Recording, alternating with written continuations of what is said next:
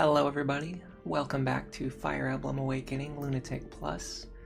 Something fun or interesting happened today. It's not actually Muriel's birthday, but because I offset the clock on my system sometimes, the date is kind of just like whatever, but it just happened to be the case that today lines up with whatever Muriel's birthday is supposed to be, which is cool because we're actually using Muriel for this run. And when I noticed that, because I usually check the barracks before I start the stream, when I noticed that, I decided I would just go ahead and show off.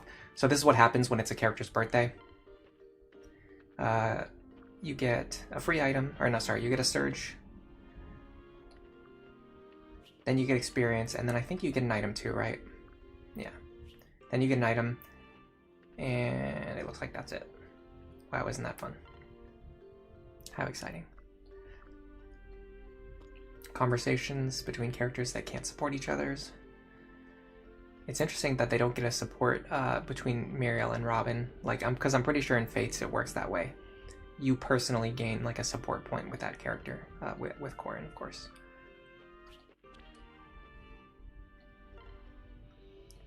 Sumia Stall, that would be a good pairing if it actually worked. So I organized my inventory off stream, so we should be pretty good to just go ahead and run right in here. Also, Anna showed up with another Master Seal. I don't think I'm going to buy it. I have a lot of money. I don't think I necessarily need it. I am going to promote Muriel right now. I could promote Muriel and Lisa both, which could be a good idea. Or support just Lisa. Sorry. Or promote just Lisa and then promote Muriel after. Not necessarily. Because Lisa's getting pretty close to her level cap. And she does need to be one of my main rescue staff users.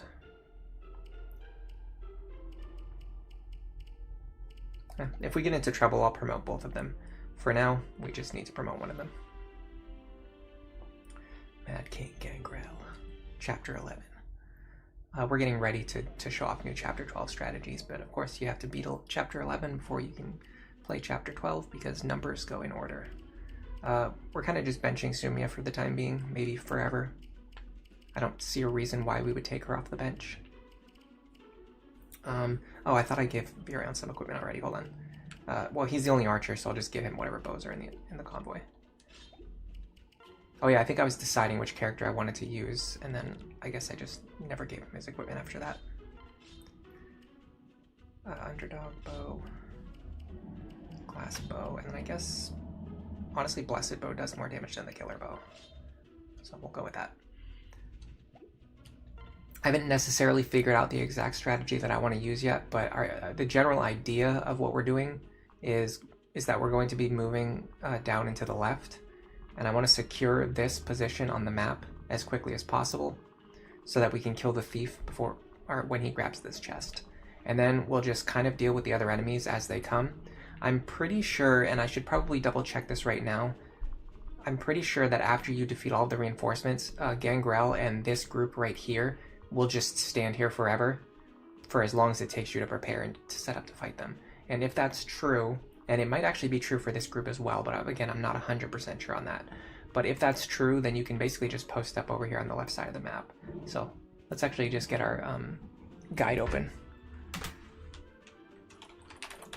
and confirm some information before I go any further or start making any concrete plans.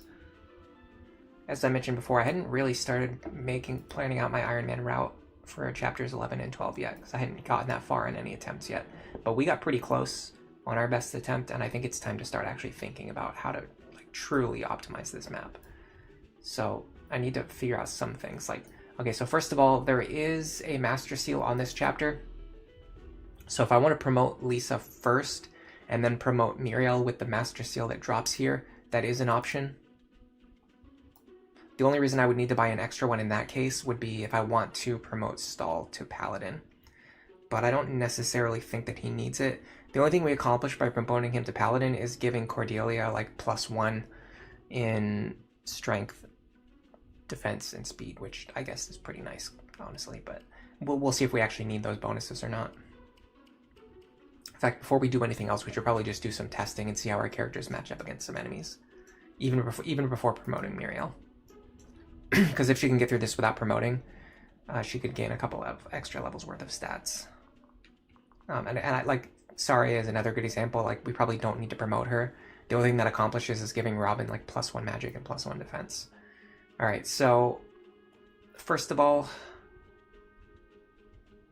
yeah, okay. So Gangrel only moves if the nearby mercenary, mage, and fighter are provoked.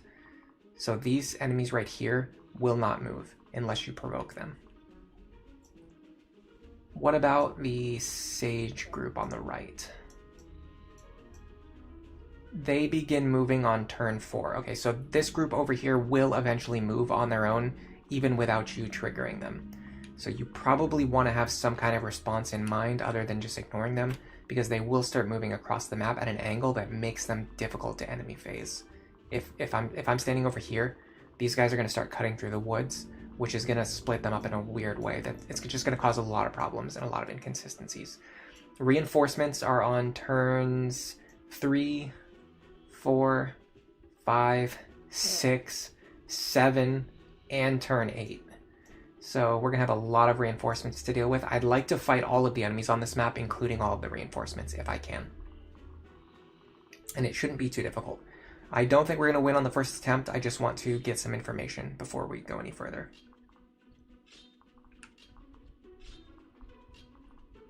Staff squad can be in the back.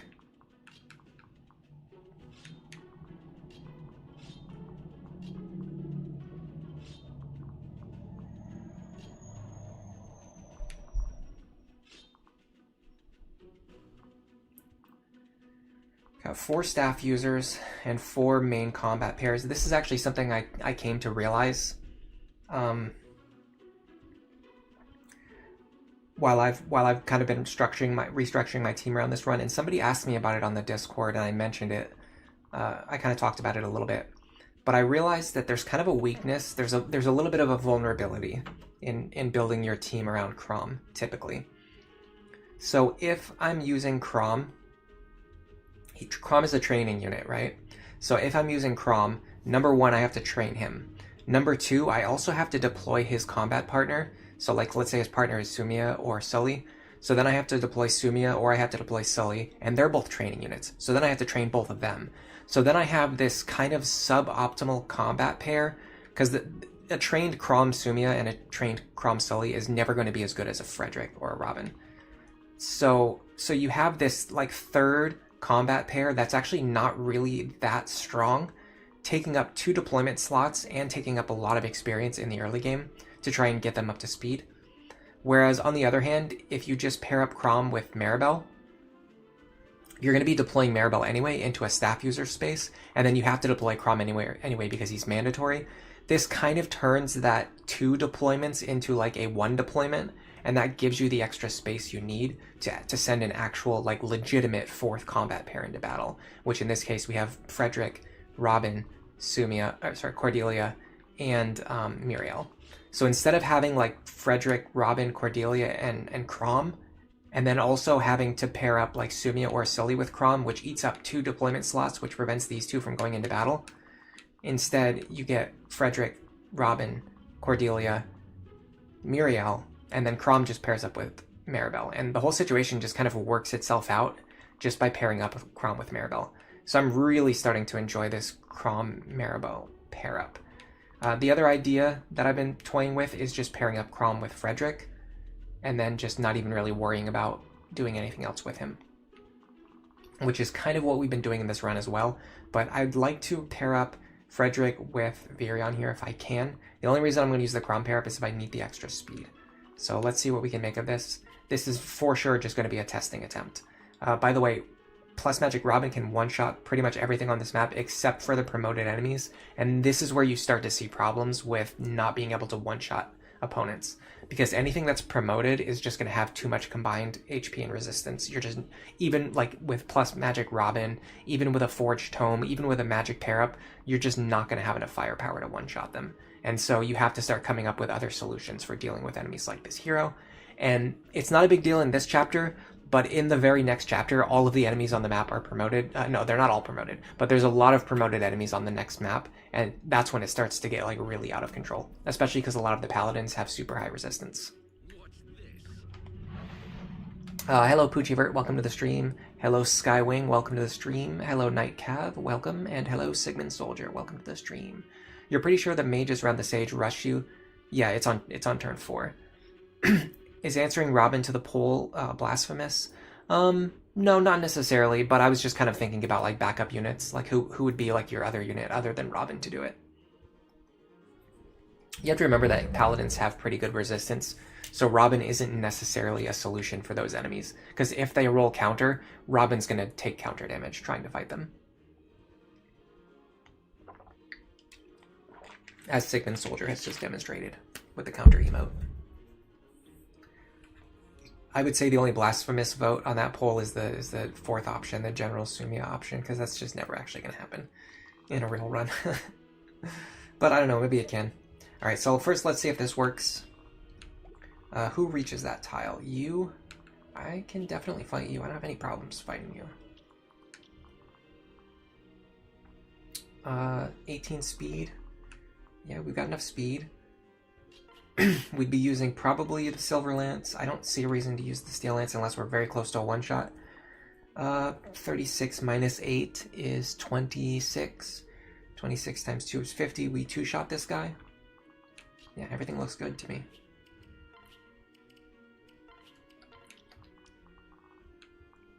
We have Olivia here. If we can get Olivia to dance for Virion a bunch of times this chapter, it kind of helps us in the long run, but if not, it's just not a big deal at all. I wonder if maybe there's some merit to sending Robin over here now.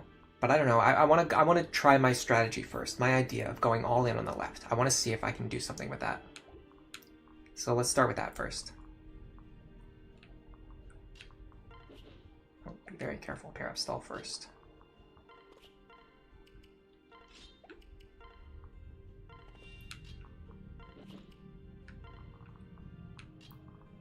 I'm also starting to really like the Thunder Tome.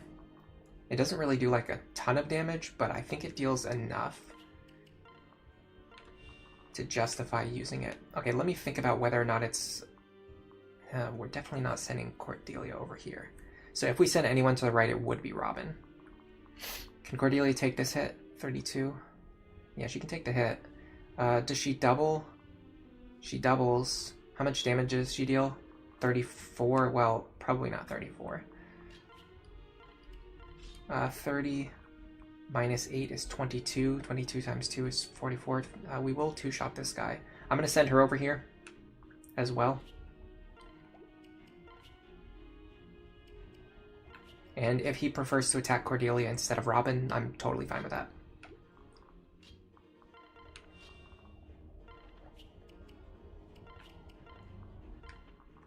Other than that, I just want to start moving my other characters over here. Yeah, maybe there's a chance that Muriel can handle the right-hand side. Her resistance stat should be pretty good. Alright, let's see what happens. Okay, he prefers to attack Frederick. Interesting. The Virion dual strike does not kill, but we can probably amp their damage. If we had 6 extra damage, we could amp the kill. We can get 4 from using the Silver Lance. We can get 3 from using the Steel Bow. So Silver Lance, Steel Bow could guarantee this kill if we needed to. I don't necessarily know that we need to. Yeah, we can dance spam after killing all the reinforcements. What I meant, Poochievert, is that I might need to bench Virion for Sumia, depending on Frederick's combat needs. And if that's the case, then I wouldn't be able to dance for Virion because he wouldn't be in the chapter. I would have to use his deployment slot for something else. All right. So like this is a pretty good example of an enemy that we just cannot fight. This guy, I need Robin to one-shot, or someone who can one-shot. Pretty sure Robin can do it. We can deal 50 magic damage. Minus 2 is 48. We can one-shot him, so I'm going to do so now.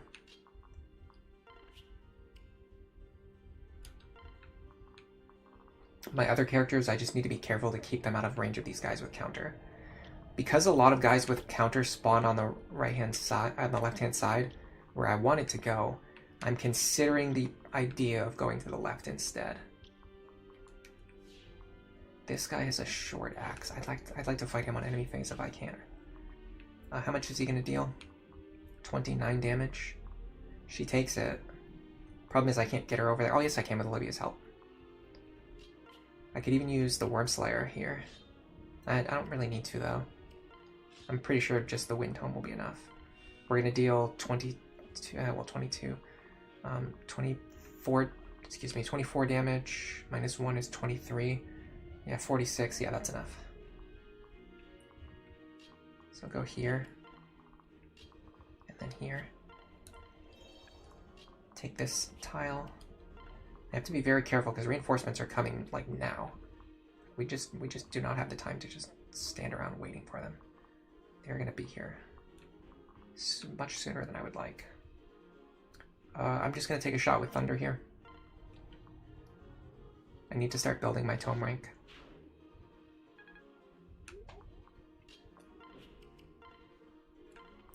And then I'm going to start consolidating my team on the left where I want them to be.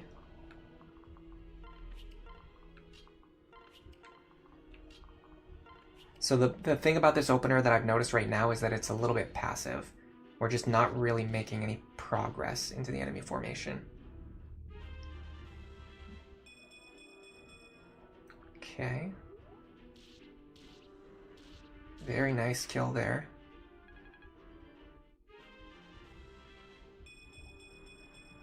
Nice level ups too. Alright, yeah, here's the problem now is the wyverns are moving in a wonky direction, a wonky way. And I don't necessarily really want to use rescue staves here either. Alright, if Robin moves deep into enemy territory this turn, my only threat is enemies who spawn with counter. So what is spawning this turn? Unfortunately, enemies are spawning on all of the forts, all of these middle forts. There is a fighter here.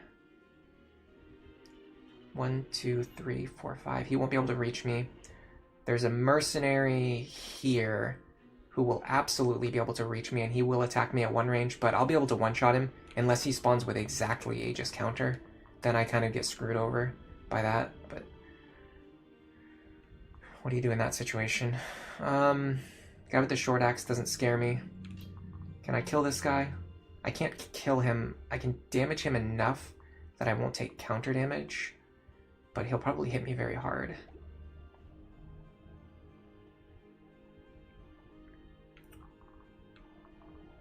Can I block this fort? If I do, I have to block it with someone who can take a hit from here.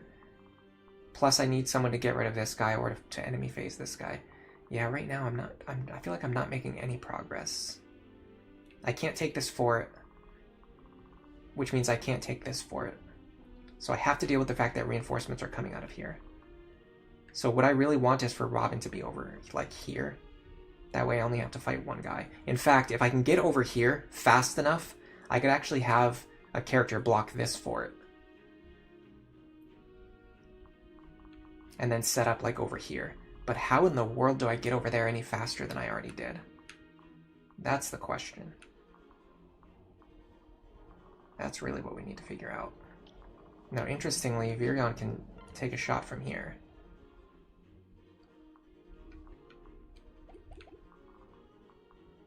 Problem is, whatever comes out of here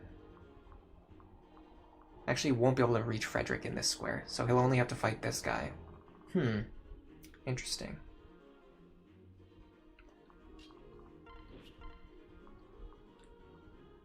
$20 damage.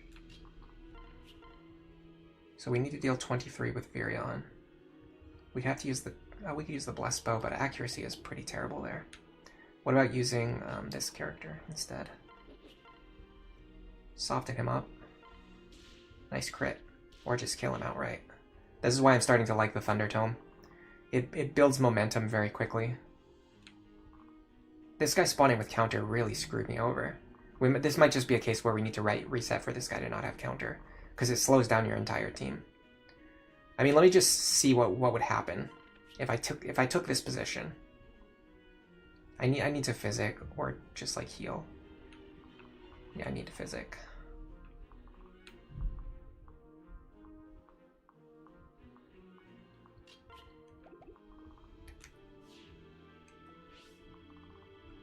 Can I reach from here?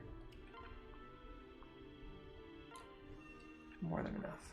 Okay, so I need to chip this guy first. Dual strike would be great.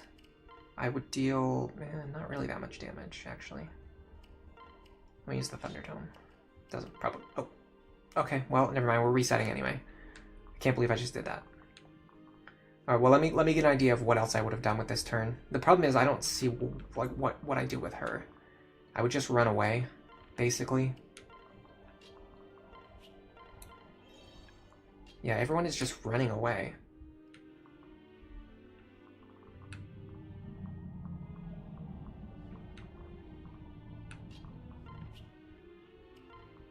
I can pull that character off of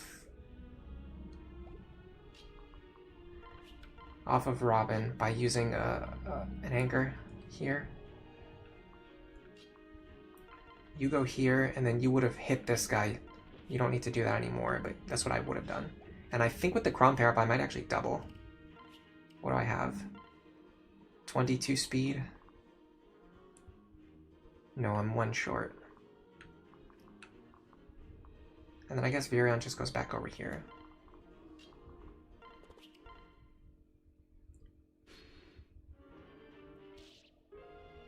Yeah, okay. Very stupid misclick.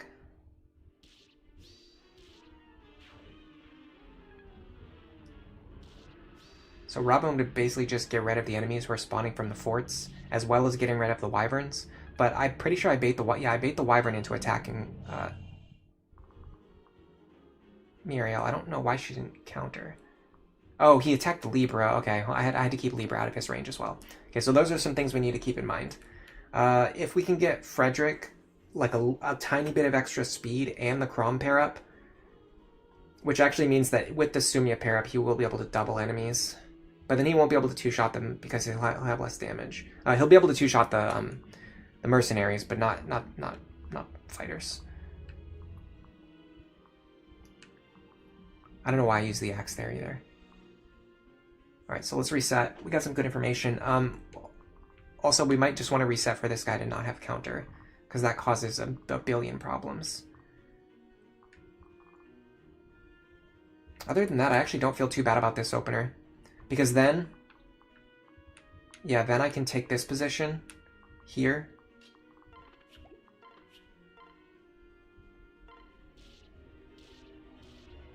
On turn 4, we've got reinforcements coming from here that we don't necessarily need to worry about. We could have Frederick or Cordelia move to intercept them. We could just kind of clean up the enemies over here and make this territory safe. We have a lot of options for what to do on the following turn. So let's figure that out.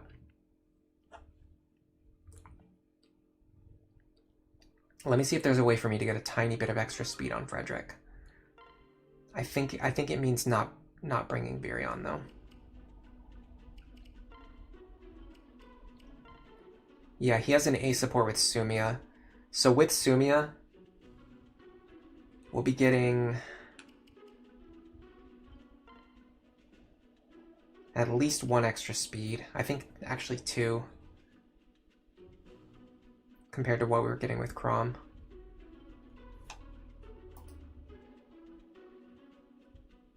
Yeah, the reinforcements on this map are extremely scary. You like to have 2 squads on this map, one side to deal with the mages and the left with the enemies. Yeah, I just want to see if I can make a strategy that goes all in on the left side actually work. Because if I can, I think that will be more consistent for the Iron Man. The hero is the worst guy to have counter on this map. Yeah, I agree.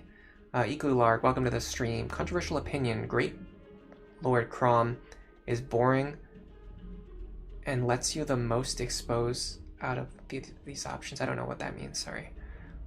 Speed tonic on Frederick would also be an option if we like absolutely want to bring Virion. Virion is definitely a better bring than Sumia.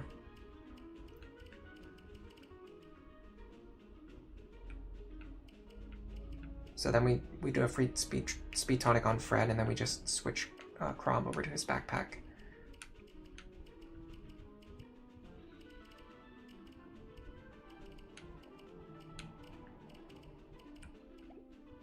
Do I have speed tonics, or do I have to go back to the shop? I didn't buy any. I don't really want to waste my time going and buying them. Robin needs speed too, by the way, but we can't get enough speed to actually double the hero, so it doesn't really matter. Like, we can just get enough speed to still not double him, so it doesn't really change anything. Alright, I'm just going to reset till this guy doesn't have counter, and then we're going to try again. Paladin Stopper. Yeah, I know what you're talking about. I don't know what lets you the most expose means.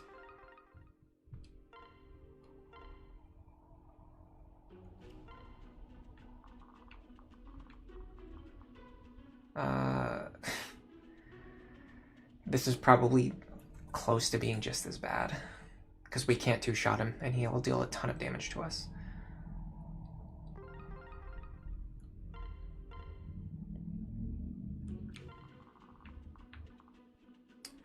Okay.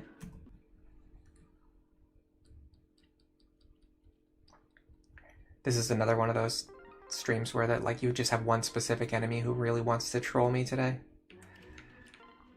I took like a 10-minute nap before the stream. It was a terrible idea. Honestly, you should just never do that. I don't know why I do it. In fact, I do it kind of a lot. I do it way more than I should, that's for sure. All right, let me see if I can do a version of this plan that gets Robin to the left as fast as possible.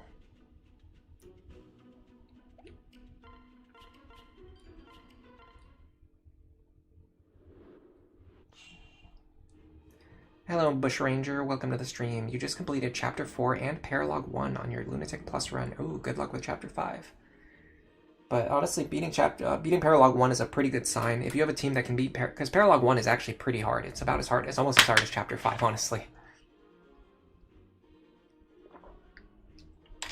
The second half of the map is really easy, but the first half of the map is really hard. And that's pretty much the same as Chapter 5 anyway. So...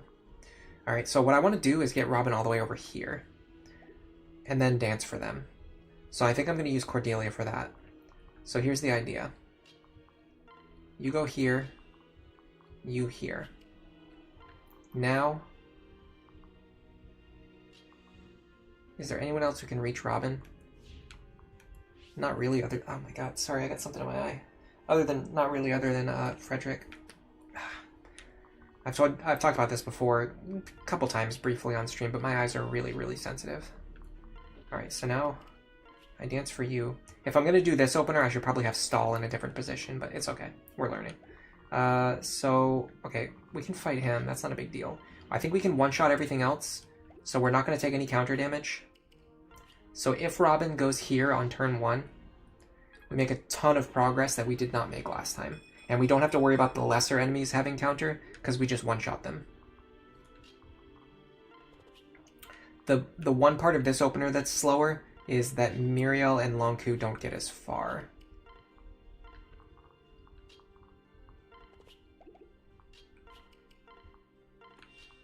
But we'll see what that looks like. And then we can kind of get an idea of whether or not we're going to have other characters left over. To go to the right hand side or something if we have to on like a more iterated version of this strategy.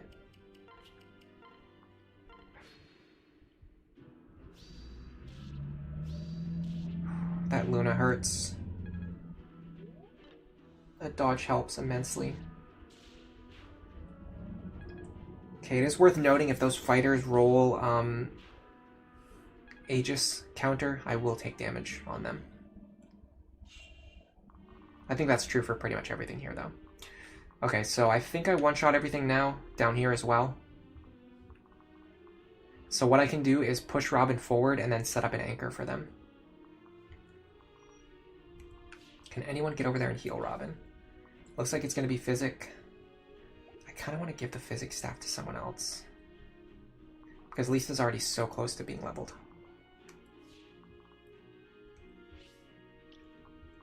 Can I get Muriel onto the same position as last time?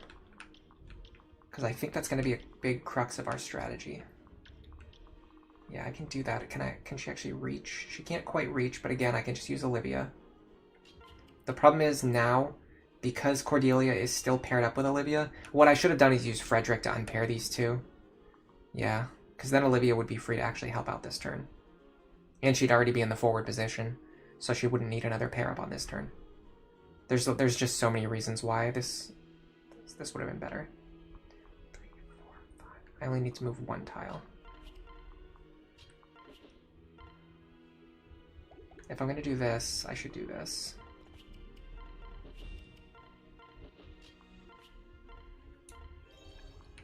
Oh, okay. I just... 1, 2, 3, 4. Oh, I should have moved 2 squares. Okay, we're going to have to reset anyway. Let's just pretend that we're standing here. I want to give the physics staff to someone else, I think. Maybe Libra. Or just get Lisa into a better, more forward position. Or, I don't know, someone else. Get someone else into a more forward position for healing. For healing Robin. Because I want to heal Robin this turn. So we'll use the physics staff right now, but I think on a future attempt I would use something else to set that up. Okay, next up I want... I can't really anchor against those two because they have counter, but I can anchor here. So what if I do this? How much speed do I have? 17. Man, I'm 1 short of doubling. Speed tonic would actually go pretty hard here. Alright, we'll do this.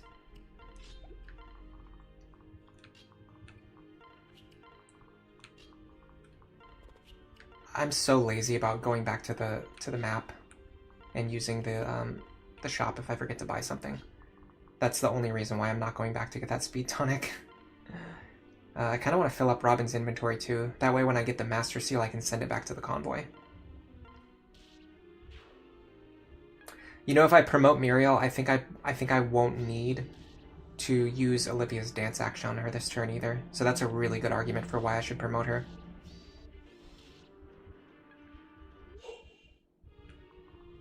Alright, this turn we've got enemies spawning.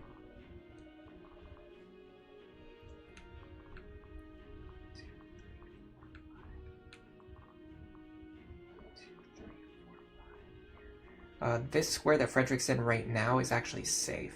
Can Virion shoot from here? 13. Virion can actually grab this kill.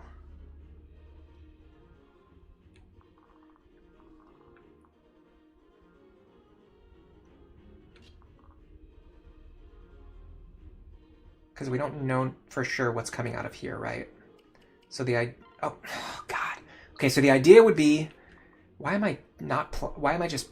I'm playing like I literally have fingers made of jelly today. I don't know what is going on. Okay, so the idea would be you would drop Crom here, then Virion comes over, takes this guy, but we need some accuracy, so I'll use stall for this.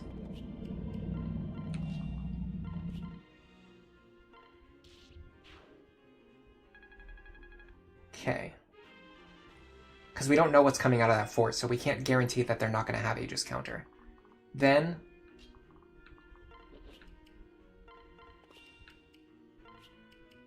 you two can set up.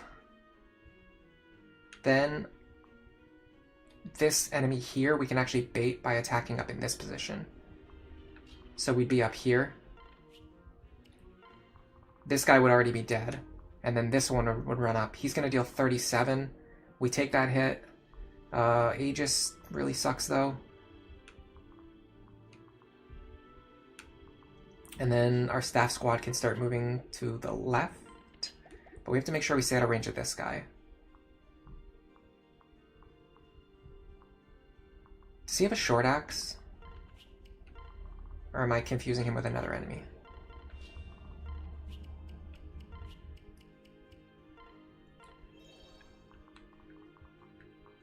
This tile over here would be blocked, so we wouldn't need to worry about that.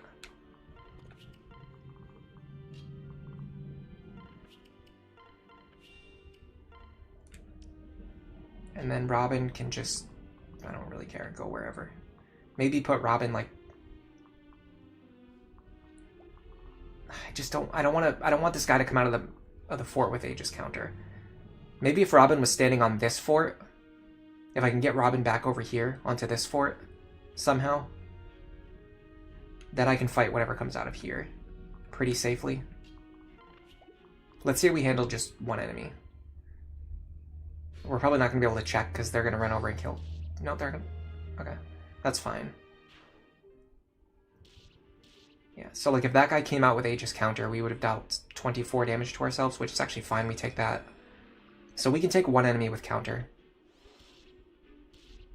I'll use the Worm Slayer there if he gets Aegis.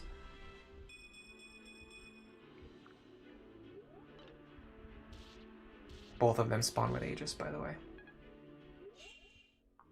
Statistically likely, I'm sure. These two are 2 range attackers, so if they have counter, it's not a big deal. The bigger problem is their damage. 27 plus 29. Yeah, that's a lot of damage. We have to get ready to intercept the thief next turn. He won't attack anyone. He's going to go for the chest.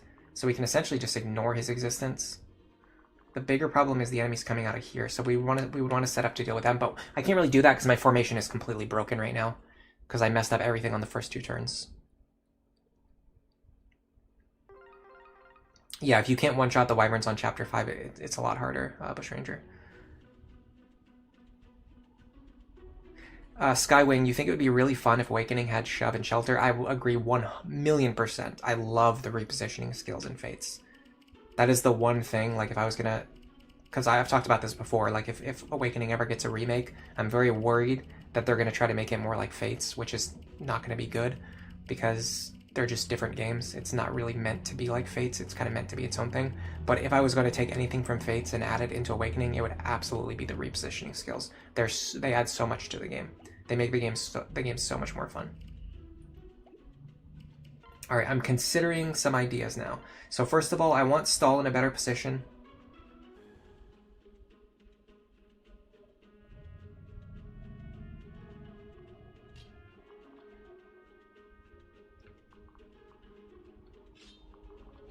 Could do something like this.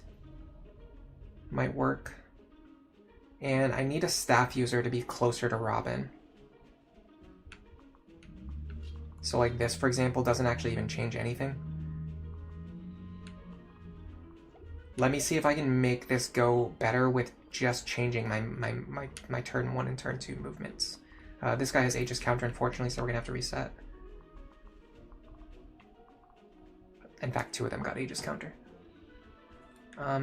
So do we want to promote Muriel or do we want to promote Lisa?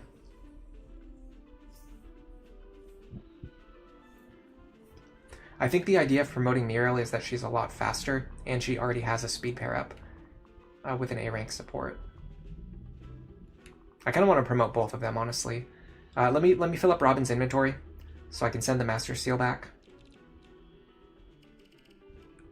Oh, I'm not even using the Forged Wind Tome on anyone. That's crazy.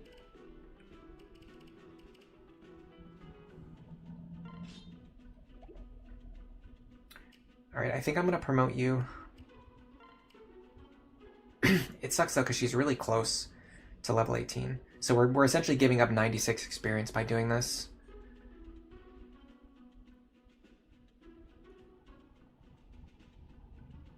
But if I don't do it now, I'm not going to have time to do it in the battle. And I won't be able to reach the tile that I need to reach. Because she needs those extra points of movement to be able to get onto that forest tile within the right number of turns. So you know what? Just let it go. You don't have to be stingy. It's 96 experience, big deal. Just do what is better for the strategy. This lets her work as one of our backup staff users, and then what we can do is we can have Lisa grab the other Master Seal from the convoy once I send it back. Alright, I don't think there's a good way for me to get her any closer to the action unless I swap her with Cordelia, which is potentially an idea. I'll try that. And what did I say? We have to reset, right? Yeah, so let's do a couple resets. You want the marketplace from 3 houses? so you can get everything from the prep screen. Yeah, I don't like having to go back to the world map, and I also don't like that all of the items on the world map are like on like 50 different shops, and you have to remember which item is sold in which shop. But there is definitely something to be said for the like the shops each having like different randomized inventories and things like that. So I don't know if you can really get rid of that mechanic. Hello, yo, I'm Tyus. Welcome to the stream. How am I feeling today? I'm feeling pretty good. I struggle a lot with winter depression.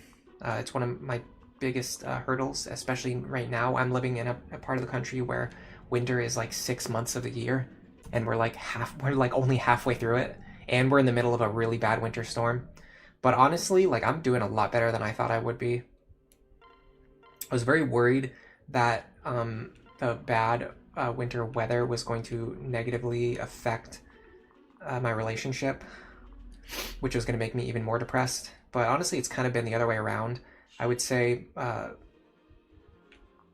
my partner kind of just helps me a lot with not being as depressed as I probably would be otherwise. So everything just kind of works itself out. All right, so we're going to go here, here. Now we need you here. Okay, we need Cordelia to be able to reach, which is fine.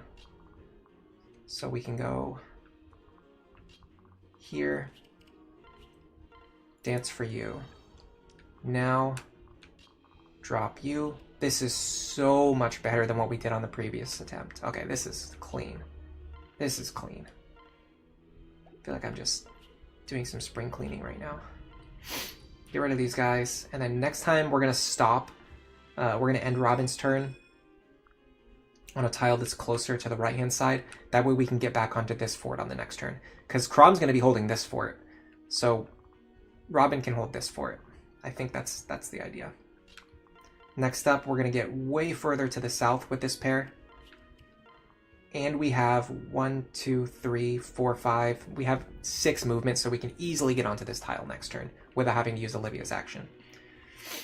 So many things are going in our way that were not going our way last time. And with this new repositioning, we can get Libra way further over. This pair's doing fine. I need Crom to at least be able to reach Frederick. 1, 2, 3, 4. Yep, that's fine. And then you two can just hang out over here.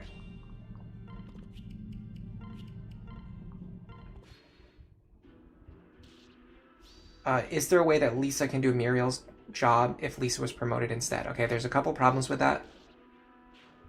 Number one, her tome rank is going to be E, so she will be stuck using the wind tomes, which might not be an issue, but it could cause problems, so it's something we have to consider. Oh yeah, the problem is I actually need to get Robin over here.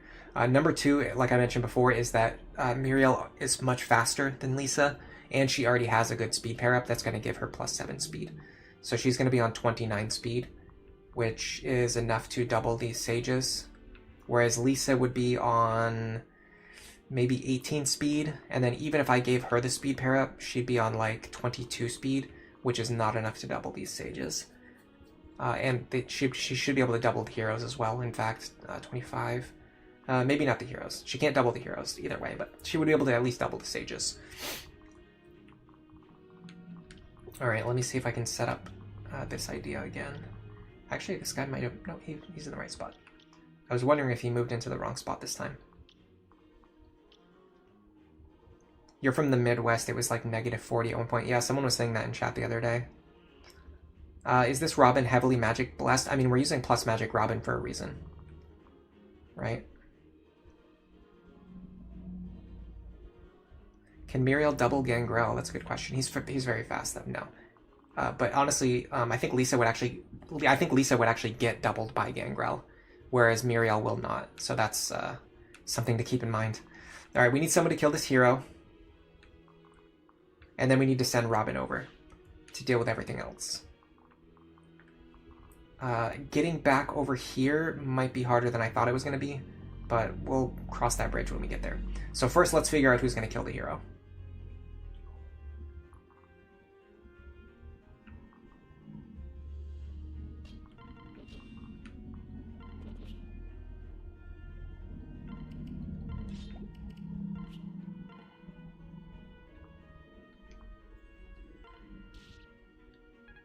Probably something like this. Does he have an axe? No, he has a sword. Hitting him with the hand axe is actually going to be pretty tough. Yeah, this is harder than I thought it would be. But we can attack him in one range though, so it's not going to be a big deal. But we can attack him in one range with a lance. But what is a big deal is getting you healed back up to full. Nope, don't do that. Okay, we need a lot more healing.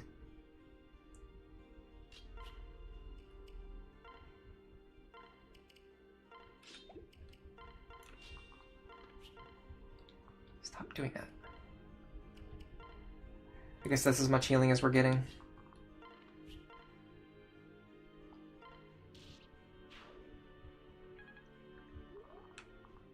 Fred here. Steel Lance is enough. Yeah, so for the enemies that we can't double anyway, what we can do is use Virion's pair up to hit them a little bit harder. And for the enemies that we could double with Crom's pair up, we can use Crom. Okay, so now what I would do is grab this Master Seal out of the convoy.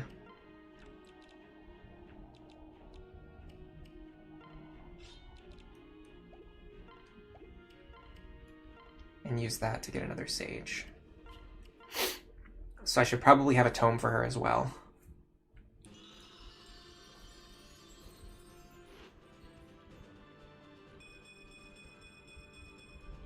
Tricky. Even with plus magic, you wouldn't think that I would have such an inflated magic stat. Well, I mean, you're seeing it, so it is what it is. I don't know what else to tell you. Keep in mind, we went almost... I think we went to like level 18 or 19 Tactician, and then we went to like level 18 or 19 Dark Mage, and then we gained 7 additional levels as Sorcerer. So we've gained a lot of levels. We've gained a lot of levels. I think I will use the Wormslayer too, by the way. I wasn't sure if I needed it or not, but I'm seeing that I think I do need it. So let's do that.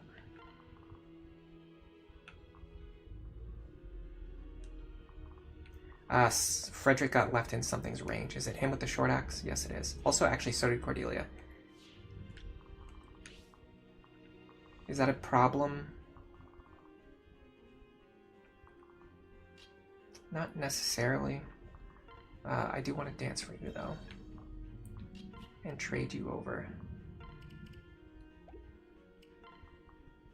Why would it select Virion before Frederick? That makes no sense. Okay, trade you over to a hand axe. And get my staff users separated, and then they're probably going to go after Cordelia, who has a javelin equipped, so honestly I don't really like this, but I'll take it. I think last time I baited out, yeah, this guy with a specific anchor unit.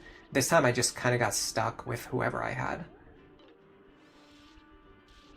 Yeah, that Wormslayer was a good call. So now Muriel should be able to take this guy. 37, yes, so she should be able to take him by standing in this position. If I could get Robin onto this fort, I'd be extremely happy, but I don't think I can do that. So I think the better play is to just do the... Can we get over here? Yes, okay, we can get over here. We can grab this spot. We can get here. Take him out. Can we get our characters to the left side of this forest so the axe fighter can't reach them? 1, 2, 3, 4, 5. 1, 2, 3, 4, 5. Okay, so very important information. The person standing to the left of... Wow, this is... Okay, hold on a second. This is absolutely going into the guide. With this positioning, the character standing to the left of the Robin actually is completely safe, in spite of the reinforcements. So you would go like this. You would heal Robin from here. Now we're going to set up something to deal with the top side, which is something we couldn't do on the previous attempts because our formation was just completely busted out. So I have to be a little bit careful. 1, 2, 3, 4, 5. Yeah, so this tile is threatened. What's coming out of here? Hand axe here. No, Hand Axe here. Armor Slayer here. Hero here. So Hand Axe 1, 2, 3, 4, 5, 6, 7. I want someone here.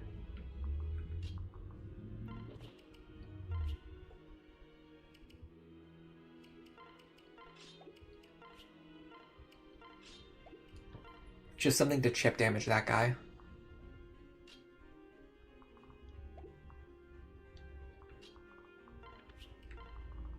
Start moving my other units to the left.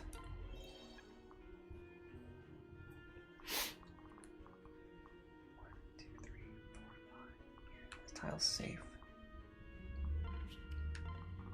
Now I have to make sure that I keep Crom out of range of anything else. But I think I can just drop him over here. And then I will definitely make sure that Lisa has like a tome. In fact, I could use her for this. I could put her like here and then have her fight the guy with the hand axe, but unfortunately that's not an option now. So let me just make sure she's out of range of this guy. 1, 2, 3, 4, 5 here. Okay, she will be threatened, so I'm just going to put her over here with this group and just see what happens.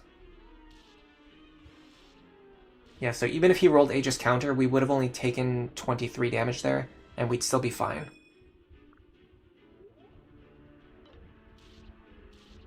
She survives on like 4 HP or something.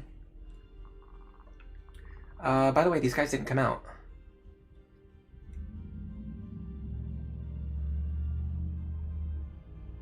Oh, I'm one turn ahead of where I should be. They're not coming out until this turn. This turn, there are no reinforcements from the middle forts, so we can use this as an opportunity to get Robin back over to the right-hand side. What I'd like to do is have Robin standing here, which means he can't fight anything this turn. So let's see if we can make that work. So Robin here.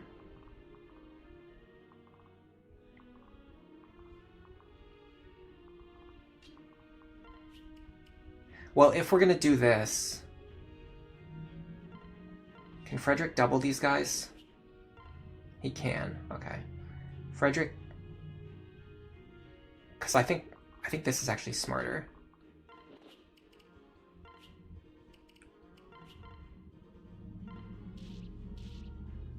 Wow, Stahl, thank you so much for that contribution.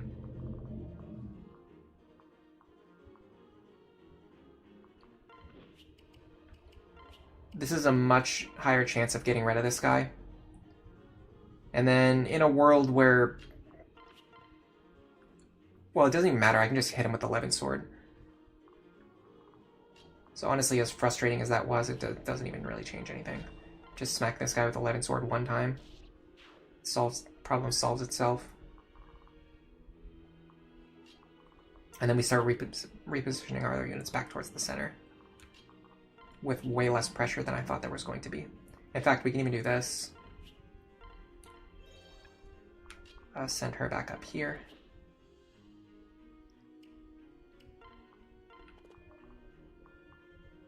And then get you over here. Okay, let's see what they do. We have to get that thief now, so maybe what I should do is either get Cordelia or Frederick in a position to deal with the thief on the next turn. So it might have been a better idea to have my thief in a smarter position. I like this. That went really well. Okay, this turn we're going to be dealing with actually no real dangerous reinforcements. It's just the Wyvern Riders coming from these forts over here, which we're not going to have to deal with for at least one turn. So we have to get rid of this guy now, because I believe he runs away immediately. Can Freddy one-shot him? We can deal 38 damage. Yes, we can one-shot him. Okay. So Frederick, get over here. You. Here. Here. Might even be able to do it with the Steel Lance. Oh, just not quite. If we got the Vera pair up, we could. Unfortunately, it's not an option here. It would require too much moving around. I'm just going to use a Silver Lance Trudge. It's not that big of a deal. So we get rid of him. We don't trigger Gangrel's group, but we get rid of the thief. Now Robin can take care of this group. And sure, we'll deal with you as well. I'll use my vulnerary now.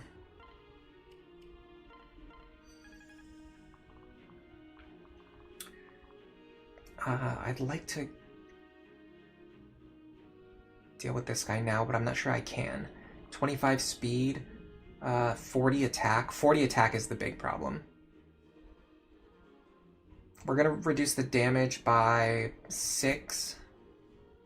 So we're going to take 30-something damage. I think we're actually fine here.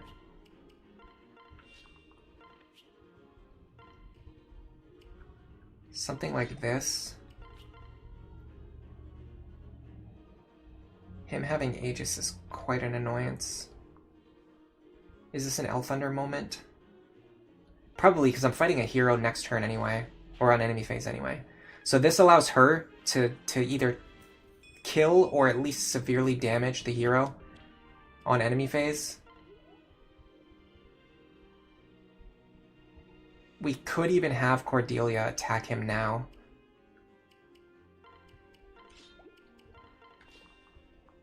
To soften him up even more. I almost feel like it's a near guarantee that he would attack Muriel before he would attack Cordelia, surely.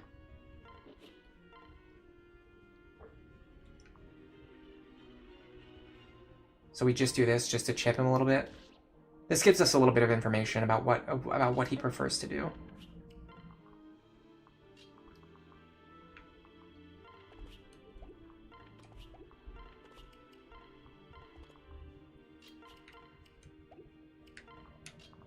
We can even grab you and do this.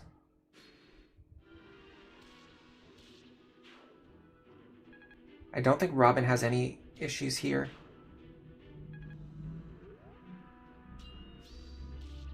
Okay, yeah, this is starting to feel like this could be a very reliable strategy to use for my Iron Man. This idea of going heavy on the left-hand side and then pulling back to the middle once we have the tools to deal with the middle.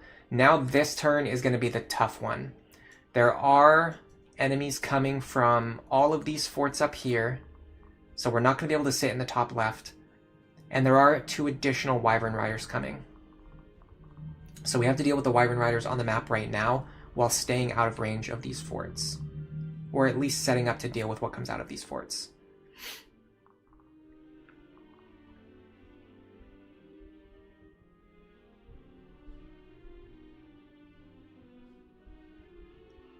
This is a fighter, and this is a mercenary.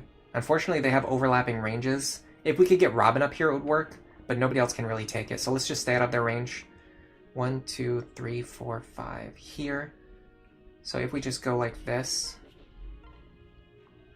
Actually, we deal very pathetic damage to him. Alright, so if we just go like this, I guess. Get rid of him. Now our main concern is this fellow. He does not reach this fort. That's very good information. I don't mind this. I don't mind this. I have no issues. Honestly, I have really no issues with Robin just staying where they are. If I heal Robin, am I in... Yes, I'm threatened. Okay, so let me just physic again. This is where Lisa having a little bit of combat utility would be nice if I had remembered to give her a tome. But this is fine. I can just have Robin go here.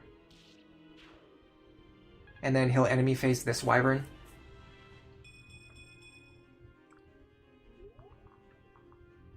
And then Frederick can enemy face this Wyvern.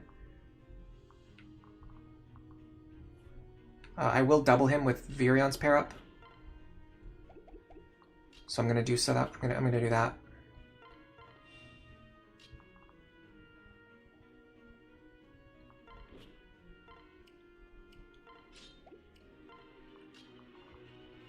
Just get Crom to safety.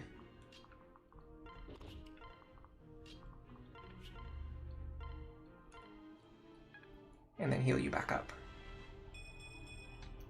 Next turn, the idea is going to be to push in this direction, take out these 3 enemies, while staying out of range of the reinforcements. And if we can accomplish that, I believe we just essentially win this map for free. I think we've done everything that we need to do to win this map for free.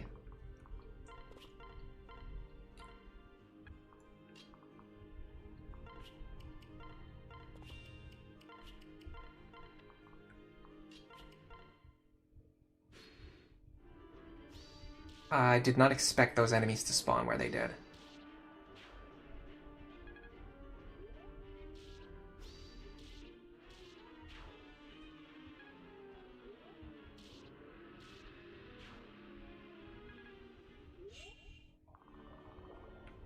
Two mages spawned from here.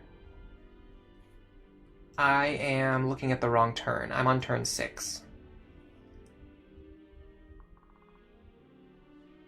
But then why didn't enemies spawn from here?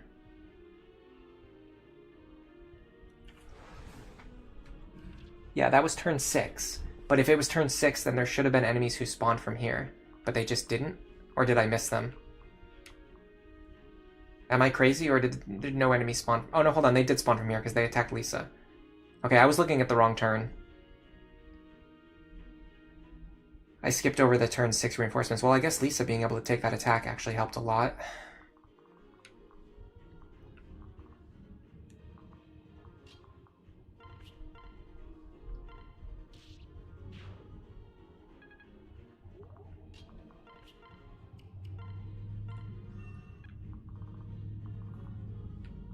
That essentially means, unfortunately, we're kind of just sandbagging right now, though.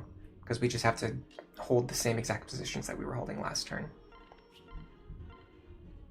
So we were actually a turn ahead of schedule, but it actually messed us up because we didn't want to be in the positions that we're currently in.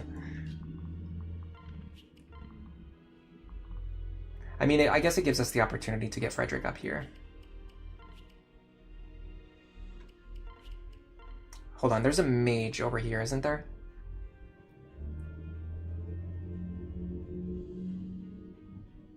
Hellfire.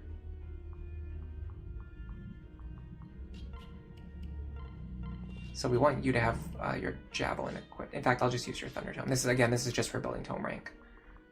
All right, this should be so what happens right now should be what I was expecting to happen last turn, which was this, yes.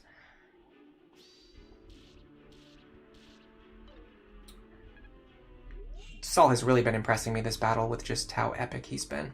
All right, so Robin in this position should be able to sort of... I wish I could reach this guy.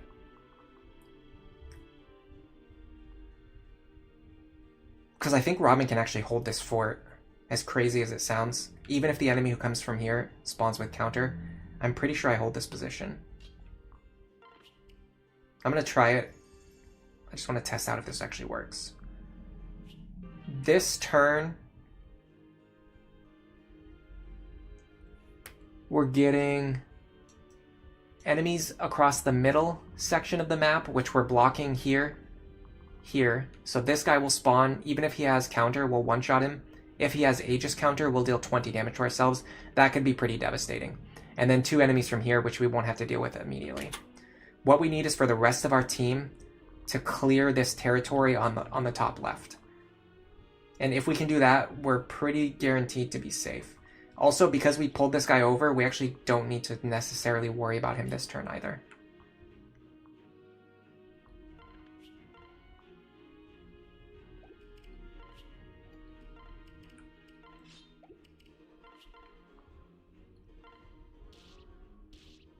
So Muriel gets rid of him.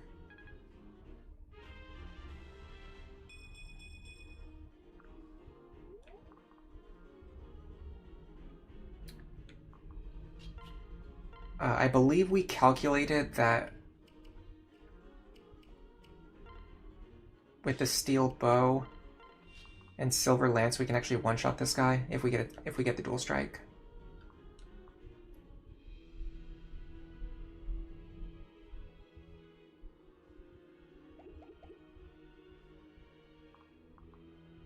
A little worried about this guy. I mean, I don't really need to be worried because he can't do anything to me. What if I do this instead, though?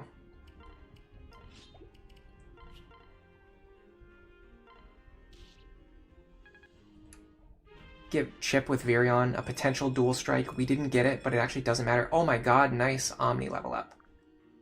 Sick. Okay, so then we just pull Frederick over. And then do this. We probably get him with this. Yeah, now we get him with the Steel Lance.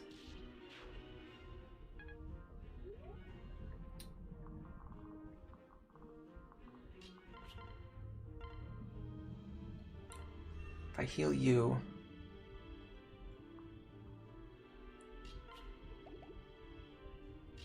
I can pull you over 1 square. Just repeat what I did last turn.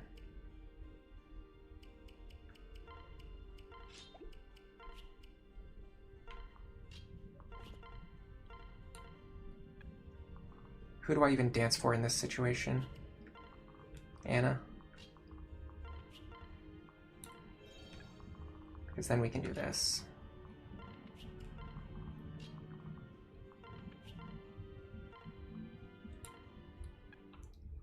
Okay, so Robin is by far the most in danger right now. But I don't think we're in as much danger as it looks like. Even if the guy on the fort spawned with exactly Aegis counter, which would be the worst case scenario.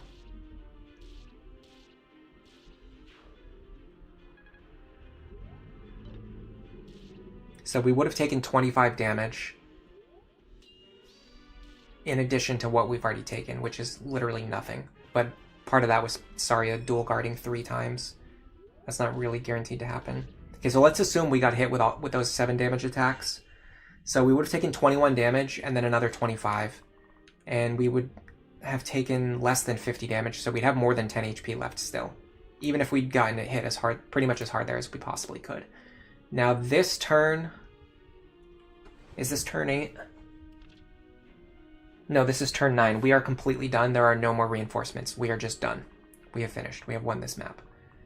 Pretty handily, in fact. That was not even like threatening in any real way that actually matters. Can Saria take this attack? Yes. I'm gonna have her do that. Get her some chip experience.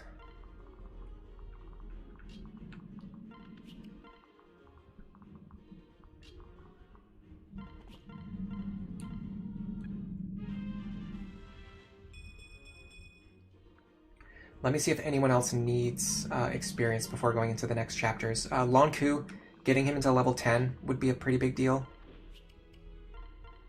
Crom is looking okay. So I think Lonku is the big one that we actually need to get some training here. Maybe Virion if we could. We also are going to start dancing for Virion like a billion times. I'm not going to do it as much as I'm planning to do on the Iron Man.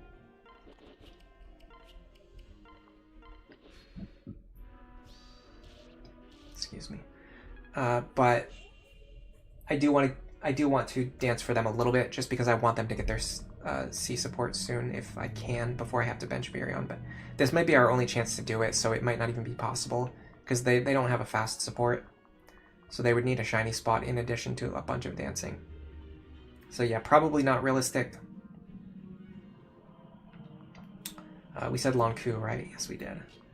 Can we one-shot this guy now? No, we cannot. We can soften him up a little bit more, though.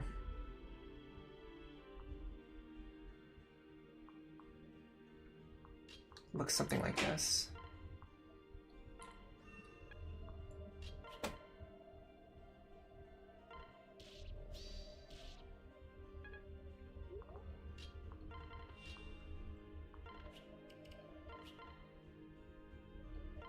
Now we have just enough. And then this guy deals 29 damage. Minus 7 is 22. We take that, no problems. We do have to heal you back up again, but that's not an issue.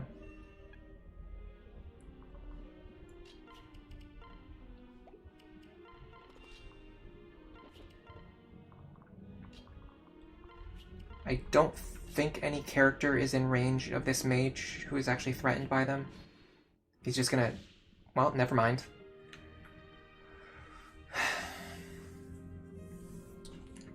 Longku dying to a crit. You hate to see it. What's his crit chance? 17.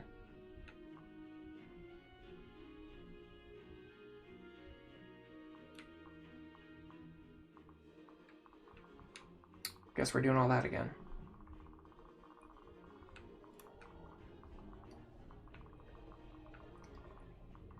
So what we would have done this turn is chip this guy down and then finish him off with Longku. Actually, his crit chance is pretty high. Oh, it's because he spawned with focus. I see. Because I'm noticing that even Saria, with the power of Solidarity and a C support, is still being threatened by him. So he probably had like a 20% crit chance against Longku, which is pretty significant. I probably should have clocked that. Still annoying though, especially to happen after.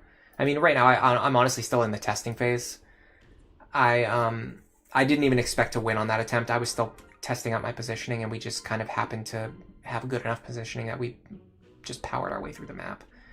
Okay, so there was a couple things I wanted to change. I want to make sure Lisa actually has something in her hands that she can use to attack with. I can give this Mend Staff to someone else. Libra needed a Mend Staff too, so that solves that problem. So you get the Mend Staff.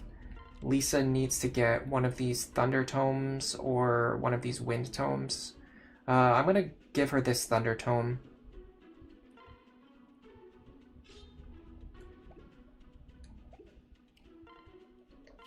It was unfortunate, but I definitely missed the fact that that guy had a pretty important skill. So it's definitely my own fault.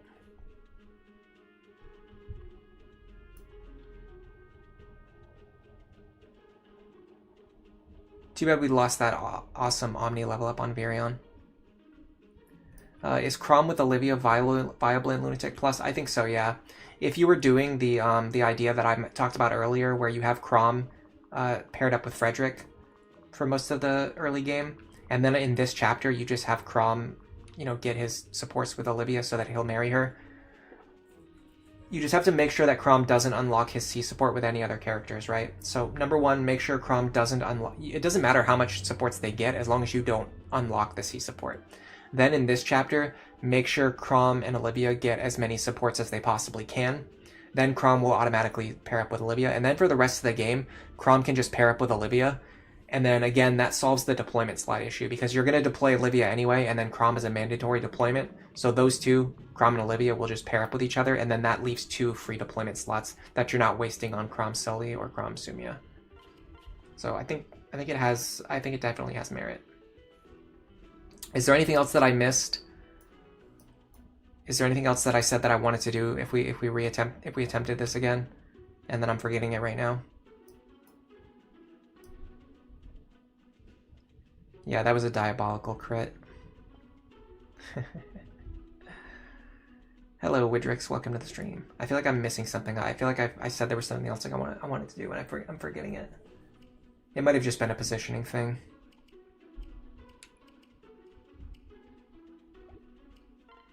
All right, let's see if we can repeat that performance. Oh, hold on a second. I wanted to reset for these skills over here. Yeah, I don't want it. I want at least like some of these guys over here to have like somewhat manageable skills. I guess while I do that, I'll keep an eye on chat. If you guys tell me something that I'm forgetting, I'll see it before I start, maybe. That's fine. I mean, it's gonna be annoying because I'm gonna have to do the same thing as last time, but it's fine. That's fine. Fine. What about this guy? Counter doesn't bother me. Would Nosferatu on Robin be a good idea? I mean, not really. We didn't need it. This is actually a really good jumping on point for something that I bring up and talk about every so often, which is that the value of Dark Mage and Sorcerer is not Nosferatu tanking. It's the fact that like every single Dark Magic tome is good. And in fact, most of the time you don't need to have the Nosferatu tome equipped. You can just have the Flux tome equipped, which is what we did. And as you saw, I mean, we were literally completely fine. There was never a single turn where Robin was in danger during that entire attempt. Like, keep that in mind. Robin was never in danger, not even one time during that entire attempt. So why would we waste Nosferatu charges? Just to like feel good about ourselves? It's just not something that you ever really need to do. Okay, you go over here.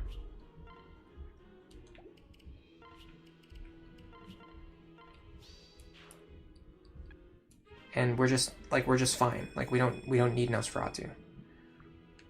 The worst that ever would have happened is that we would have dropped to like 9 HP if every single attack hit us and the enemy spawned with the exact combination of Aegis counter.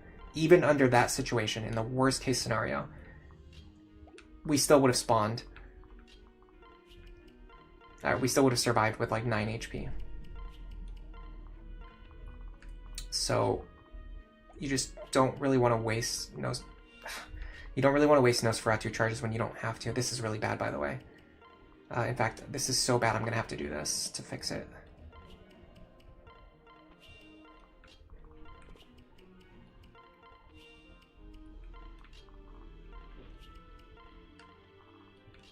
Okay.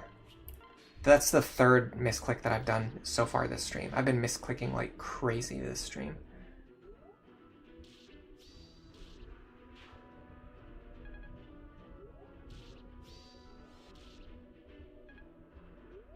See, Nosferatu not needed.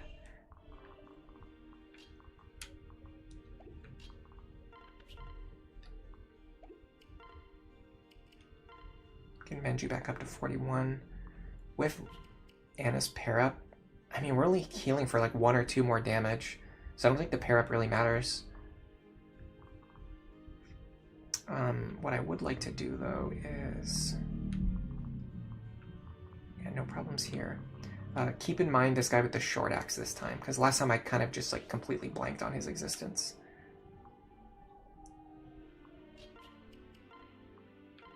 His reach is...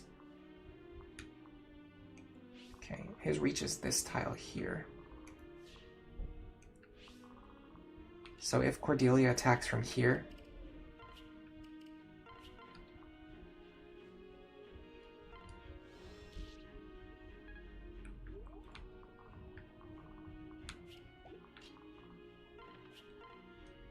stop doing that.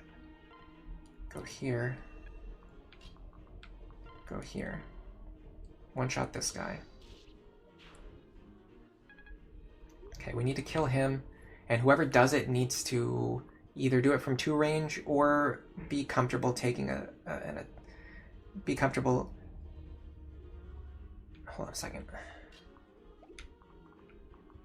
Sorry, let me do what I'm doing first, and then I'll explain what I'm trying to say. It's very hard for me to multitask. You reach... Oh, hold on a second. This guy moved into a different spot. Now I can't reach him. That's really bad. That's like really, really bad. Yeah, I don't know why he did that. He like intentionally body blocked himself by moving behind an ally. That kind of screws up my entire plan. Okay, so apparently what we've learned is that this opener is not 100% consistent. It's dependent on the RNG movement of this guy right here, which is something we just cannot account for. In fact, we can't even go the other way and get this guy instead. So what's the next best plan? Fighting all 3 of these guys? That's not happening.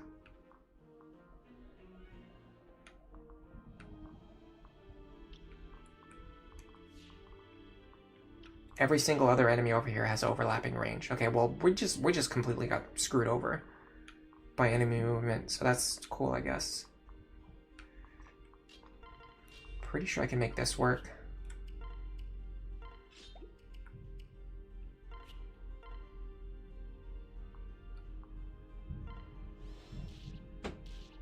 Nice dual strike.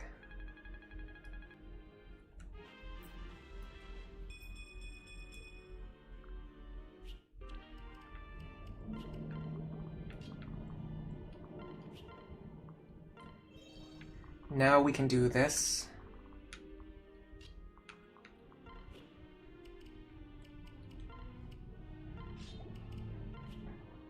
Get into position to fight him with the hand axe.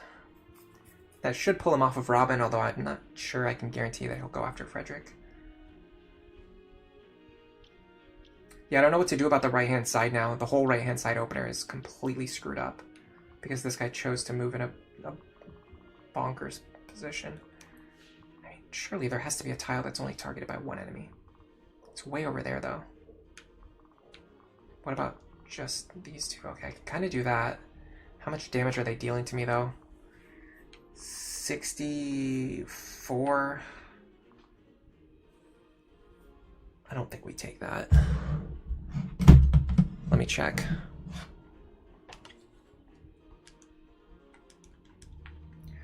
Actually, we take that. I don't know. I guess we do that. I don't really know for sure what I'm doing now because this is not the plan. This is like so not the plan.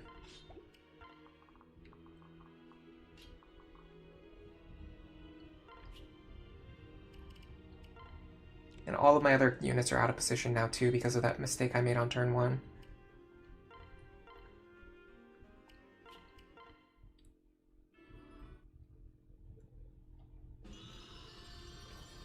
You think it makes Olivia's internal level 35 for experience calculations? Sumia would have internal level 20 with a master seal. Yeah, I mean, but you're not. Oh, people are talking about getting Gale Force on Lucina. I see. I was just about to say you're not rushing to get Gale Force onto Lucina, but that's what people are actually talking about. What I'm just talking about in terms of just viability of using that pairing, you don't need to get Gale Force onto Lucina. You just need to get Gale Force on Inigo, which you can do that whenever you want to. You have as many turns as you want to set that up, or as many chapters as you want to set that up. So it's a very different situation. Okay, we should take this hit. The problem now is we can't fight the Wyverns one at a time like we did last time. Maybe with the mages out of the way, maybe Frederick can grab one of them, but then again, if we do that, that just causes other problems. So I don't know. Plus, I can't take a hit from this guy anymore. I can take 18 damage, or I can take 23 damage. No. Can I heal above 18? Yes. Okay, so start with that.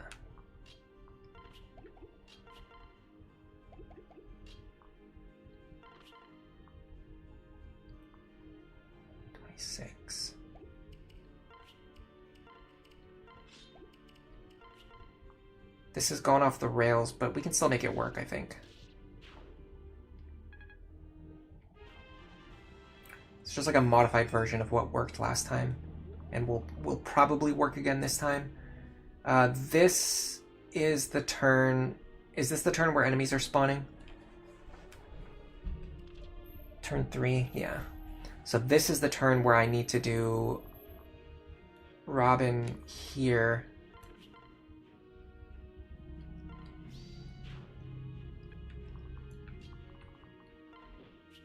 I'm actually going to do Frederick here so he gets fort healing.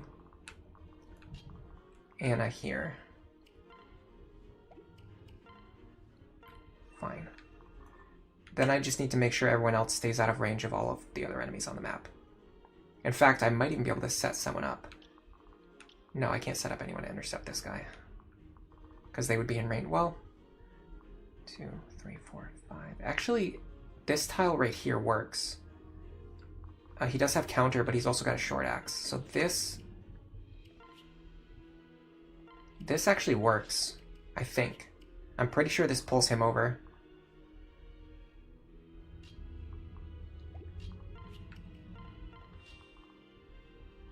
I just have to make sure my other characters are out of range of this guy. 2, 3, 4, 5. Yes.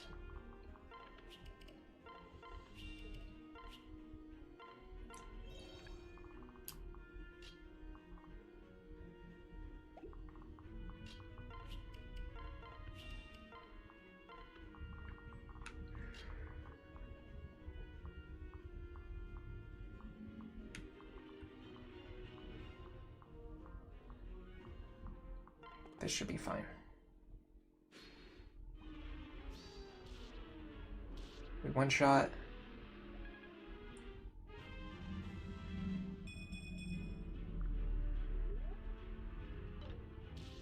Oh, we actually left Mira in range of a spawn, so she could have... Actually, she might still die here. Come on.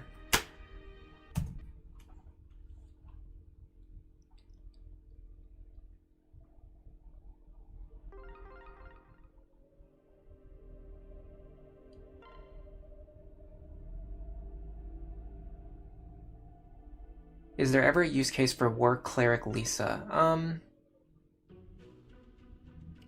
I don't know, maybe. I think...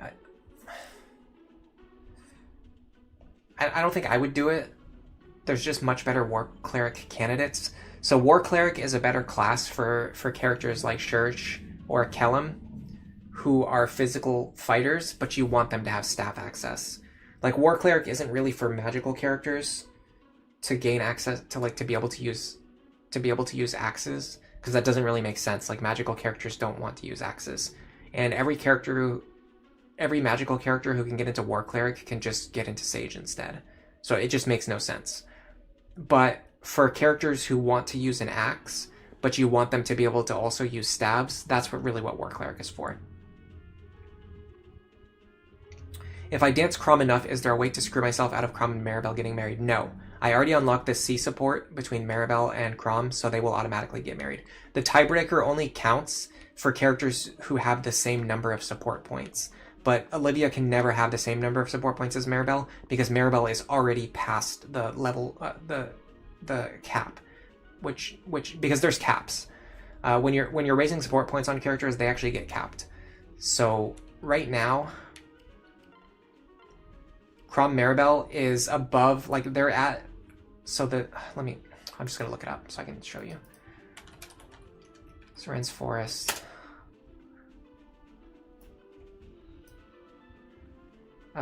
Supports and marriage.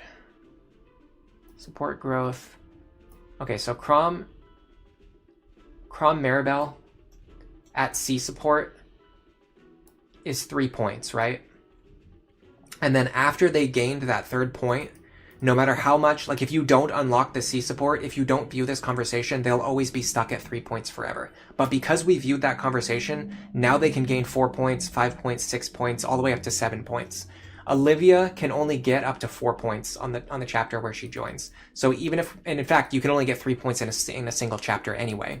So even if we danced her all the way up to as much as possible and we got a shiny spot, they would still only be on 4 points, because 4 points is the C rank cap.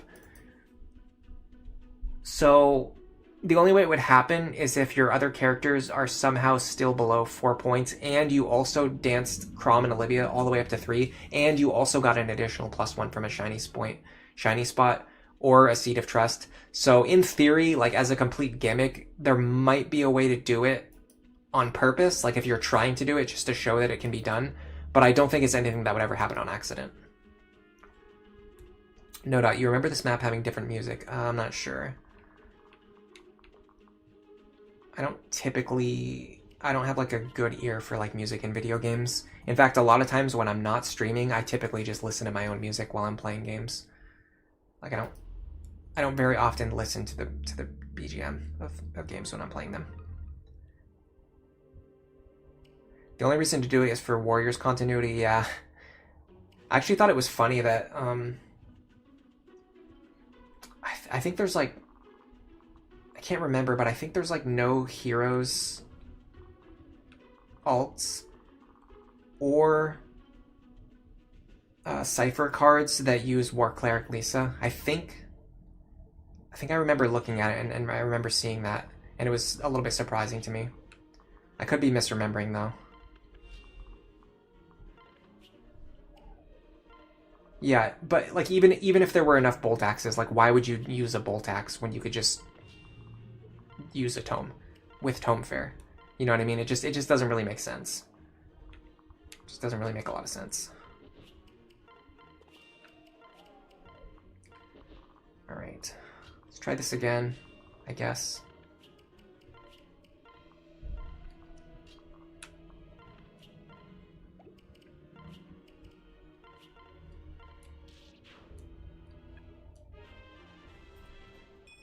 I do feel like War Cleric is one of her like iconic classes, but it's just which is why I found it was so weird that I realized that like, oh wait, like she doesn't actually officially appear as a War Cleric in like any materials. Like almost none. Possibly actually none. So what we actually want to do is this. And this might even be why the Wyvern moved in such a weird way last time. Hold on, I have to make sure that Kron can reach Frederick. 1, 2, 3, 4, 5. This works.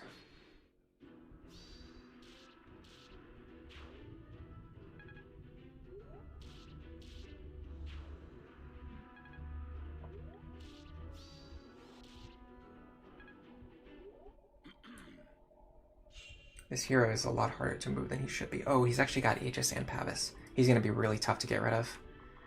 Okay, let's look at these guys. They don't concern me at all. Let's start with this.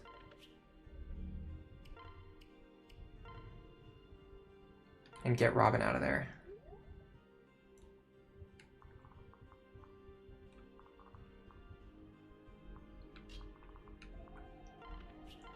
That makes room for my other characters to do what they need to do. Yeah, so the Wyvern actually moved into the better spot this time. He didn't body block himself, which is a very strange thing to do, but enemies in Fire Emblem have been known to do strange things.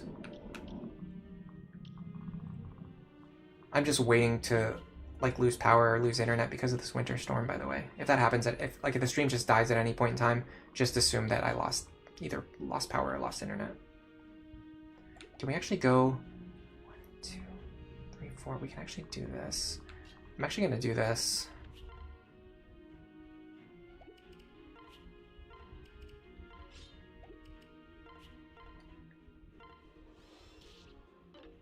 Come on, Longku, man. What are you doing? What are you doing? Okay. That's going to allow us to get some more chip on him.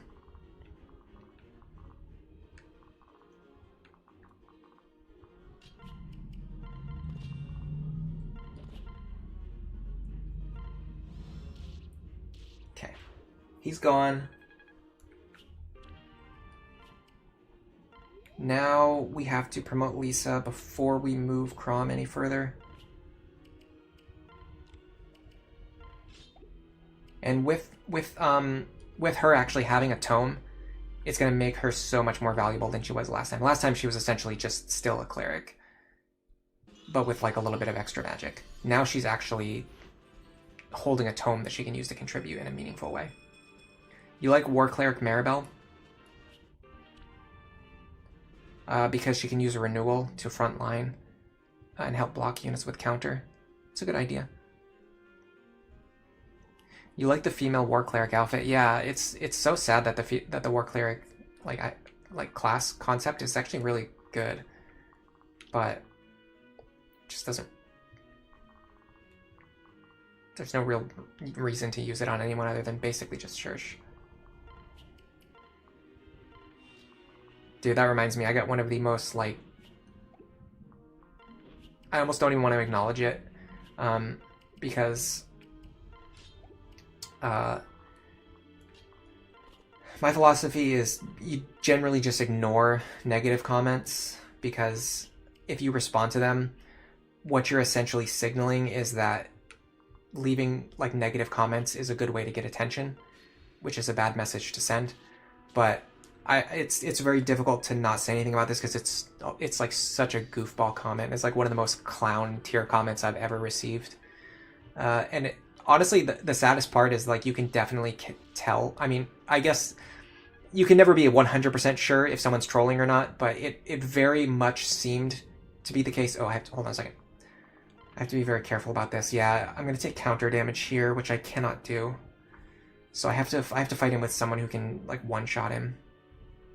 Or just stay out of his range, I guess.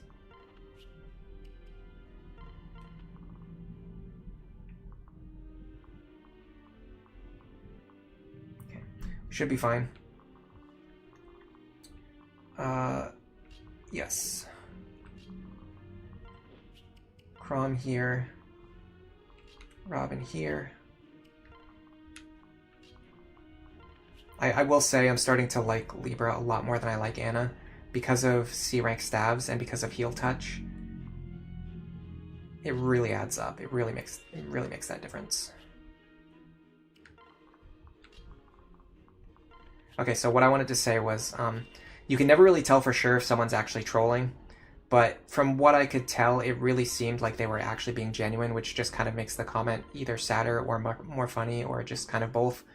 But it was on a video from like a year ago. They left a comment about how me pronouncing Noir's name wrong was just like me rage baiting and like engagement farming, and you know, not learning to pronounce the name the right way was insulting, and it was like genuinely upsetting for people who might have, like, people in the real world who might have the real name Noir. Honestly, if they were trolling, like, that would be the one dead giveaway, like, because there's no way that you're actually like upset about the idea that someone with the real name Noir is going to be upset that a random YouTuber is not pronouncing a video game character's name correctly. Like, that's just such an absurd idea. And they were like, you know that you can do better. And it's the entire comment, like every single like step in logic about what I just said is like so fundamentally stupid. It was genuinely like, it was like the biggest like clown festival comment I've personally ever received.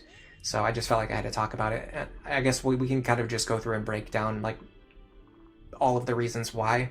So number one, if you're going to clickbait or you're going to engagement farm, generally you're going to be making videos about things that people care about, like trending topics, like games that are coming out now, not like playing games that came out between 10 and 30 years ago that nobody cares about. Like, that's a pretty good sign that I'm not engagement farming or clickbaiting. So for one thing, that's just like a genuinely like very misguided and stupid conclusion to come to. Number two, not being able to pronounce a French person's name correctly when you're not French is not trolling. It's just like, why would I be able, like, why would the natural assumption be that I can pronounce it correctly, but I'm just choosing not to? You know what I mean? That's just like such a bizarre conclusion to come to. And oh, they were mad that I used the phonetic katakana pronunciation, which again is very stupid because it's a Japanese video game. Like, using the Japanese pronunciation is actually like one of the things that you would think to do. Like, that would be the first thing that you would think to do, which is why I did that. And then also the fact that they left a comment on a video from like a year ago. like am I gonna get, like, it shows that they're not even paying attention to any of my recent videos or streams where I do say the name correctly now. So like, am I gonna get into my time machine and go back to like a year ago and say it correctly on the video that they left a comment on? Like, it makes no sense. There's no world in which I can potentially do anything that would make them happy. They're just complaining for the sake of complaining. Is there anything else? Was there any other word in that sentence or comment? Because genuinely every single word that they said was stupid and misguided. So yeah, I'm not sure. Okay, so there's a guy up here who's going to spawn with a hand axe or a short axe. So let's deal with him. 1, 2, 3, 4, 5. Here. I want to be just to the right of Cordelia. Can I just have Cordelia do it? She won't deal as much damage, but I don't think that's a problem. We just need to chip him a little bit.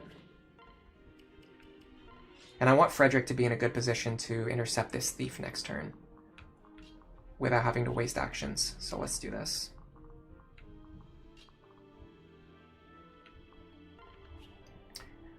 I like how I'm not wasting as many physics stabs.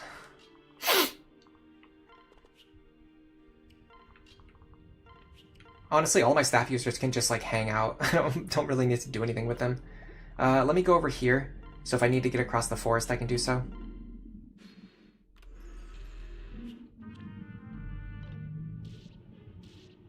Nice. Yeah, this team of Robin in the tanking position and Muriel behind them healing as a Sage works really well. Alright, we do need to push through here, or at least get into a situation where only someone who can survive against the hero is standing there. Oh, you heard the motorcycle guy? I didn't even hear it. My brain tunes it out at this point. Noir means black.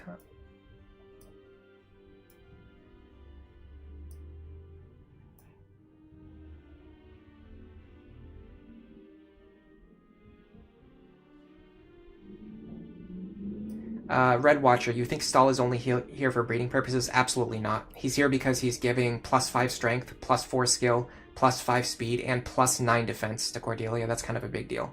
I don't know if you noticed, but those are pretty big, pretty large bonuses. And once I promote him to Paladin, he'll give even more stats. Stahl is fantastic para partner for any character who needs strength, speed, and defense. The only other way to get that is from hero. And even then, Paladin is better because it also gives skill on top of that. Yeah, there's no real person named Noir, and even if there were, they're not going to get offended. Are we doing Saria with Robin again? Yeah, of course we are. Is there any world where we're not doing that? Okay, I gotta be a little bit careful about these guys. I want to have Robin not be in range of this. Okay, so hold on a second. Let me make sure I'm understanding the reinforcements this turn. So we are on turn 5, so we're only spawning wyverns this turn. So what I need to do is make Robin stand in range of this guy. So I need Robin to go up and right. Problem is, am I also in range of this guy? No, I'm not. Okay, let me just do this. Let me use my vulnerary. Oh, hold on a second. What about him? He's not particularly threatening. I'm actually going to stand here. Vulnerary. I'm a little scared of the enemies with counter because I think they might move into one range with me. They do weird things sometimes. Can I get up here and do enough damage to contribute in a meaningful way? Let me start with this.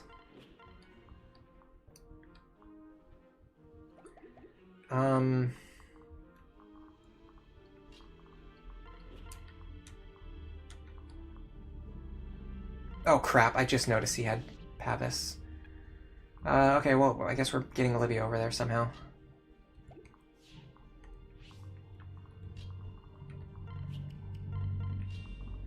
That was fun. Honestly, at this point, Olivia is just kind of like a bailout mechanic. I don't actually need her to beat chapters. I just need her to fix my mistakes when I misclick or when I do something without thinking, which happens way too often. Alright. I fixed that mistake, sort of. So next turn, we're going to be under a lot of pressure. I'd like to avoid that if possible. This guy, unfortunately, does have pass. Again, though, can Muriel fight him? Oh, this guy's going to be a problem. Maybe not if I use the Javelin. It's not a huge deal. I will kind of either want or need a dual strike. This guy's going to deal 40 damage. Let me take that. I really, really wish I could have done something with Olivia up here instead, though. And then I really either want or possibly even need a dual strike here.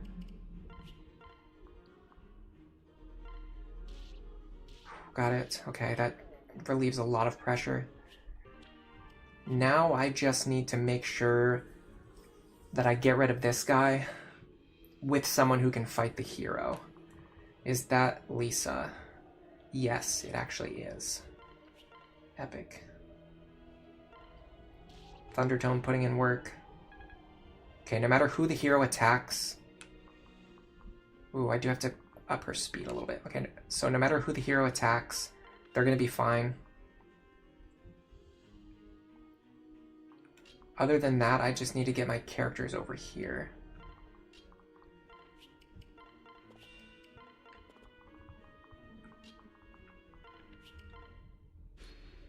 Wyverns don't concern me.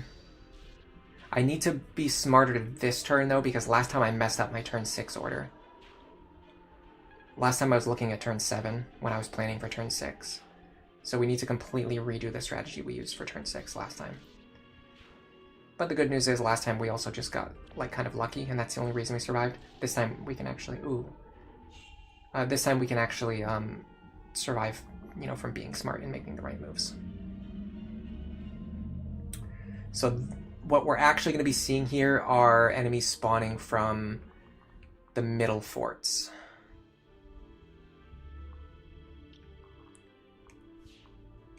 Now, interestingly, the only thing that threatens this tile is this guy with Arcwind, and then whatever comes out of here. He is going to deal 25 damage at most. Honestly, if I can heal Robin up to full, we actually guaranteed survive here.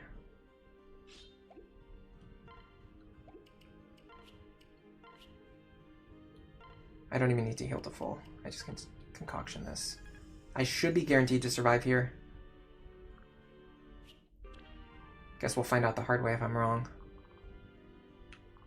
Unfortunately, I can't move any closer here. But what I can do is...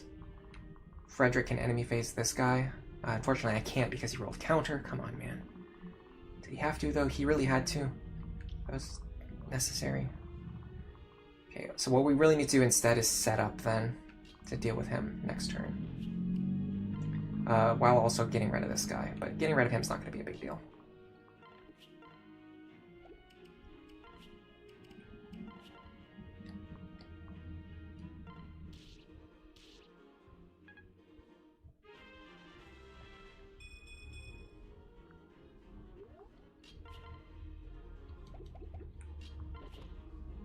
This could actually be a stall moment. No vantage. 100 accuracy. This is one of the situations where swords really shine. Is their really good accuracy, especially against axes. What if I actually do this even? Can I physic here? Is it even worth it? I don't think it's worth it to physic here. But what I can do is this. Get her back up to full. Yeah, I really like, I think I really like Libra more than Anna. The more I analyze the two characters. Within the context of, like, actual gameplay.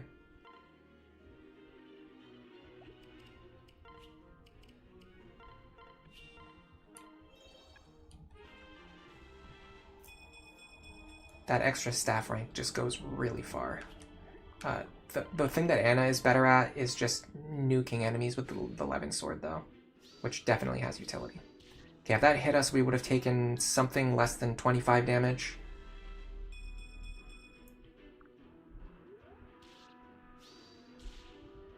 I don't know what we would have taken there because we just got a Vengeance crit. I'm pretty sure I calced it was like 25, though. So the only way that we would have died that turn is if we had less than 10 resistance, which we don't. We have 20 resistance, so we're fine. All right, this turn is top left. So this is the turn where we have to prepare for the top left.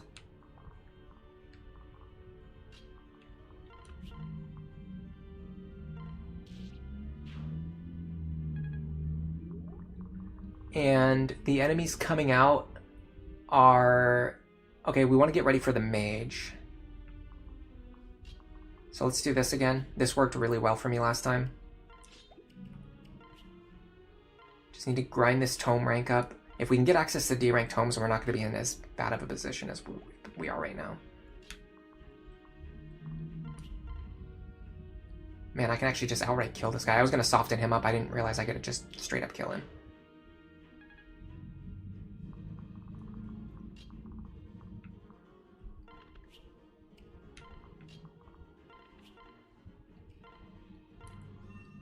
I'm a little worried about these guys. I wonder if I can maybe intercept them now, but I don't think I can.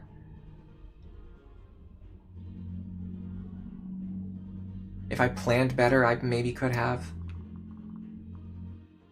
I sort of exhausted my planning quota already.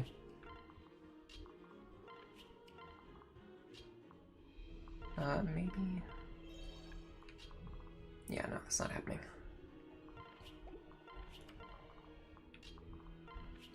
In fact, Maribel here is the smartest play.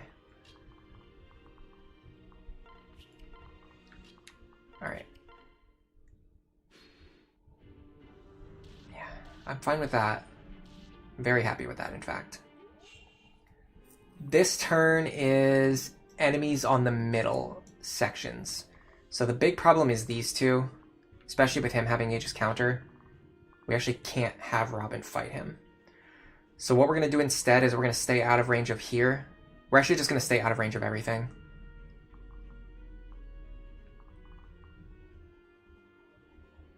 Well, Aegis counter won't matter because he's going to fight us at 2 range anyway. So the big problem would be Luna on here as well, and then if this guy spawns with Luna counter as well. So maybe we do something like stay out of this guy's range and stay out of this guy's range. 1, 2, 3, 4, 5. Robin here looks pretty good. Yeah, Robin here looks very good. And then everyone else just stays out of range of everything else down here. Maribel blocks this fort. Everyone else goes up here and just gets out of range of the enemies. And I think this works.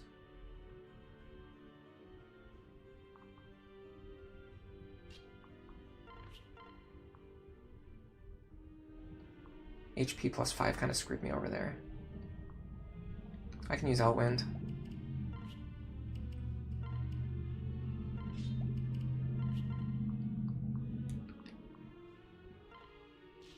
Just to guarantee it, because I have a lot of enemies that I need to remove. I just want to guarantee it. This guy having Vantage is a little bit of a problem, but it shouldn't be too bad. Again, look at Libra just shining. Look at the man just shining in this position. I want a Javelin here.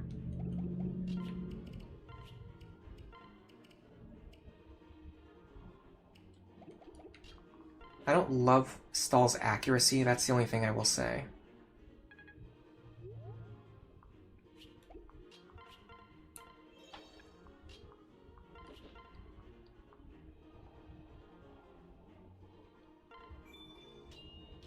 Nice guard.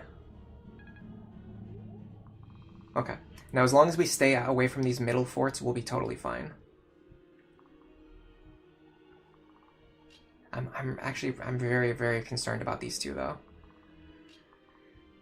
I don't know, we'll be fine. Probably. Oh, I should have put Lisa right next to Robin.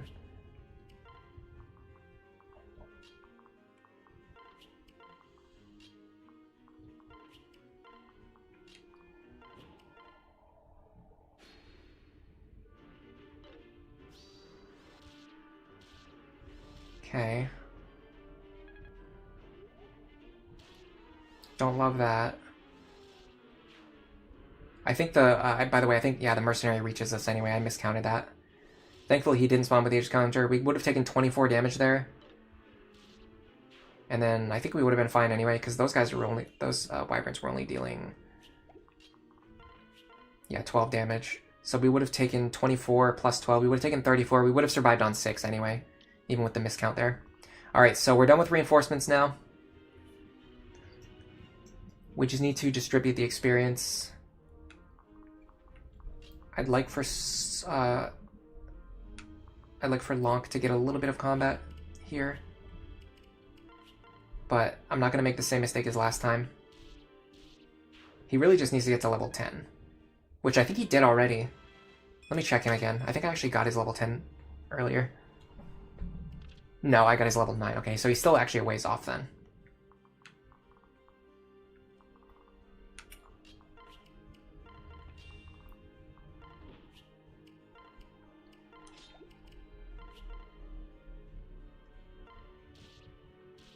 Nicely done.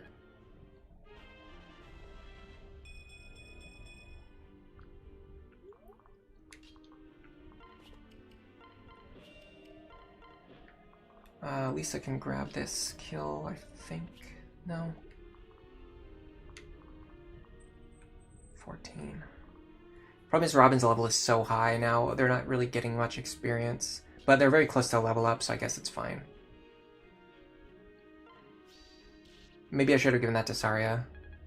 We're still getting good experience is the thing, because of the experience floor. And then she just gets experience from using her staff, so like, why have her steal a kill when she can just use her staff? Alright, you two. Now be very, very aware of counter. Think about what you're doing here.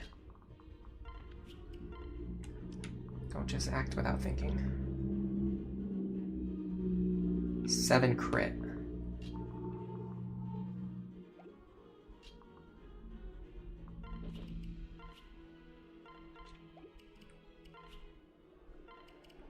I actually don't want to kill him, I just want to fight him.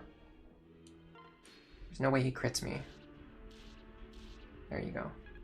Good tome rank and chip experience right there. Is there any reason why I shouldn't just back up and do that again?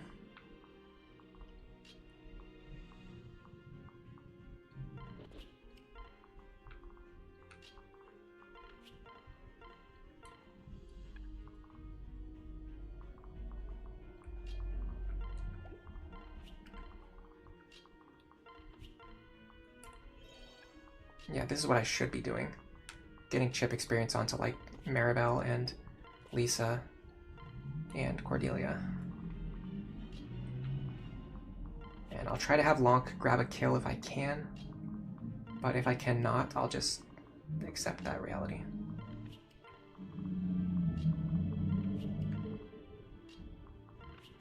Okay.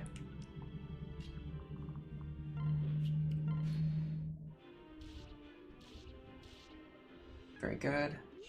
How far are we away from D rank tomes? We're still really far away. Ugh, gross. Okay. We'll be fine. What does Lonk's matchup against this guy look like? I'm sure he doesn't one-shot. I get resistance though, right? Yeah, actually a good amount. But he has counter, unfortunately. Counter screws me over there. Yeah, no crit chance this time. That's great.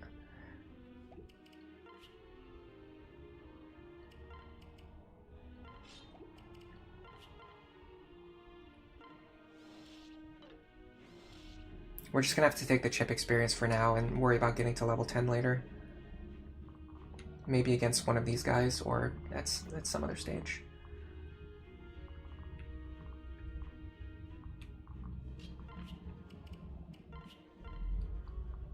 She's not dealing anywhere near as much as I expected.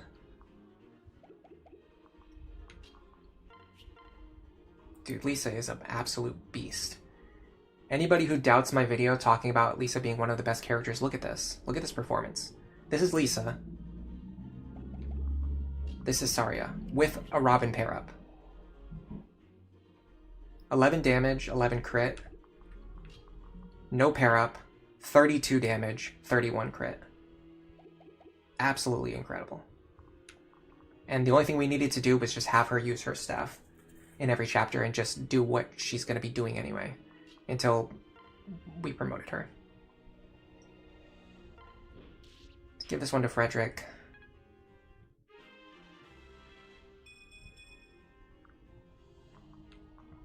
And the crazy thing is we don't even need her to fight. She's basically, she can fight when we need her to, but otherwise we just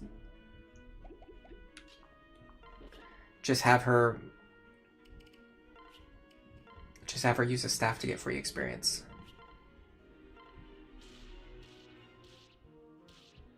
Okay. Now I'm gonna need to think a little bit about how I want to approach this bottom side formation. And the reason is because we're not just planning to, like, this is not just for me to beat the chapter right now. This is for me to get ideas about how I'm going to beat the chapter in my Iron Man run. So I have to think about how I can set up a very consistent clear here. a very consistent way of breaking this formation, and then also having Anna grab the chest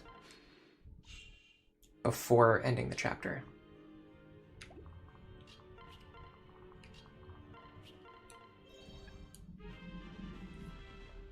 Let's see what chat has to say about this. Yes, staff experience is slightly reduced by internal level. I actually didn't know that until after I made the Lisa video and someone mentioned it in the comments. And then I went and looked up the formula. There was a part of the formula that I was misunderstanding. I had already looked at the formula, but there was a part of it that I misunderstood. I had cumulative level and internal level mixed up, so I thought that it didn't affect staff gain experience at all. It actually does, but it's such a minor effect that I just didn't even notice it, even, you know, despite like testing things out a lot and playing the game a lot.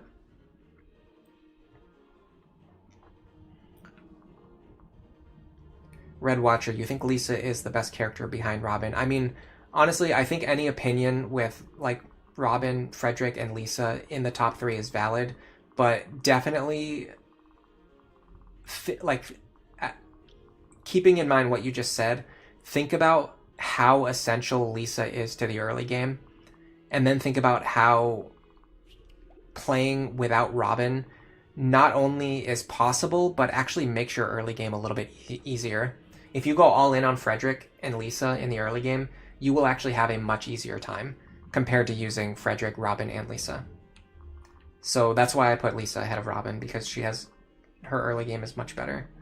And then her mid game is, and like, so the thing about, okay, so Frederick has a really good early game and a weaker end game, and Robin has a still pretty good but weaker early game and then a really strong end game. What sets Lisa apart and makes her special is that from chapter 0 all the way to the final chapter of the game, she is a strong unit. Like, there's never a chapter where she's not one of the best 3 units in your army.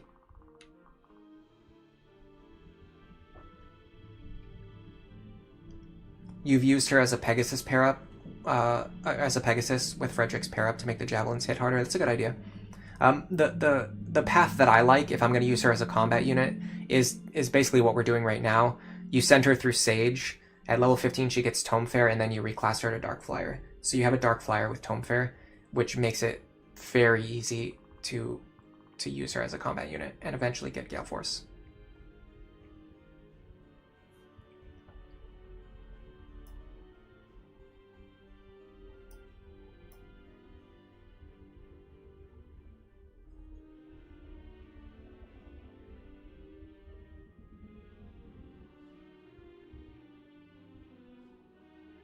I'm just skimming the chat now. You guys are having a pretty in-depth conversation, so I can't really read every message that we're getting right now, but I am skimming the chat. All right, so let's think about how we're going to break this formation. So I want to look...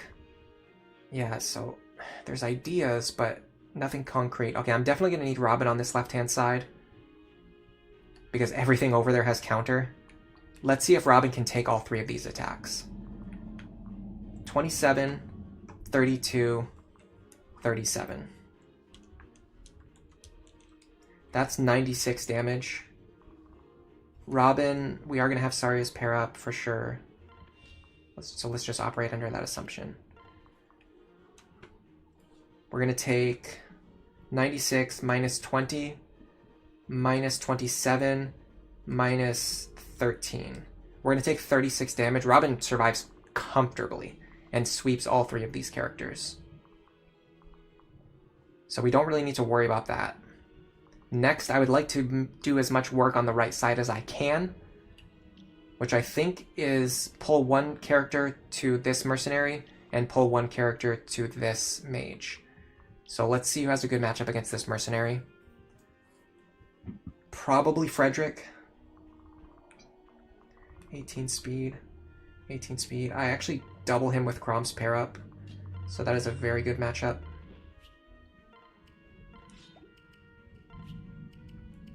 And then that means we can have Cordelia here.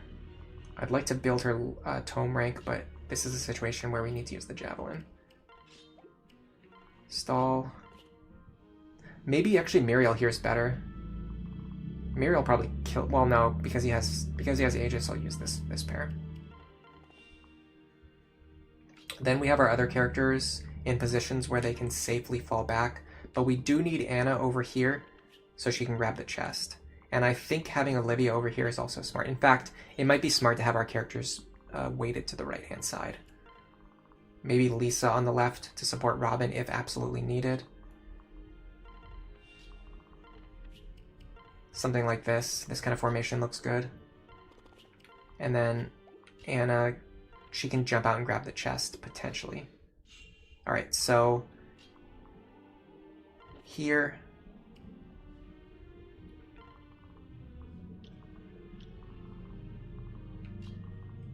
Here.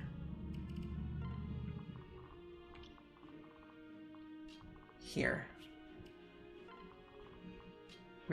We've almost broken our flux tome. That is wild, my friends. That is absolutely wild.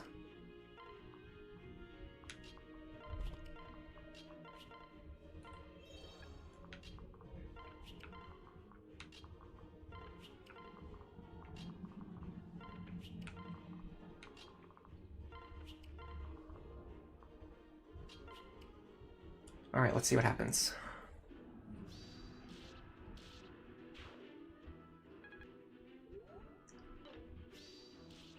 Nice. Guard.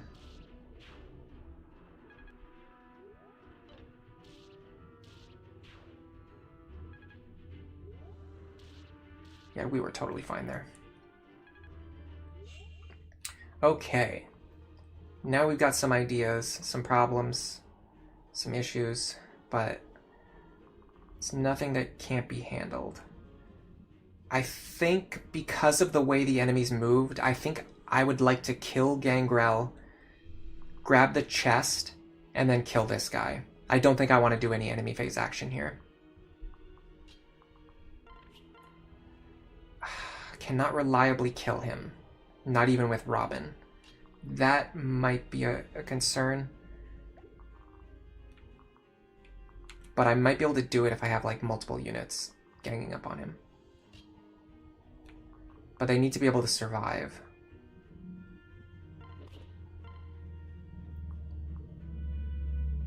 I mean, sure, but then what do we do? I wonder if Frederick actually works here. 29 speed. We actually get doubled. I think that must be just barely, right?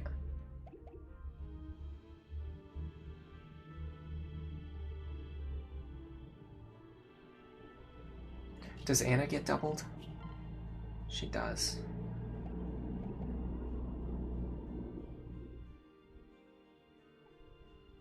I think I needed my characters over here to deal with Gangrel. Well, if Robin doesn't kill, like never, in fact, Robin never kills here.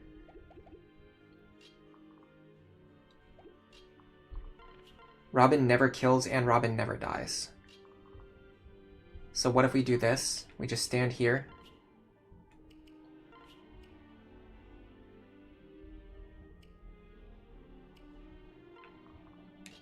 Lisa here. Now if we stay out of Gangrel's range, which we can do,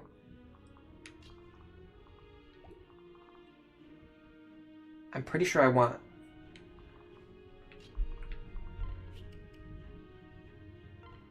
these two over here.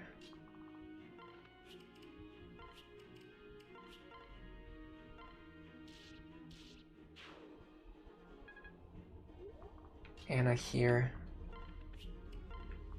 Yeah, so we actually are going to end up doing some enemy phase actions.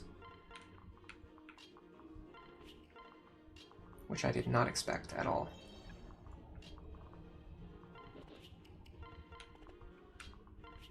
And then everyone else just gets ready to jump over here. We're just going to jump. As soon as Gangrel comes over, we're just going to jump him.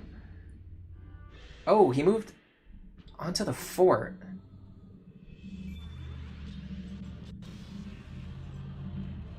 I'm a little confused about how he did that.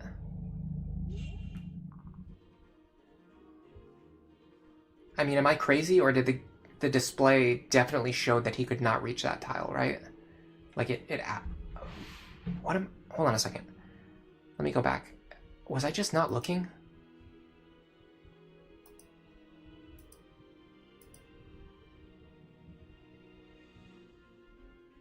No, it did show that he could go. I don't know why I just didn't notice that he could get onto the fort. It doesn't really change anything, but I literally thought that he...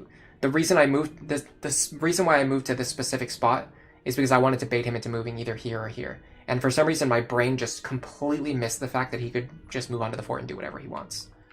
Alright, so we grab this chest. Technically, we pulled him far enough away that we could sandbag for one more turn if we need to. But we probably don't need to. Alright, so...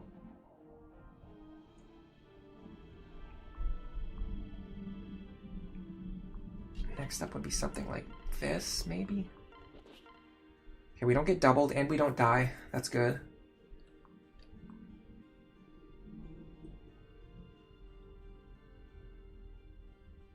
Potentially set up something for Cordy. Okay, we didn't get the dual strike.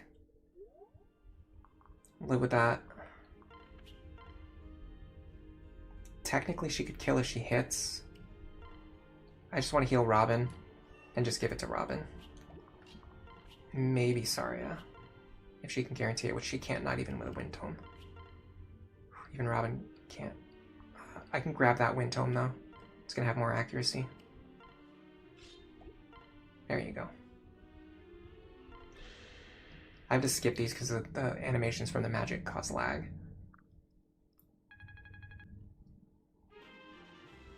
Yeah, he had Acrobat and Pass. It wasn't even that I didn't realize, like, it wasn't a case, like, often I do miss which skills the enemies have. This wasn't even one of those cases. This was literally, I was looking at the screen, and for some reason, I just thought that it was showing his range didn't reach the fort, even though it did. I have no idea how I don't know, it's like my brain just wasn't working.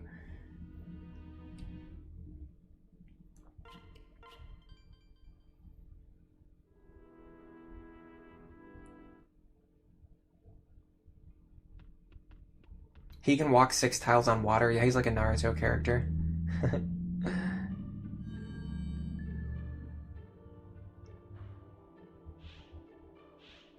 Aiden Chalush, welcome to the stream. You think that it only takes 8 full heal staves, which is 4,800 gold, to get Lisa to Tome Fair. Interesting. I didn't know that. I'm sure I'm sure there's a way to calc it to be 100% sure, and I'm sure your calc is probably pretty accurate, if not totally accurate. Now, granted, there are things like, you know, you don't gain as much experience over time because as your level goes up, but it's, you know, within probably an order of magnitude. And in fact, it's probably, you know, within a margin of error. And we did get, we did get the automatic Crom Maribel marriage. So they jump all the way to the S support now. And now our mandatory deployment slot is now linked to one of our staff user slots. And that frees up a pairing to use on a different group, like a combat pair. Now, I believe there's actually no side chapters between this and Chapter 12.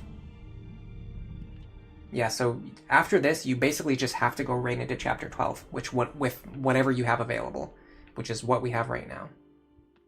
And we can't get this Master Seal now either because an enemy spawned to block it. That's a little unfortunate. Not a huge deal, I don't think we need it. I guess promoting Stall to Paladin would help. Free stats for Cordelia, but that's about it.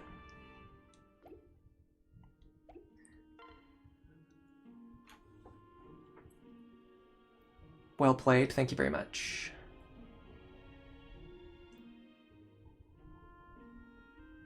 Everyone's talking about Gregor and Barbarian. Alright, let's put away the things that we're not using. Or which need to be restocked. We're gonna need to do a little bit of restocking.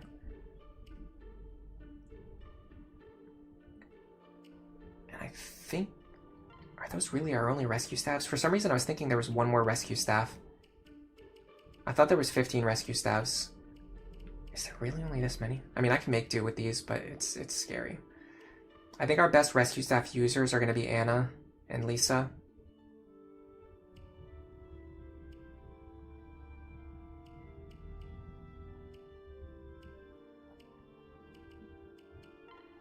I find it very unlikely that Virion is going into the next chapter.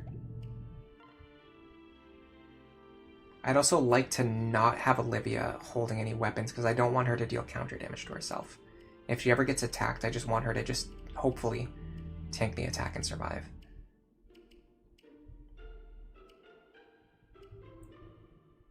So let me get a basic Flux Tome, and also a Wind Tome, and a Thunder Tome. Well, let's see what I have in the convoy for tomes.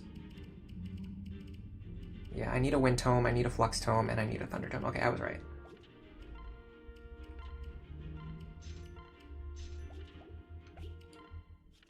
These are just the tomes that I'm constantly spamming, so having them in the convoy will help to restock the ones that I've used up.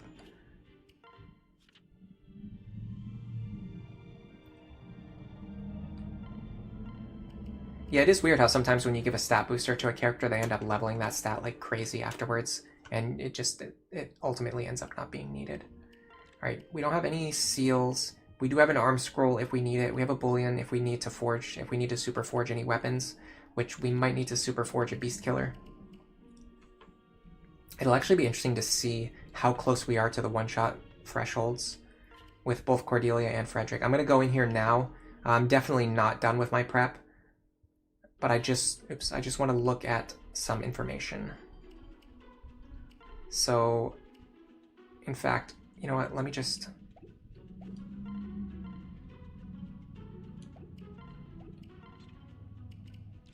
Let me grab a beast killer for her.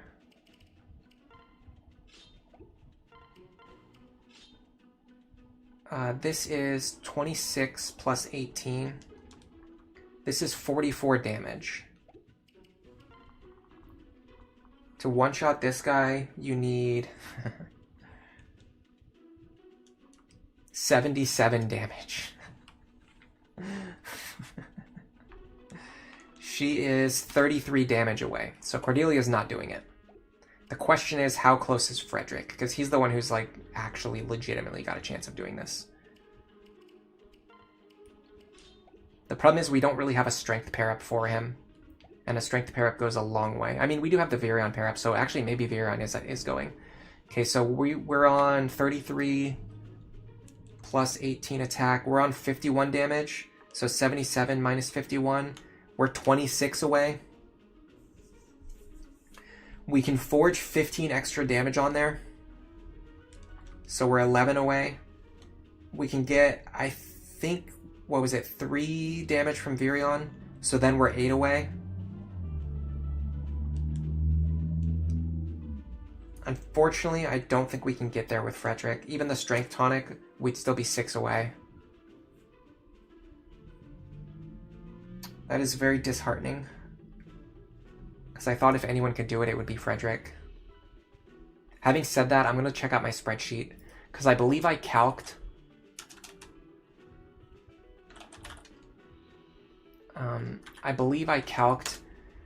that Sully and Crom would actually have more strength than Frederick, if trained.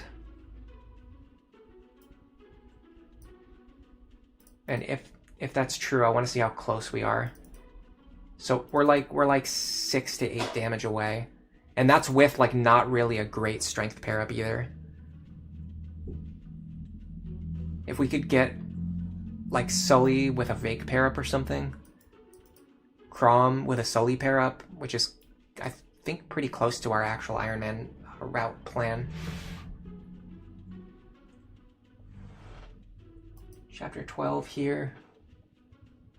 Unfortunately, you guys can't see what I'm looking at, but it's just a spreadsheet. I'm looking at it on my other monitor. Okay. Expected strength. Frederick on 22 strength. Sully would be on 28. Crom would be on 26. So yeah, actually Sully could do it. Sully would have that extra 8 points of damage. Crom would be a bit higher as well. He'd be on 26, so he'd be higher. So actually, maybe training Crom is the play here to get ready for this chapter. The downside of Sully is that she needs a second seal and a master seal, as opposed to Crom, who only needs a master seal. The problem is our Crom is not trained, so he can't actually do it. But if we had a trained Crom, I'm getting the indication that this would be, you know, viable. We're like kind of close already.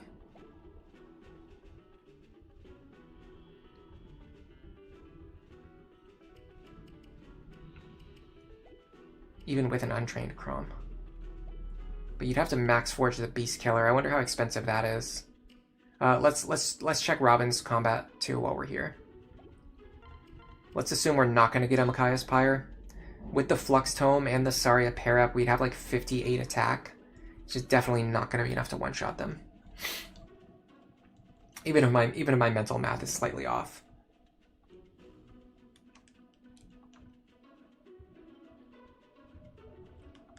Yeah, we're like 10 damage off of the one shot, so we're not close enough to actually make any adjustments here. Other than like maybe max forging a higher rank tome. Is that an idea? I don't know, because Flux naturally has very high might. So Elfunder is 6. Flux is 5. Yeah, like it just wouldn't make a difference. Like the Elfunder tome would be very expensive to forge. Maybe if we can forge this Flux tome up a little bit more, we can cover some of that ground. Not even, no. We can get 3 extra damage. It's just not enough. 3 extra damage plus a magic tonic. We're still like maybe halfway there. Yeah, so one-shotting these paladins is going to be very tough without that trained Crom or Sully. But Sully requires more seals, so I think Crom is the play.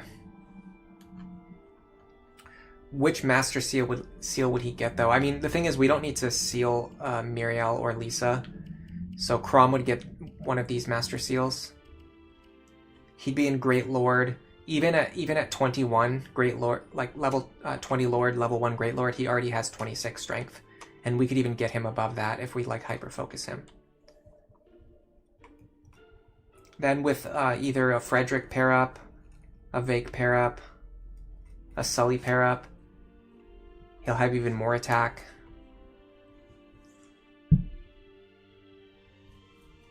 He's not going to have the bonus from A-rank lances, I don't think. Not unless we promote him very early.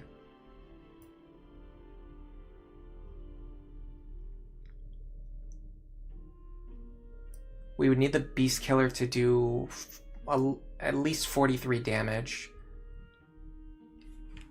At base, it deals 27. So 43 minus 27 is 16. Divided by 5 is 3.2. So a Forge would just not quite get us there, so we would need to be a little bit higher than 21. But I think we can get above that threshold. The question is, do we just Forge this thing anyway, just to deal as much damage as possible? Or to get a little bit of extra firepower? Beast Killer Fred with Rapier Crom Dual Strike. I'm not looking for, so 2 things, first of all. Number 1, I'm not looking for unreliable strategies. I'm looking for reliable strategies for the Iron Man. So dual striking is off the table. We need something that's going to actually guaranteed work when I'm 10 hours into a run that I don't want to reset all the way from Chapter 0. Number 2, dual striking does not play around counter. So Frederick would hit the enemy, and then he would take like 50 counter damage and he would die before the dual strike could even happen. It's definitely worth forging the Beast Killer at least a little. Yeah, I agree with that. But since we can't get the one shot anyway, I think I'm just going to forge like maybe 2 points onto it or something.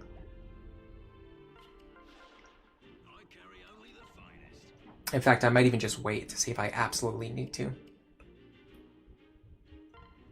Because like honestly, as crazy as it sounds, if I can beat it without spending any extra money, I can save that money for later issues.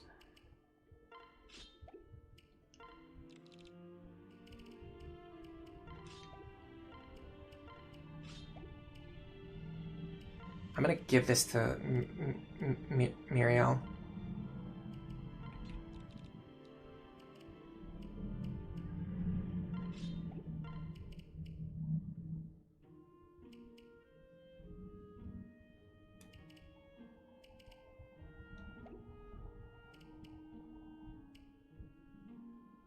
That Silver Lance is finally starting to run down on charges.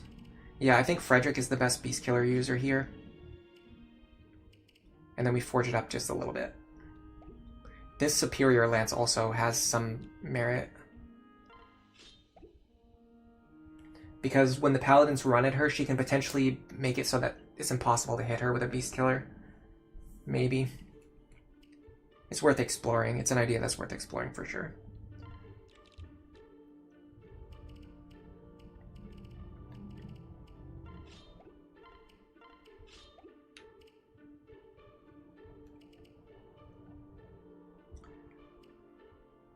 Do we swap their rescue staves? I'm actually not sure. I'm not sure which of these characters is going to be doing more combat and which one's going to be doing more rescuing. I feel like we swap them. I'm pretty sure Anna's going to be doing more rescuing and Lisa's going to be doing more fighting. I'm not sure, but that's my instinct. All right, let's just see with no prep. With no prep, let's see what our Chapter 12 looks like.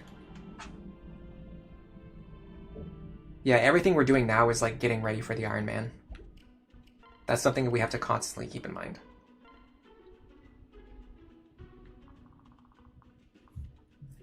Immediately spawns with counter.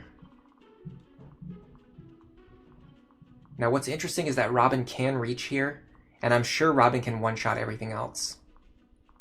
So what if we do... This is just like the most basic starter element of like a strategy coming together. But what if we do this? Robin here, damage him.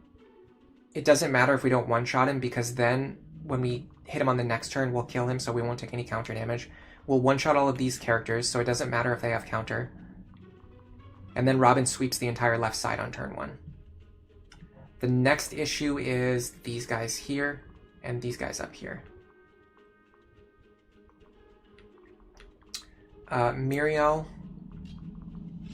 could definitely wipe one of these guys. Then we just need to get out of this guy's range or get into a range where we can comfortably fight him. There is an idea where we erase him first and then have Robin go here to fight him and then sweep even more enemies. But that's only assuming that Robin can take a metric, unbelievable ton of attacks, which might not be true. We also don't have room for Olivia unless we drop one of these two. That's a tough decision to make. I do think it would be Libra. I actually think it would be Maribel in this case. Something like this. Let's just see. I just want to see.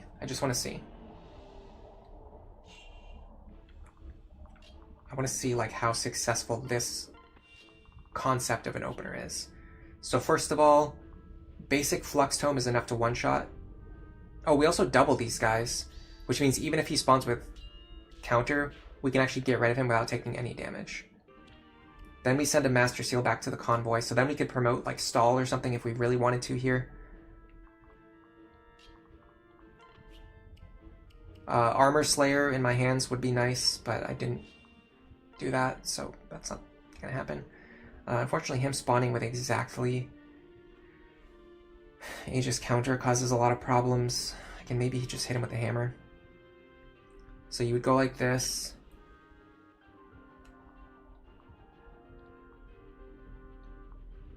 Wish I had a basic Thunder Tome here.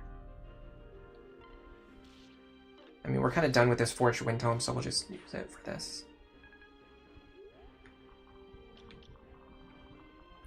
Tricky part is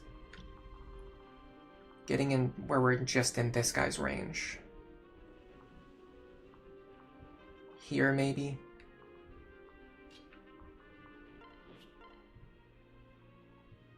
Okay, I like this idea.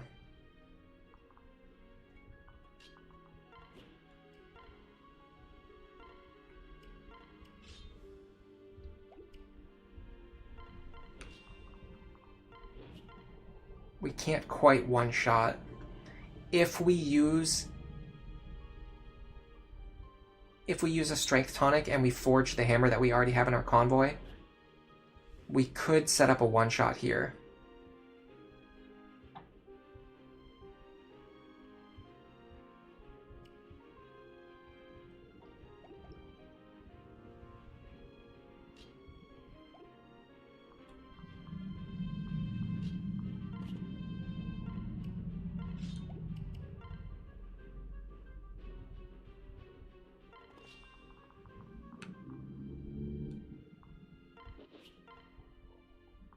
Yeah, these paladins are nasty. It feels like Robin is the only person who can fight them, which is a pretty big problem because Robin can't be in 6 places at once.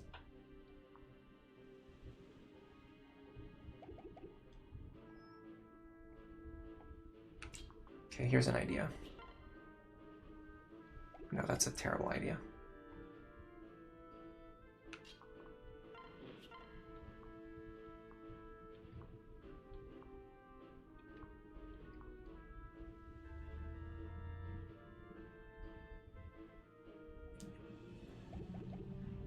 I guess we just need this guy to not have exactly Aegis counter on the reset. But we need to forge our hammer anyway. So there's a lot of things we need to do. Levin Sword Anna is really helpful here. Yes, you're very correct about that. Dark Spike would be nice. Alright, let's go back. We want Frederick to have the hammer. Probably more than the... I don't think Silver Lance is useful here. I think Hammer is very useful. And then I guess just a Steel Axe. So we don't waste Killer Axe charges when we don't need to.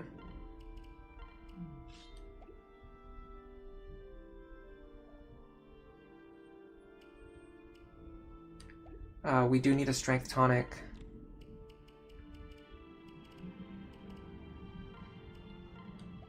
And I'm going to forge some might onto this hammer.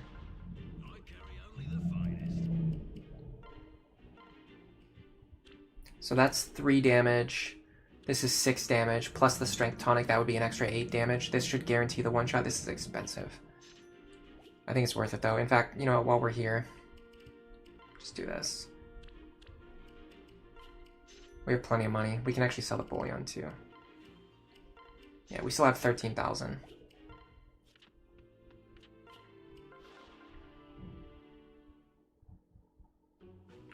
Cordelia is a little bit on the slow side, yeah.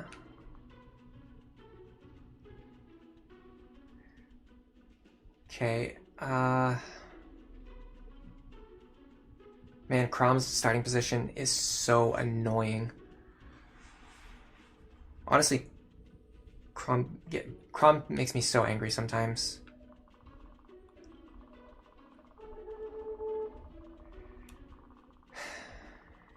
His very limited support options with other characters, all of the team building problems he causes by being a mandatory deployment in every chapter, all of the team building problems he causes by having to think about what you're going to do with Lucina in the long term and in the short term, and having forced deployment slots where like you can't move him around, and it just blocks so much strategy that would otherwise be possible. It's actually wild like how much strategy Crom specifically blocks. Like more than any other character, he just shuts down so many ideas and concepts in this game.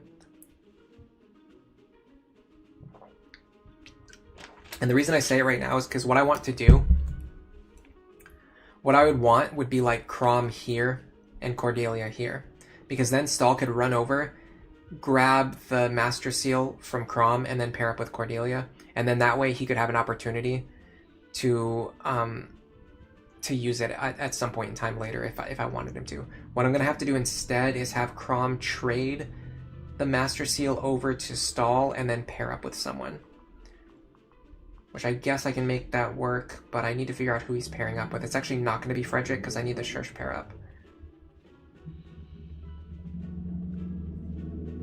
I have no idea who it's going to be either, because it doesn't seem like there's anyone that I want to pair him up with.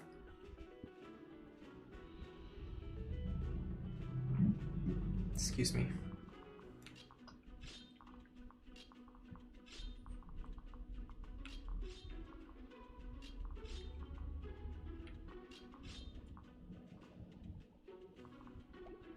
Again, let's just look at what we have to work with and see what it looks like now that we have better gear.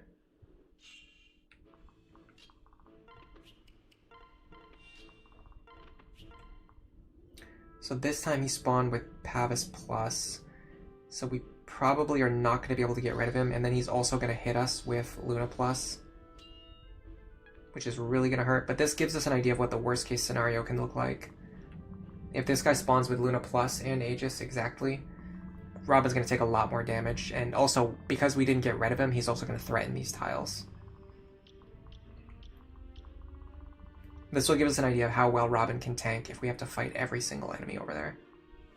Okay, this is much better. Oh, I wanted the Armor Slayer, that was it. And I wanted a Thunder Tome in her hands, too. I'm gonna write that in chat so I don't forget.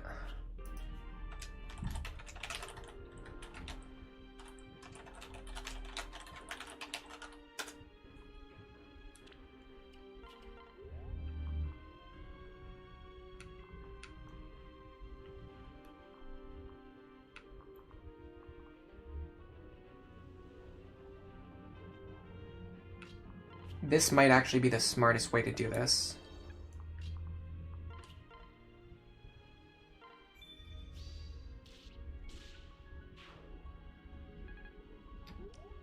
Okay. Now if...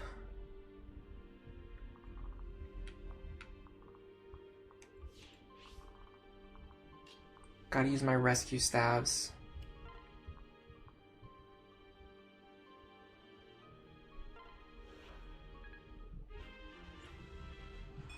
If Robin can completely sweep the left side,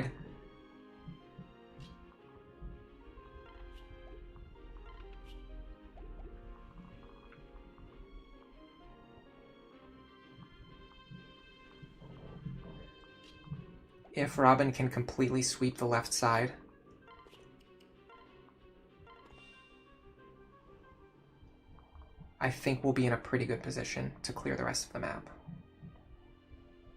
We ended up not even needing the hammer, by the way. Boneheaded play. Why did I waste money on that?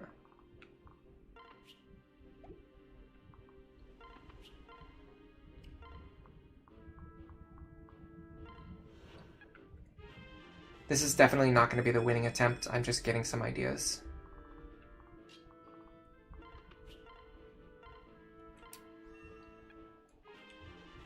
One concept I want to explore is Frederick fighting one or both of these guys.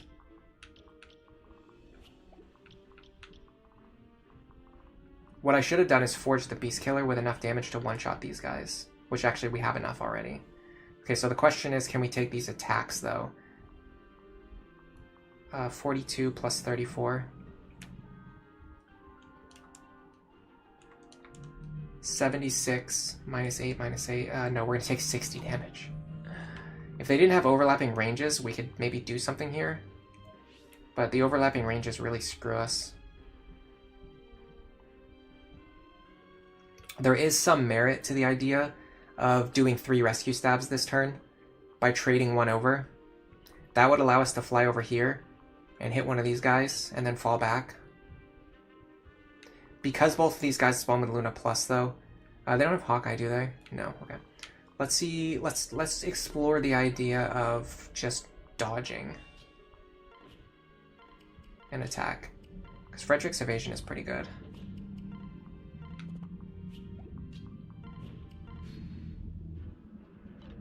And then we also need to see like what Robin's survivability really is. Also, we need to consider that if these guys spawn with Aegis counter, it will kill us. Okay, so yeah, that's a good sign.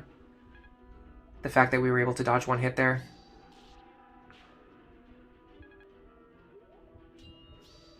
And having the Beast Killer equipped means not only do we one-shot this guy, but we're going to damage the other guy a lot.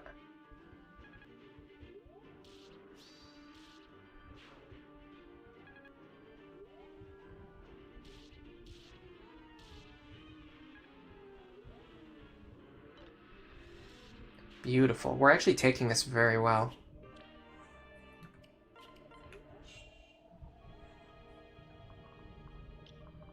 So the big problem now is the second wave on the right-hand side, because we have to clean up the enemies who are still standing, but we also need to be able to respond to the next wave. And they overlap in a way that makes that a little bit tricky. I'd like Robin to completely sweep either the left or the right-hand side. this turn.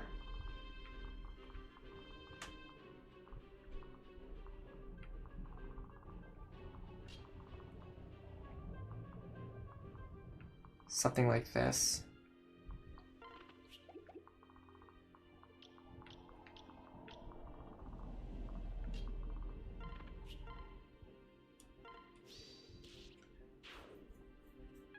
In fact, this gives my other characters more space to stand if they just want to go south of where Robin is.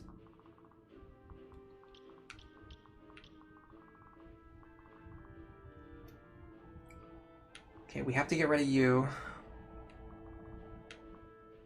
We don't necessarily have to get rid of these two, but it would be nice if we can. Can Cordelia get this kill?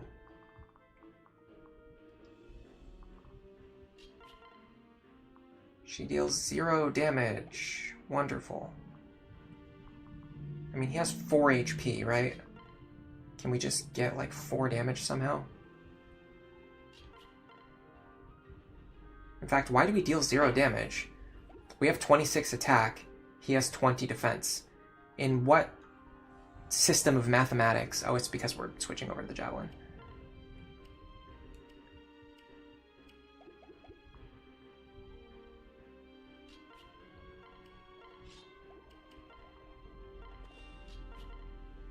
Okay, we can actually get this kill.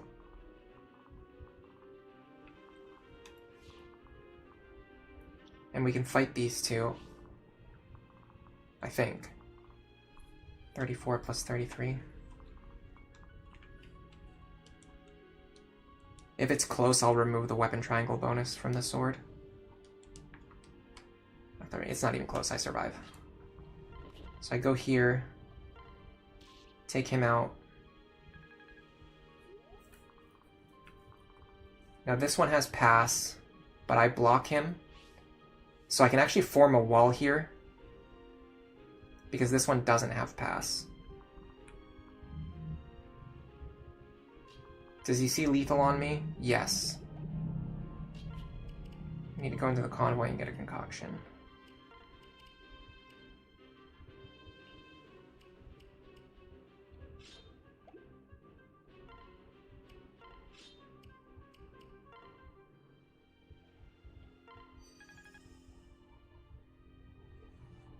I should have traded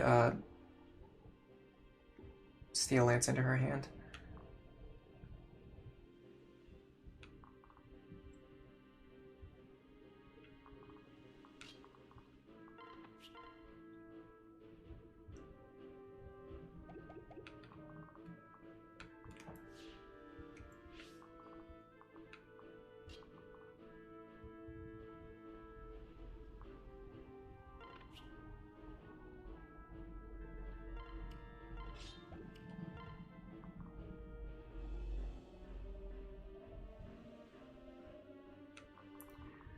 Question is, how do I get away from these guys? Particularly him.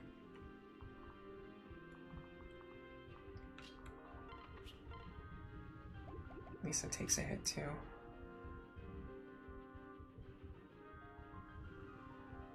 Okay, Lisa here.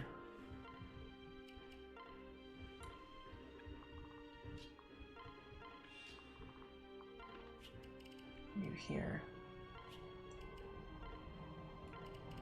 Get the Steel Lance into her hands. Transfer him over. Dance for you. Now Lisa goes here to block this side of the formation. And then Anna and I guess Church can just go in the middle.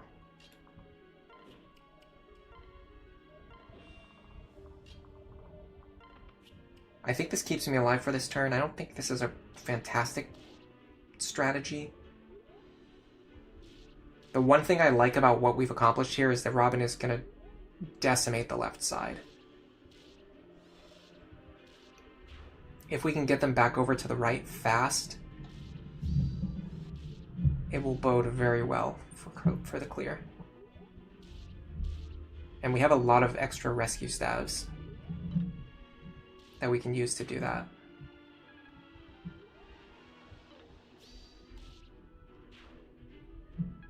Yeah, this feels like Robin is our ace, and we just have to pull them back over now. Okay. Only thing we have to deal with now is just a bunch of armor knights.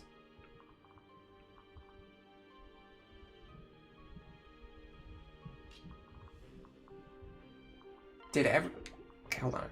Aegis. Wow. 5 out of 6 armor knights all spawned with Aegis. You love to see it. Okay, if I want to accelerate here, I should use a rescue staff. How important is that to me? Not particularly, honestly. I'm going to get over there in 2 turns anyway.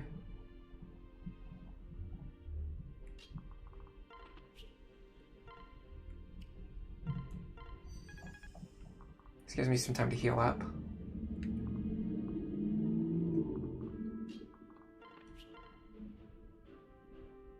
Armor Slayer. It exists. It's a thing.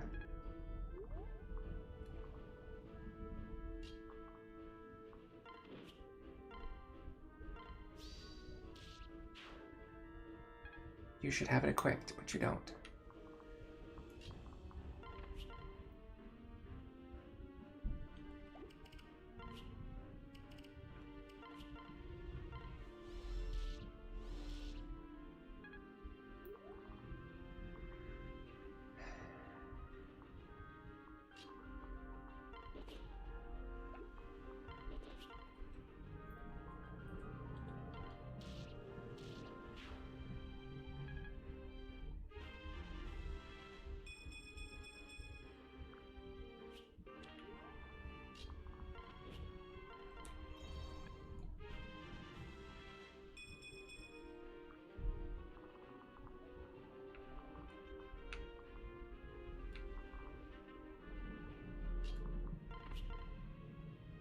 I would take that position, but he has Vantage, so I can't do it.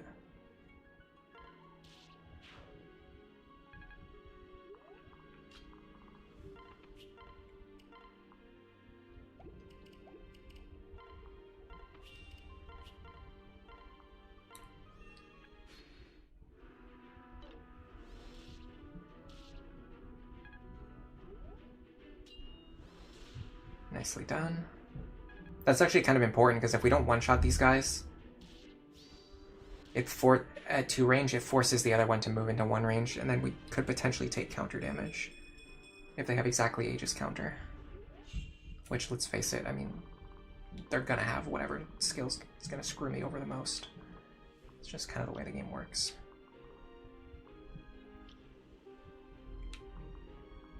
Yeah, honestly, the Steel Axe is good enough on Frederick. We really did not need to spend thousands of gold on that hammer. The good thing is, I think when you sell it back, you actually get extra money if it's been forged. Like, you don't get the base value back, you get like a forged value back on it. So I guess that's like a little bit of a relief. Okay, we might be fine here. If we see how many of these attacks Robin can reasonably take, and then try to anchor anything else that we can't take. I can also physic Robin back up right now, and then just play aggressive. I can't quite get them to full, but honestly that's probably fine. And then, so is there anything with Luna that I can remove so that it doesn't hit me on enemy phase? Yeah, there actually is too. So get rid of the one that has Luna, and then sweep everything else.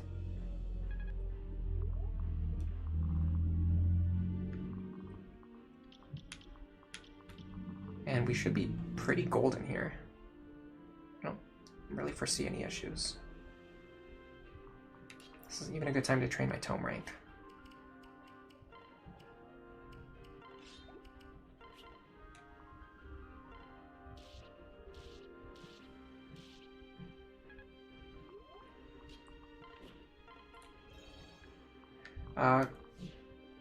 Okay, unfortunately the one who reaches to the very edge of the range is the Bow Knight. I'm actually a little bit scared of the fact that he has a sword. I think he might switch to his sword and then force me to take counter damage. Let me see if I can bait him out with someone else. What's his speed, though? 24? Muriel can fight him. I might have to do this to force him to use a bow instead of a sword. I don't know, I just have a bad feeling if I leave Robin there, he's going to get hit with the sword.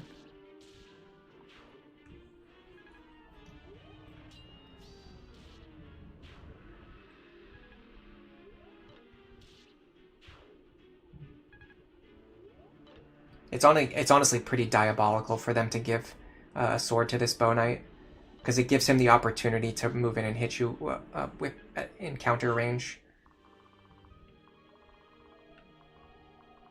Whereas if he only had a bow, that would never happen. Okay, so we got rid of this. We did everything very smoothly. This went extremely well. This makes me feel very good about our plans for the Iron Man, because when we do the Iron Man, we're going to have Great Lord Crom with a Max Forge Beast Killer. So we're going to have essentially this up here, but with Maribel instead for more speed, instead of Saria for defense, which means we're going to be doubling enemies like him. We're going to be doubling the Paladins, which I actually think we are anyway, but still. We're cutting it pretty close on doubling them. And then we're also going to have Crom with a forged, Great Lord Crom with a Forged Beast Killer to help out with our back line. Feels pretty legit to me. Feels very much like a strategy that can work.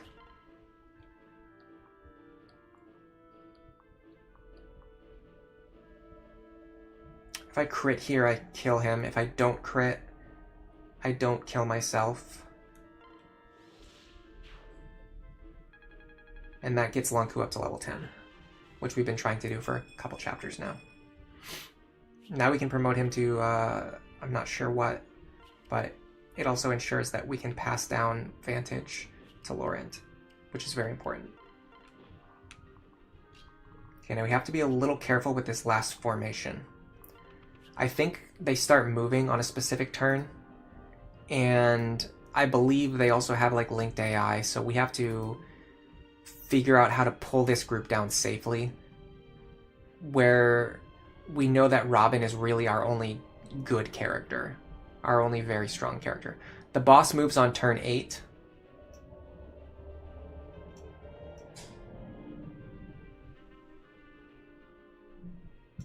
A lot of the other enemies move on turn 6 and 7. They don't seem to have linked AI. And we're currently on turn 5, so we can actually start picking this formation apart. Let me get back to the enemy stat screen.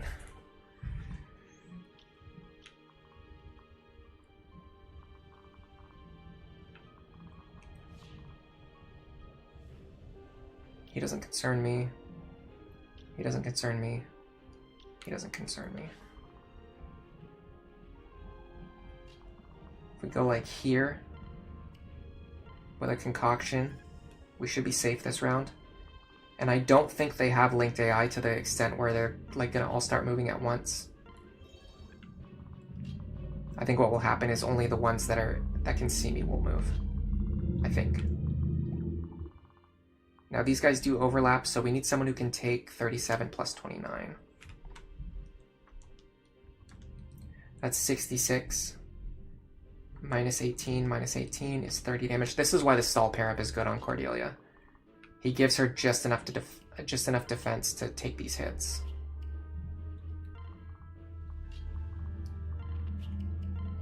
And then we preserve Muriel's HP for player phase action.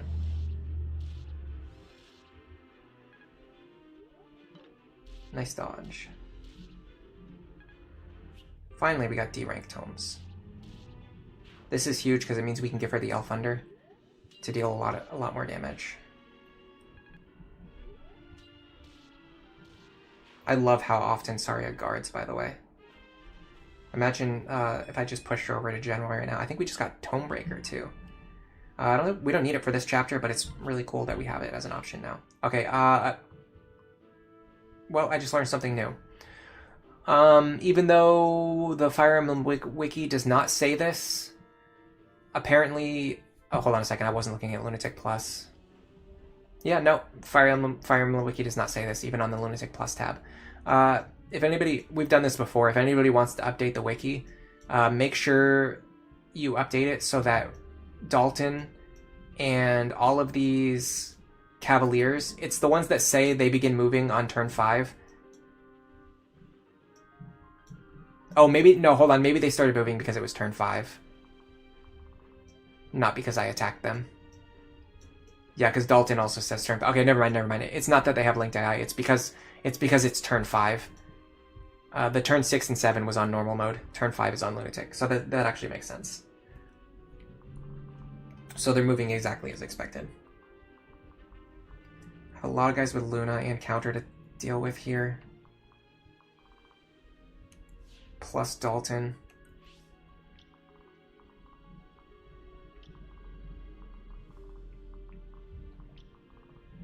Robin should be able to hold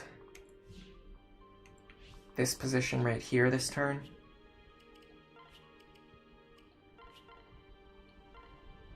What's funny is that Robin is one-shotting things so much that Sari is not getting any experience. Okay, next. I think we actually just repeat Cordelia's position. Here. And then maybe we can pull this solo paladin over. With who, though?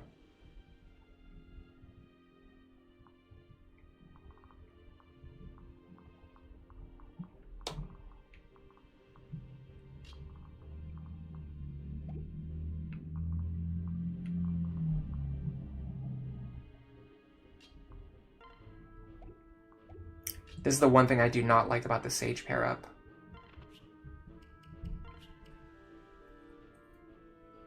It's very easy to accidentally use your staff when you're trying to pair up with someone.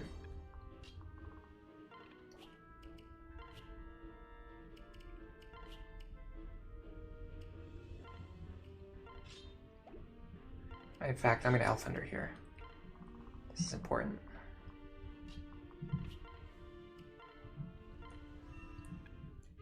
Okay, so if I've calced everything right, we should be fine this turn.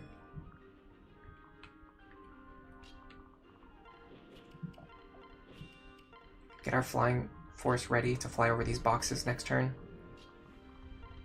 This has gone even if we fail this attempt, this has gone phenomenally well.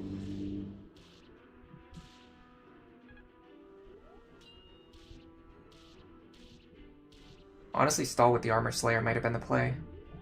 Either stall or long Q. We need to dodge or guard these enemies with Luna. The other ones I'm not super concerned about. Now this does something very important. It pulls Dalton away from all of the other enemies. Which means if we're not ready to kill him yet, well, we killed him anyway, but if we weren't ready to kill him yet, what we could do is just rescue Robin to safety and then deal with Dalton on the following turn. But it actually looks like we're even better than that. Yeah, we're in a fantastic position to just clean up the chapter now.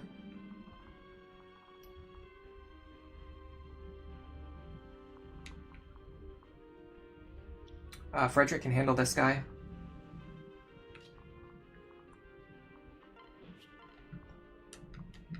I would like a good pair-up for it, though.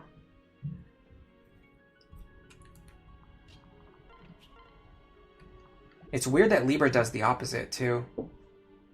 I guess it's not Libra. What it is attacking. So, like, when you want to use your staff, the game will default to attacking first instead. And when you want to pair up, the game will default to using your staff first instead. So it's like it's very easy to mess up positioning and tactics with sages and war clerics and other like staff users. Okay. So we get him and then we one-shot the other one after that.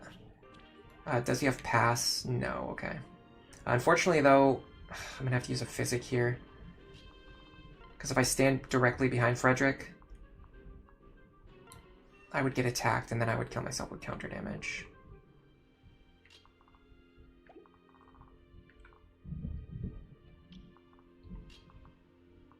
$26. Does he double me, though? No, he doesn't double me.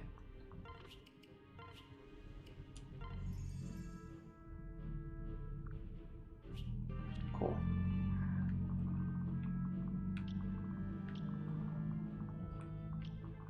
We can kind of give this kill to anyone. We're not getting C rank tomes anytime soon, so there's no reason to keep tome rank grinding. But there's definitely reason to give kills to her. So I'm going to give her the kill. I might even consider having her fly up there with the other group. In fact, what I could do is have her grab this.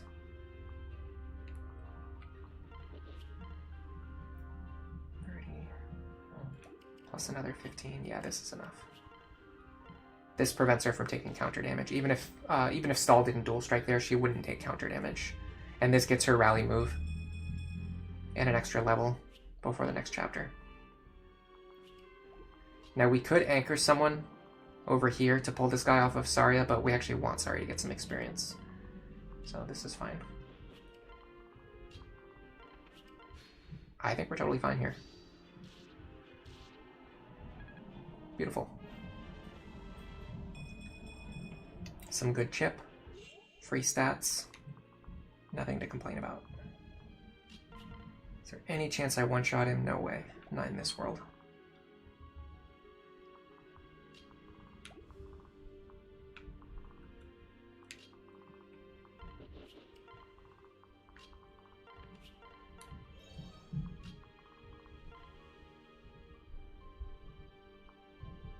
Gotta be careful.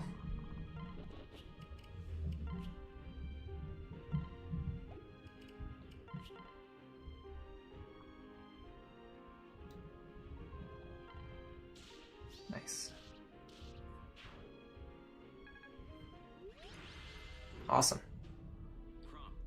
That was a very easy chapter 12. That was one of the easiest chapter 12s I've had in a long time. This has me feeling very good about my current team building ideas.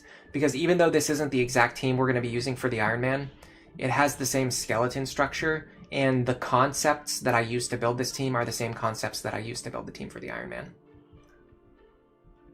We got our S support on Cordelia Stahl, which means we'll be able to recruit Severa at some point in the near future. Now, if I'm not mistaken, Lucina joins at the end of this chapter. From Crom, she will always inherit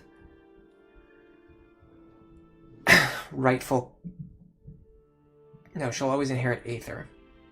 Now, from Maribel, we can pass down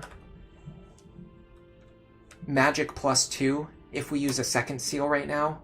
I don't think that's worth a second seal because we can't buy any more for a while.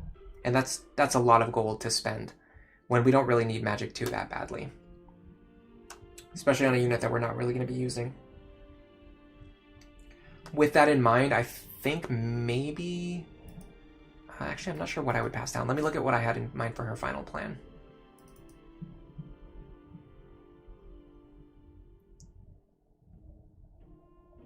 Opening up my spreadsheet now. Unfortunately, like I said, I have it open on the other monitor today, so you guys are not going to be able to see the spreadsheet. But it's fine.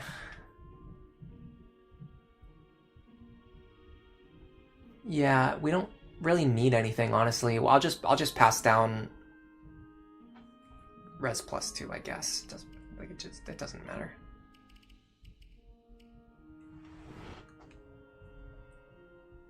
We're not going to be using Yarn for anything, so Demoiselle's not really important.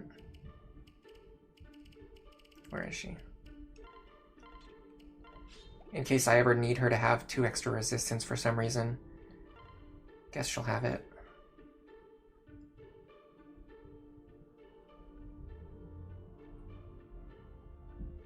My plan is to send her over to Cleric immediately, I think.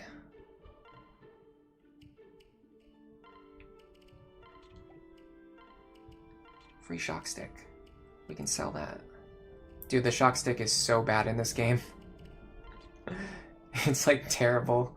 Hold on, let me find it.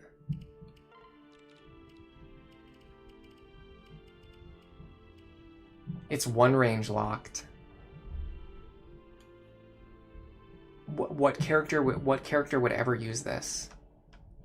I mean, it's kind of, I guess it's okay at like hitting enemies with low resistance. It's so niche, honestly. It's something you just sell, I think. All right, so we have infinite rescues. We have infinite master seals. That's huge.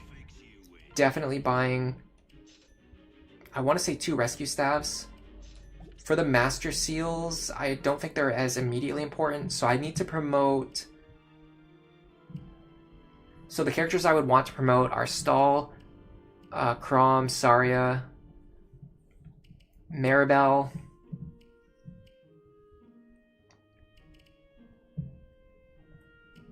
and that's really it. And the thing is, they're all in support roles, so they don't need to be promoted right away. Maybe Shursh if we want to pull Vake back off the bench, but the thing is we don't have room on the team for them anymore.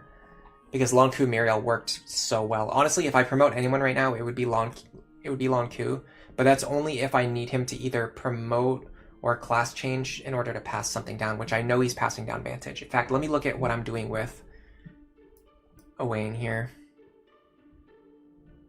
Not Owain, sorry, Laurent. I need Vantage, Vengeance, Wrath, and Tome Fair. Okay, so what I want to do is get Tome Fair onto Muriel. Other than that, I don't need Long Ku or Muriel to do anything. So I don't need to use any seals on them, unless for some reason she needs extra speed. I can Master Seal Long Ku into Swordmaster to get her some extra speed. Or crit. Which is also nice to have. Noir needs Gamble, so we're not going to get her anytime soon. Morgan needs Anathema, Dual Support Plus. Dual Support Plus, she's going to have to grind for that. She's going to have to grind for Gale Force. I can pass down Solidarity right now, so I can recruit Morgan whenever. Owain is...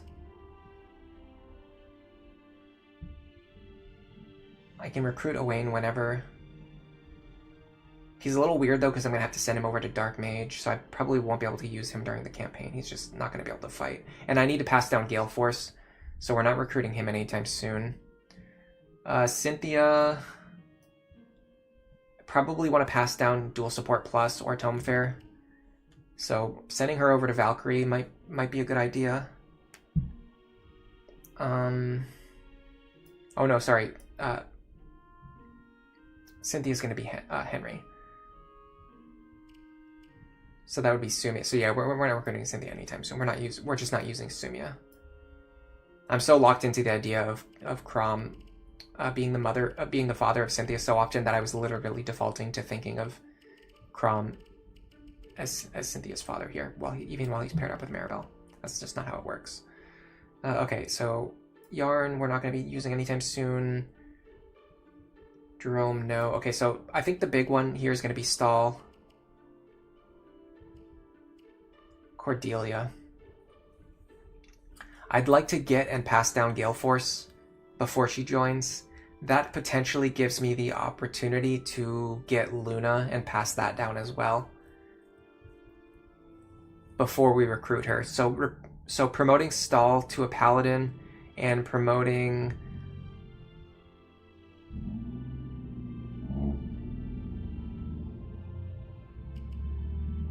I mean, there's no one else who really needs a promotion. Class changing Lisa to Dark Flyer, and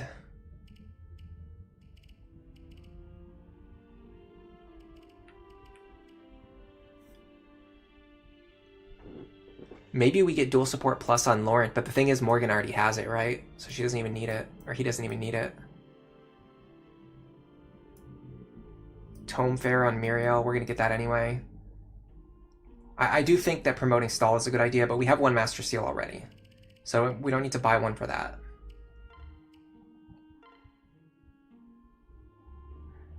Paladin, the thing is Paladin's so much better though, as a pair up. So if we do Great Knight, we're gonna lose a lot of speed on Cordelia. Just for the sake of getting Luna and passing it down to Severa. Is that really worth it?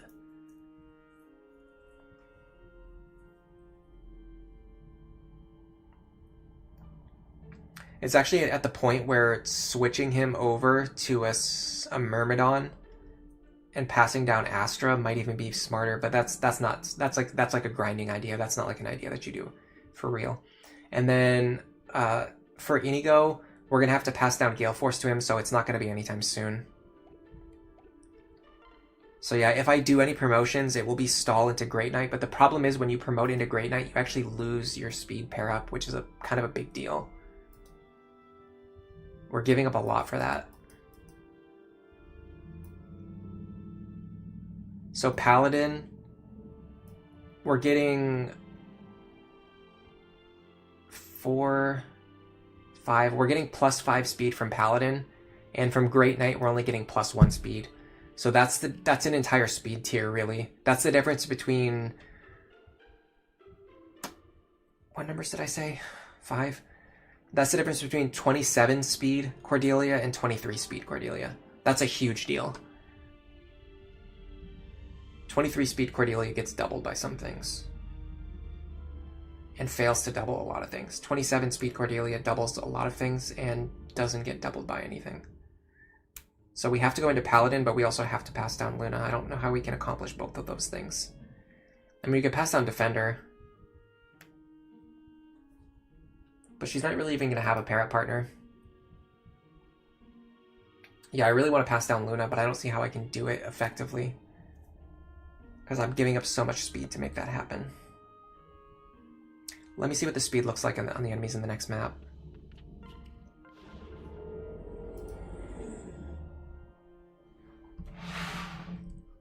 Level 5 Paladin is Defender. It's actually really good. It's like all stats +1. If you're not using any DLC skills, all stats +1 is pretty competitive.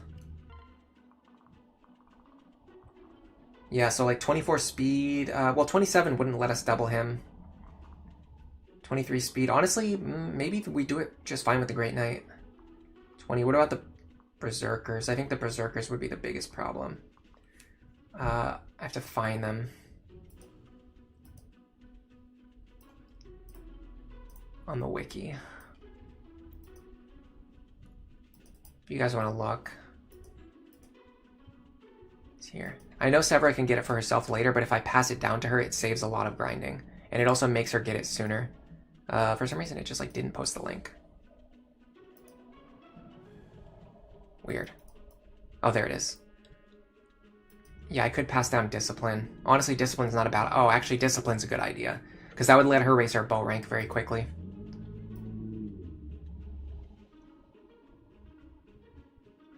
Which is something that will help a lot. Okay, so the reinforcement spawns... That's definitely normal mode. Hold on. The reinforcement spawns on Lunatic mode have...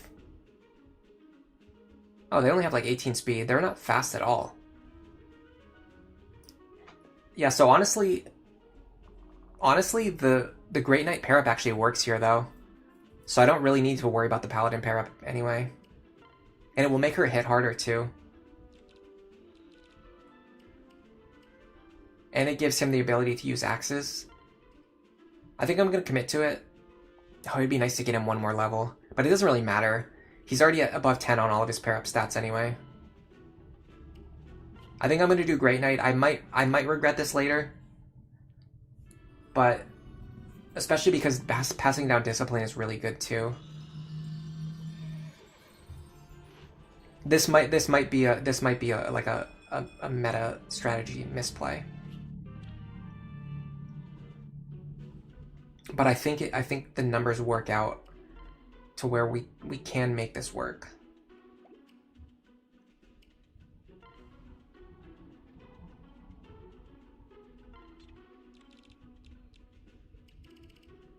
I need to go buy him a bronze axe and probably forge it.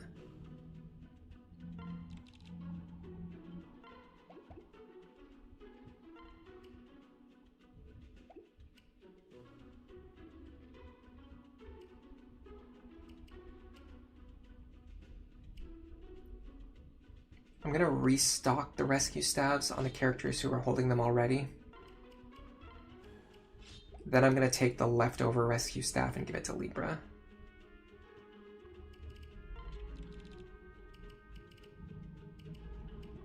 Perfect.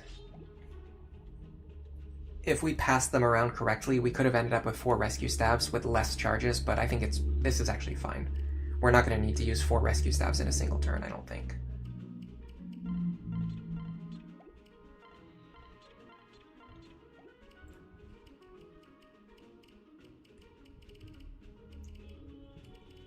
This is definitely an offensively oriented team. We have a lot of combat pairs, and we technically only have 3 staff users.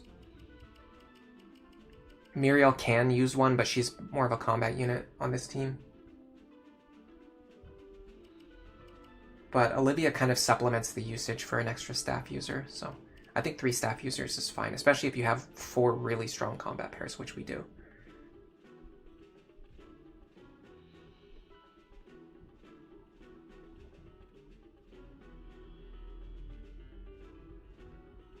It'd be awesome if Anna could pair up with Chrom.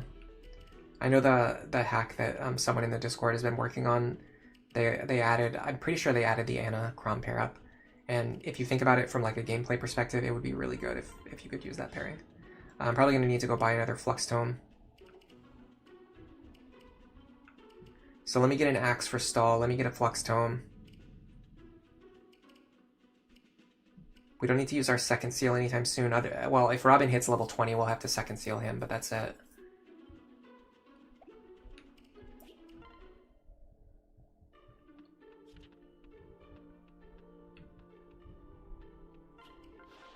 I love the fact that Plus Magic Robin can just dominate the entire game with like an unforged Flux Tome. That's so funny. That's why, just like I said earlier, like people get so fixated on having Nosferatu equipped all the time, and the reality is you don't need to have it equipped all the time. In fact, 90% of the 90 to like 99% of the time you don't need to have it equipped. It's only in that like specific small situations where you have to enemy face sweep and you can't survive without it, then you should use it. Do I spend 3,000 on this? It's like basically like buying a silver axe that I can equip right away. Maybe I save like 1,000 gold and just forge it here. Save another 800 gold, like here might be fine. Especially because Great Knight has a lot of strength anyway.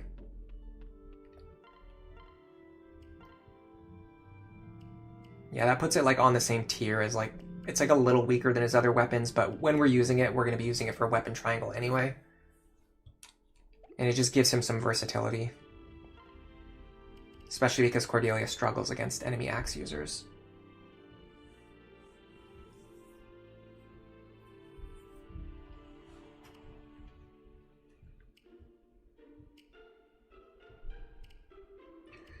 We can get rid of these items.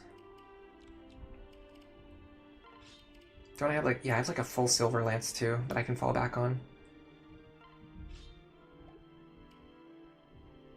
Honestly, maybe she needs one too. Maybe that's what we're missing. Because her offense is a little bit weak.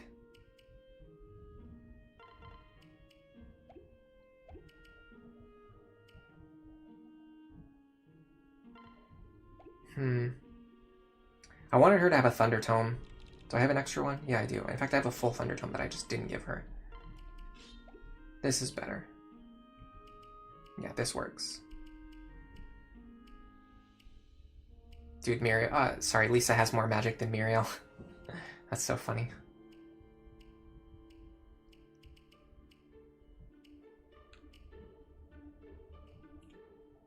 Even if you think of Muriel as like Lisa's direct competition, Lisa still looks better.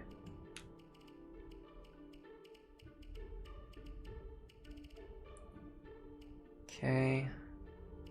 Am I missing anything here?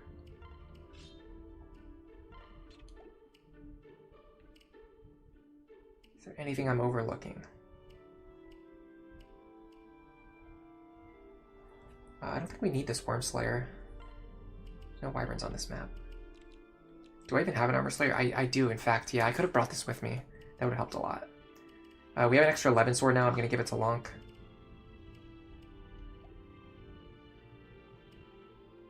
You could make the argument for giving either him or Stall the Erica's Blade, but I think I can save it. I don't think I need it to get through this chapter. Alright, let's see what our team looks like going up against this chapter.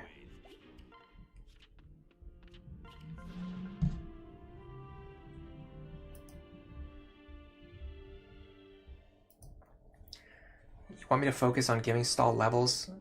Well, we definitely need to get him levels to learn Luna Plus. Or, sorry, to learn Luna, if we're going to pass it down. And then, if we can get him to level 10, we can get him back into Paladin, which would be nice too, to give some speed to Cordelia. But I want to get Cordelia to 15 faster than I want to get Stall to 10. So we're still going to be main focusing her.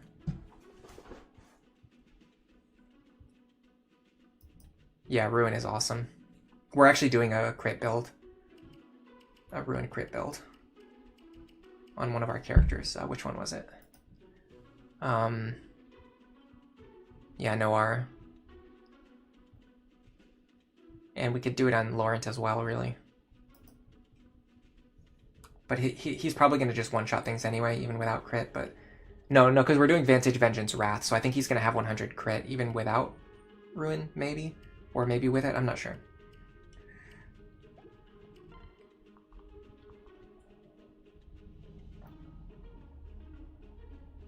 Yeah, Dark Mages are, Auras are awesome in this game.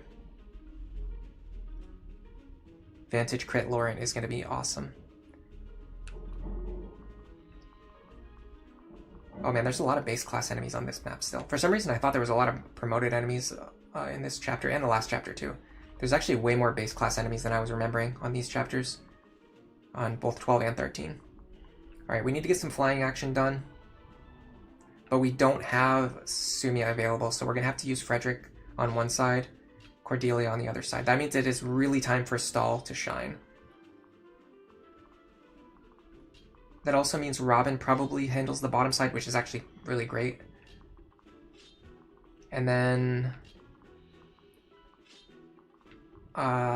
maybe...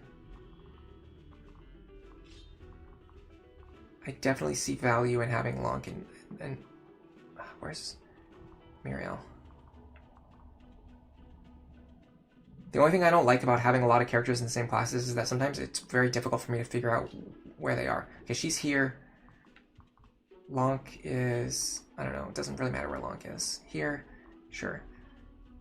Okay, let's see if we can just make something work with this. I think the biggest weakness in this current team and this current strategy is going to be Frederick's ability to perform up here. Maybe with the Crom Parrot we do it. I just feel like we're not going to kill this guy. I guess Killer Axe. Yeah.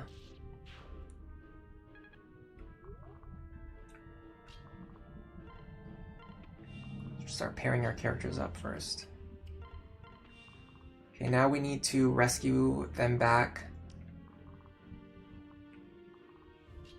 Just have Anna do it because she's already in position, or should we have Lisa do it because it's better for her to get experience?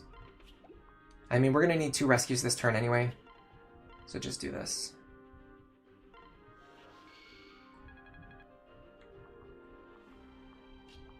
Then we need you to grab this one. In fact, if we... I have an idea. Counter, but he has a short axe. Counter, I can't take that one. Okay, never mind. I had an idea, but it's not going to work. Steel Lance doesn't do anywhere near enough. What about... Oh, I don't have my pair up yet. That's 12 damage I was missing. Okay, now we do enough.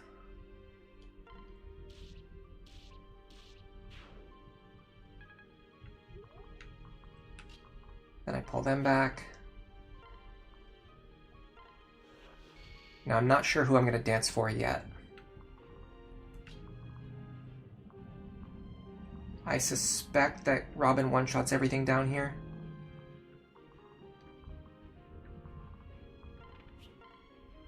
Yes. So the only thing I have to worry about is Aegis counter, which none of them had. I had a few with Aegis, I had a few with counter, but none with exactly Aegis counter. Okay, wanted to send Lonk and Muriel to the left, but I don't think I can because they're always going to be... They're going to be stuck with enemies with overlapping range.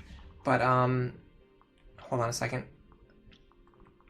They can take either this guy alone or this guy and this guy. So let's see.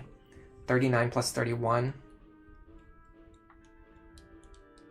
is 70 damage. Minus 9 is 52. Okay, we can't take both. So we'll just stand here.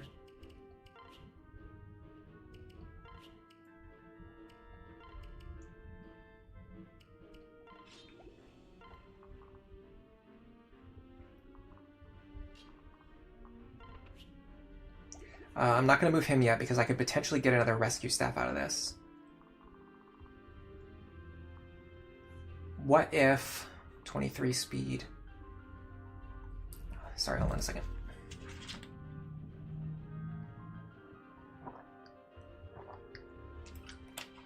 Oh yeah, we actually lost 5 speed instead of 4 because Stahl's speed actually dropped below 10 when he class changed. Okay, we can't defeat either of those guys.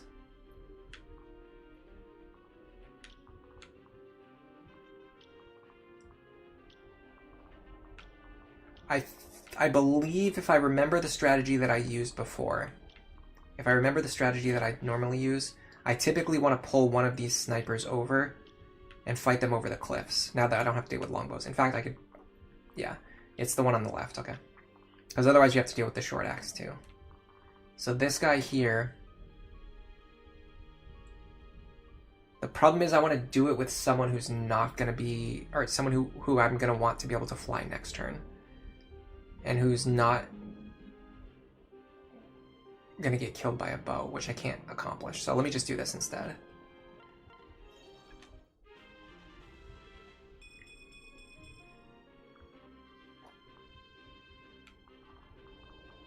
I'll just put her in range of something else that she can fight safely.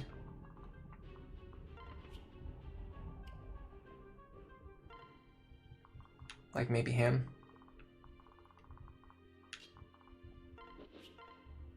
Yeah, very comfortably.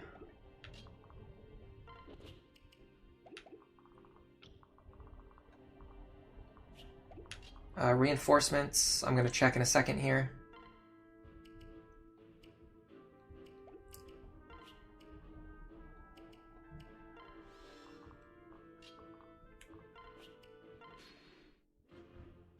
Now Robin should one-shot everything. Or one round if they have Aegis.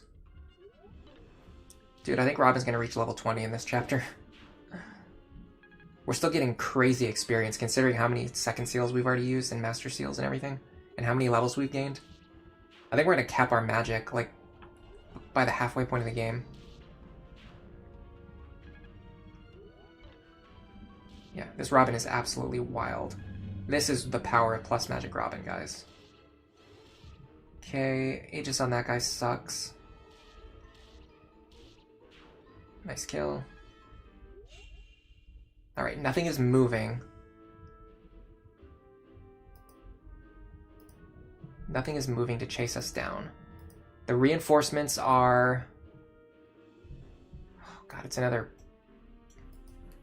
Tons of reinforcements. Okay, turn 3, 4, 5, 6, and 7. There's going to be a ton of reinforcements. Let me go get something to eat. I'm going to eat while streaming, so it's not like I'm going to be gone for like 10 minutes. I'm just going to be gone for like 1 minute to go grab something. Yeah, Robin's 12 experience floor is the big contributor here. Let me just grab something that I can chew on while I'm playing, because I want a little bit of energy if I'm going to stream for a little while longer, which I think I am going to stream for a little while longer. So let me go grab something to eat, and I will be right back.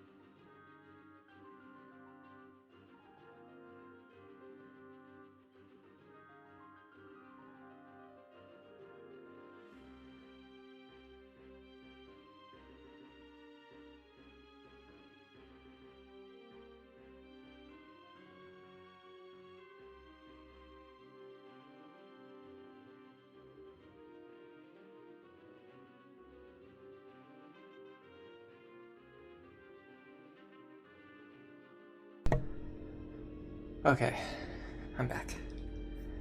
Sorry for the delay. Millie wanted me to make her a sandwich as well, which is valid. She usually doesn't stay here on Saturdays. She goes to hang out with her mother most often, or her friend if she's in town. I just made a peanut butter sandwich for myself.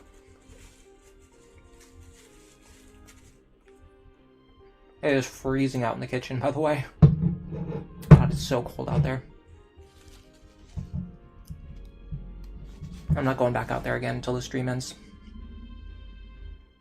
I can put on like 5 layers of clothing.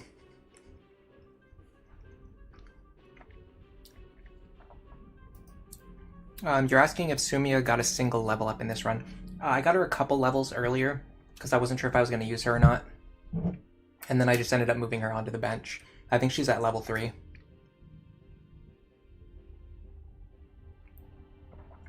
And I believe she joins at level 1. Something like that. Yeah, Henry's not going to be used until the post-game on this one.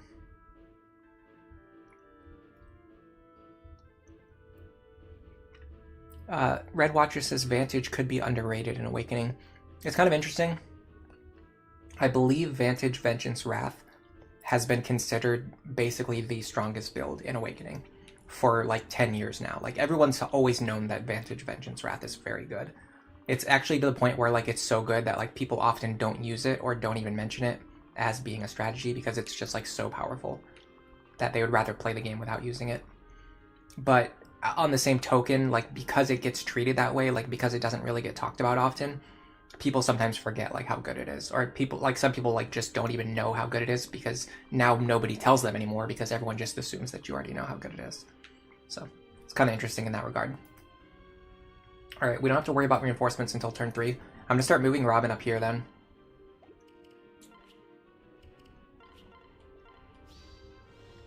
Oleron, you could hear the wind earlier. Oh, like you can hear the wind outside because of how cold it is? Yeah, actually that doesn't surprise me. I don't know why it took my brain like 10 seconds to register what you were saying. This guy's counter.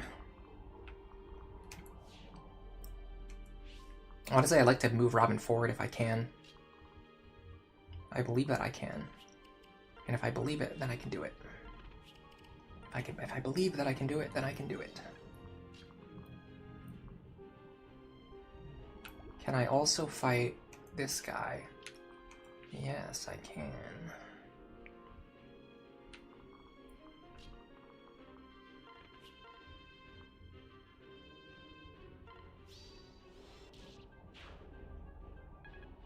So now Robin will deal with those two over there.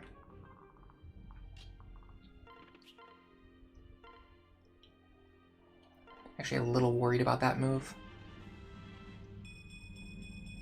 Might be better to just send everyone to one side.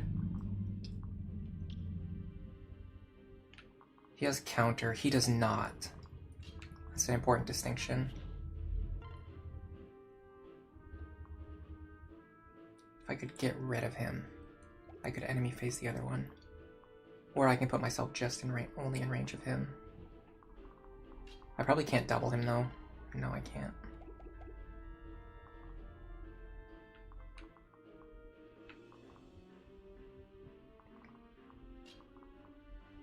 I don't want to keep wasting rescue stabs. I don't think I need to use any more.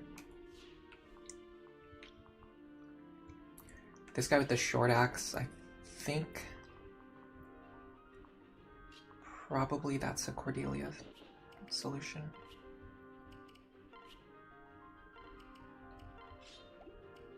Actually, it might be a good idea to give her the Elf Undertome if we're going to be using a lot of tomes. Because we need that extra damage. We need that extra kick. Okay, this guy's counter, so we can't really deal with him.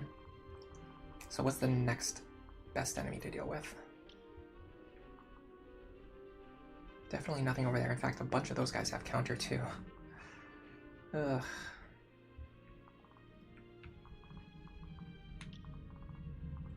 I doubt Frederick one-shots him.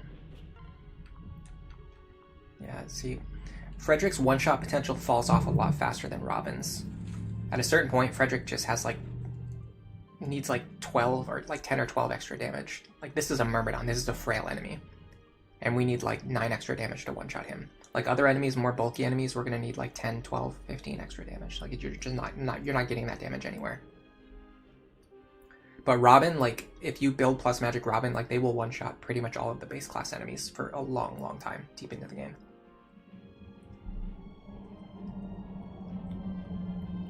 Yeah, Vengeance Wrath is very much a juggernauting build.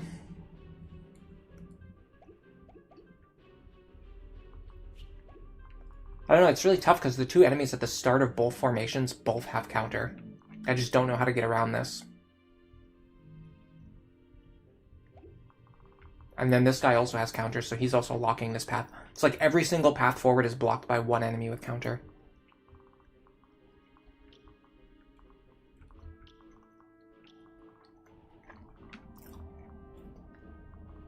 I guess I'll just pull him over.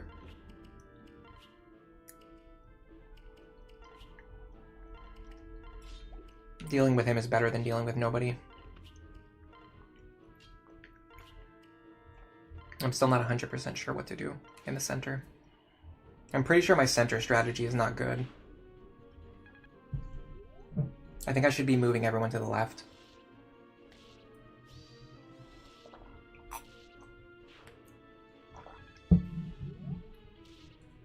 Nice teamwork.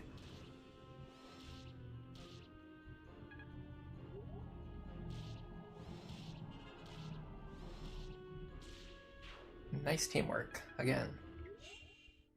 Alright, left side is looking fantastic. Problem is we have nothing for the right side at all.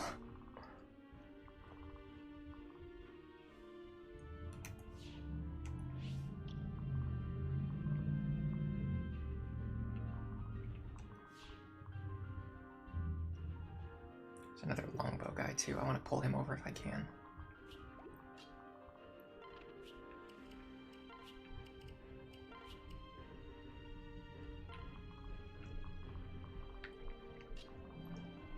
I actually think there's a guy coming out of here. Yeah, there's a Myrmidon coming from here. 1, 2, 3, 4, 5 here. Okay, I can get out of his range though, so it doesn't really matter. But now how do I get everyone else up there? Not that they're all stuck in the center together. And they're getting chased by these guys now too. I guess the idea would be... Can we clear this group in the center? I doubt it. Doubt that. Serious doubts about that. Also have to be careful about those guys too.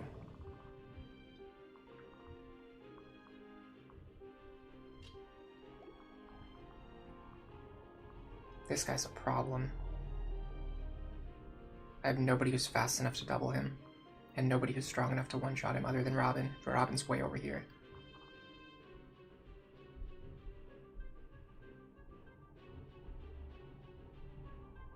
Olivia's stuck over here too now. I split up my group in a very inefficient way. You know what I need is I need Muriel and Lonku up here.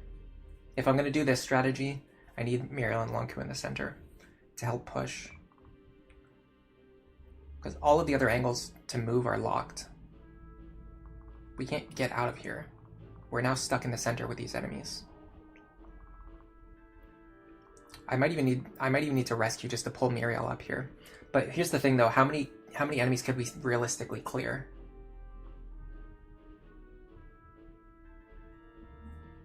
One, 2, 3, 4 at most. Like at the absolute most we could clear 4 enemies. And that's making a lot of assumptions that probably are not true.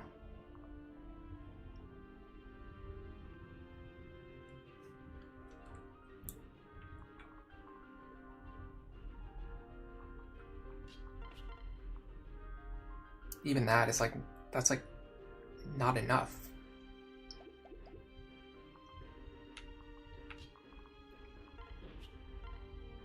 That's even worse.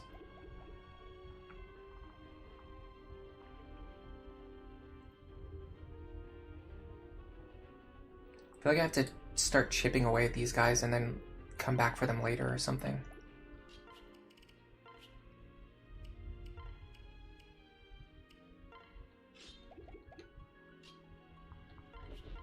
Something like this.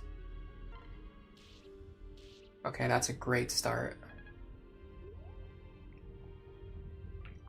And then I need to like rescue my units back in a way that allows me to enemy phase only the ones that I'm currently comfortable fighting, while also staying out of range of these reinforcements.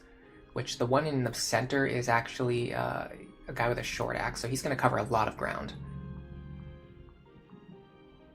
I need someone standing here, I think. Can it be Lisa? And can she rescue Cordelia back? Because that would solve a lot of problems.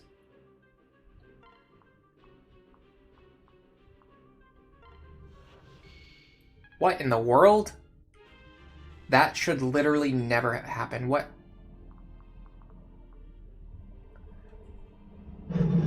We've tested this before. We've tested this on stream before. When there's a woods tile to the south, your units are supposed to get pushed away. Either north, east, or west. Even if they have flight. Is it like just this specific map or something? Or is it just dark flyers? This is it. Oh, sorry about that, guys. Accidentally hit my glass. This is extremely atypical. I do not know how that happened. I know she's a flying type. I can see that she has wings. I'm saying we've tested this before on stream. Even when the characters have flight, they still usually got pushed off the forest. Unless I'm just misremembering.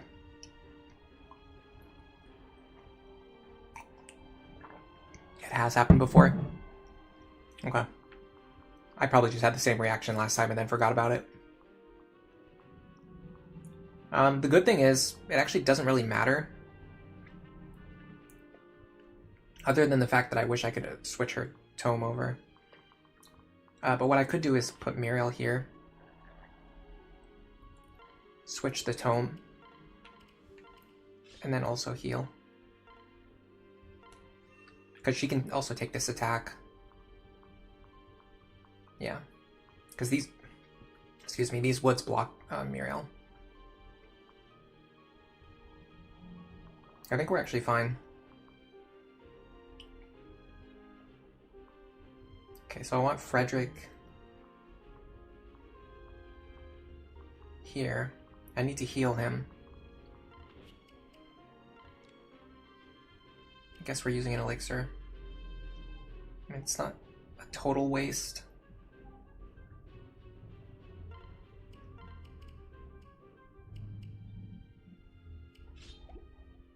He does have a lot of HP, but concoction would have been better here.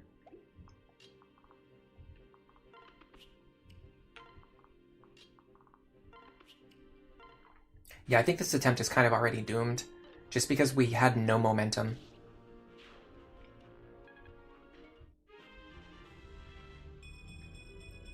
All of our units got stuck in the center and they have nowhere to go now. They can't reunite with our best combat unit. I think if we have any chance of getting through this attempt, we have to push through the center, like, right now. Like, we have to get through these 3 enemies. And just start moving up here so we can reunite with Robin up here in the top left. This turn, there is a fighter coming from here. I have to be very careful of that. And there's a Myrmidon coming from here, which doesn't scare me at all. So I guess with flyers, they just ignore the rules of rescue staff positioning. I could have sworn it was the opposite, but I guess I'm just misremembering.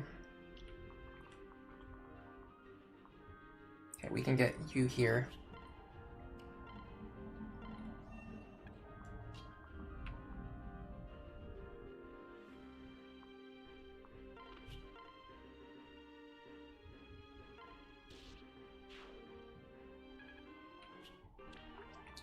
that deals with one problem. If he does anything, it's just going to be to rescue someone over here. Which we very, very well might need to end up doing. No, we have to kill this guy right now. We have to kill this guy right now. This guy, we don't necessarily need to kill, but we need to at least be in a good position to deal with him.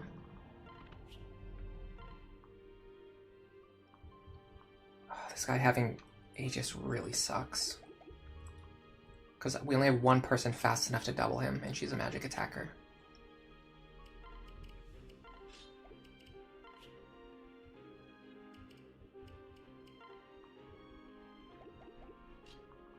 Pretty sure this is our highest chance. We got 2 chances to dual strike. Good crit chances. Didn't get either. Either crit, I mean.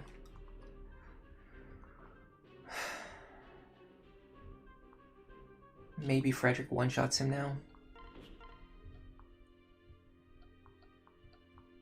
Not quite, but he could fight him if we need him to do it.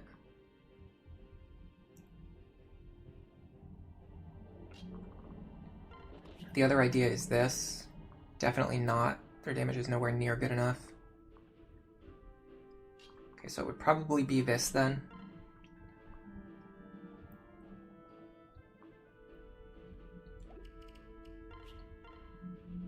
If we have to rely on dual strikes anyway, just use the steel axe.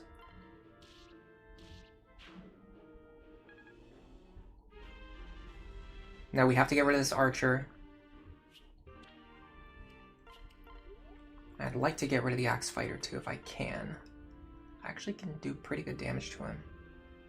Doesn't quite kill, but I think I can get the kill if I pair up Henry with her. I'll do that.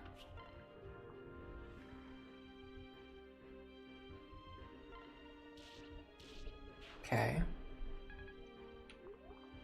And then you go here.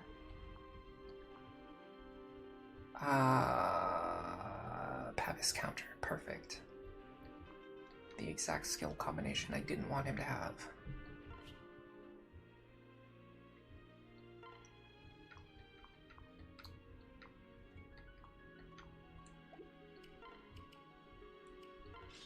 I think we just play for killing edge crits here.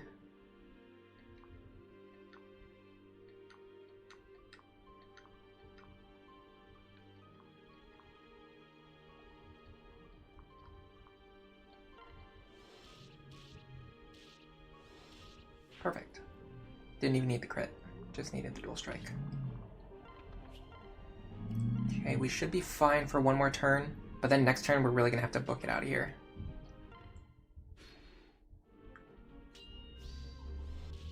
We can block at least one of the longbow spawns just by standing on the fort. Okay, so this turn... Yeah, we're using a very Robin-reliant strategy right now. The weird anomaly was Sleeping Tiki. Yeah, I remember that one now too, that you're mentioning it.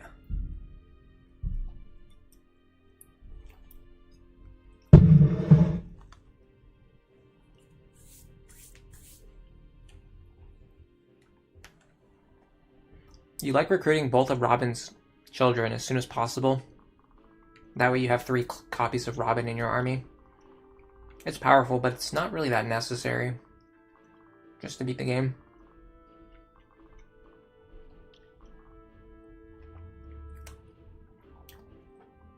I'm sorry if you guys can hear me chewing, by the way. It's probably gross sounding. Oh, I was going to look up the reinforcements for this turn. Okay, this is the tough turn.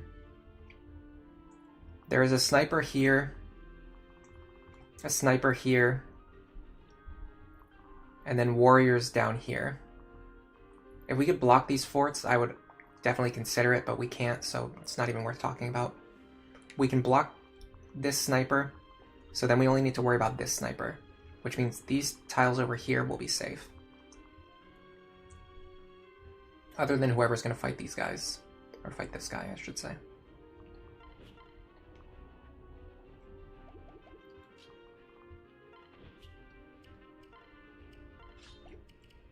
So if I do this, this,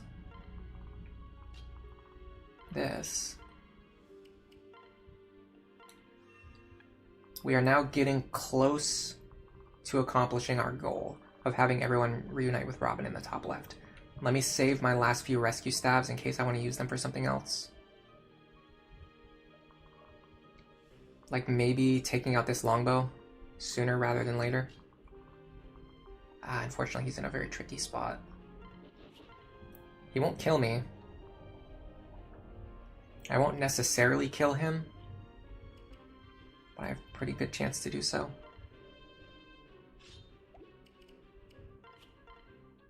Is it worth it, or should I just wait till I have a better angle of attack?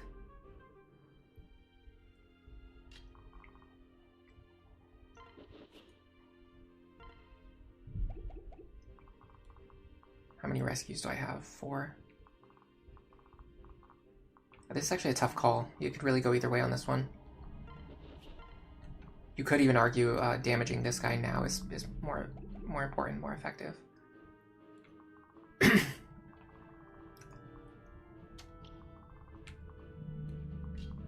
Robin here.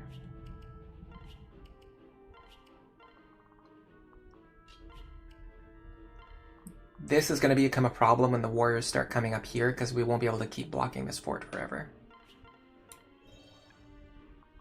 And honestly, Libra's not really accomplishing anything right now. You know what I could do is this.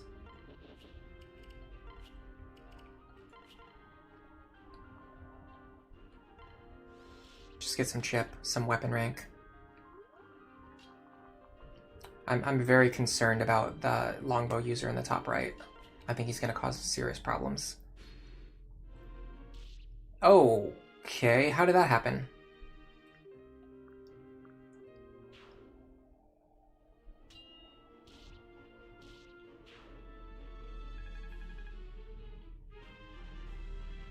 The fact that Crom could actually fight that guy is pretty epic. I'm just going to let this turn play out, and then I'm going to look at what happened, and I'm going to understand why. I'm guessing he spawned with a longbow. Okay. So, I mean, this isn't necessarily an error, but the wiki just says 2 snipers for the center western and center eastern forts. It should absolutely say 2 snipers with longbows if they spawn with longbows. Why would you not specify that? That's extremely important information. If somebody's looking at the reinforcements and they're trying to figure out what they need to do and what their plan is going to be, they should be warned that these guys are going to spawn with longbows. I mean, I should know that anyway at this point, but 4 hours into stream, I'm not going to remember stuff like that.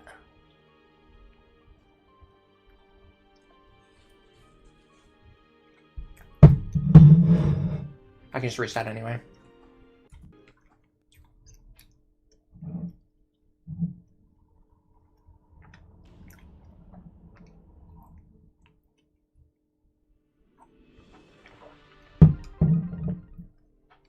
You think WOD is better? You think the wiki's not that good? I mean, I don't necessarily disagree with you, but I don't know, something about the interface on the WOD I just don't really like. Alright, let me think about how we can do a better version of this strategy, where either we get all of our other good units in the center early to make a faster push, or we get everyone up to the left-hand side. I think left-hand side is the smarter play. I think we need to be smarter about getting everyone over to the left.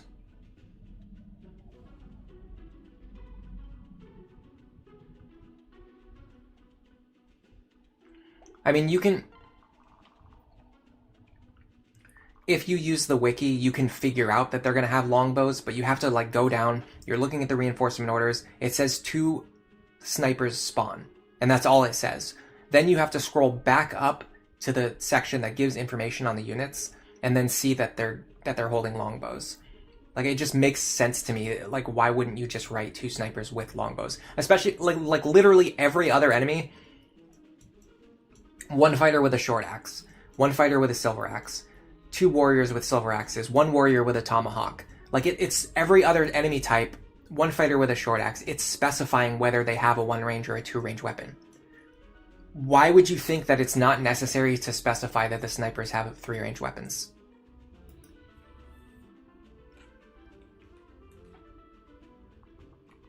And all the snipers don't have longbows. This one doesn't have a longbow. This one doesn't have a longbow.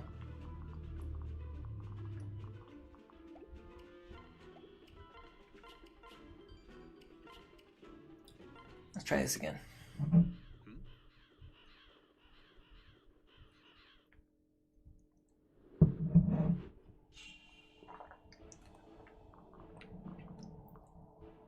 It's just a very bizarre design decision to not include that information. There's no reason not to have it there. And there's many reasons why you should have it there. That's the best way I can say what I'm trying to say.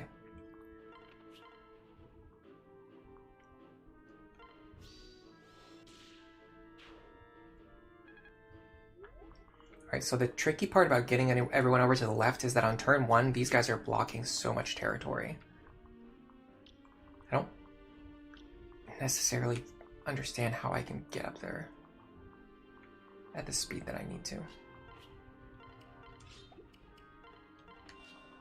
Because on turn 2, the space is also going to be blocked.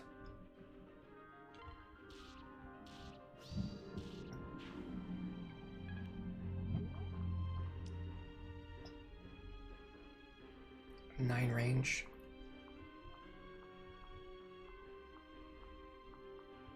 Can I really pull him all the way back here?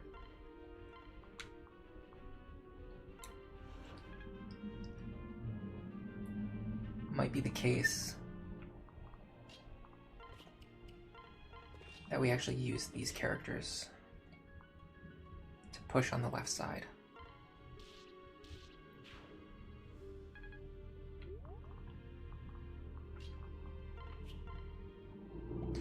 What about this square here? This one was only targeted by a guy with a short axe, right? If I pull you into that space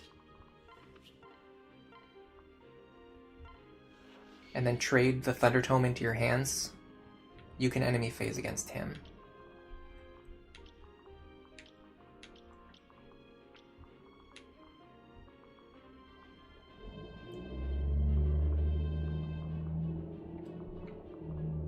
Honestly, maybe Muriel was the better option to do that, though. Well, no, because he has Aegis, so maybe we actually use a Javelin for this. Or we dance for you. What does that accomplish?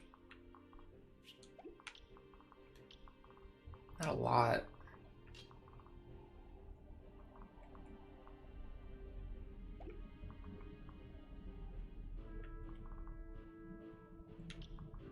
Let's just let Robin sweep.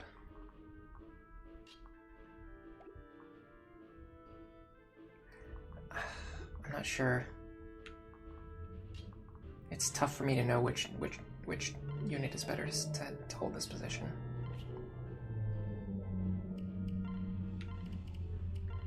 It feels like I'm not making very good use of Olivia, though. I can see exactly what it's going to look like. That's actually pretty good. That's better than I was expecting. Okay, yeah, we'll do this.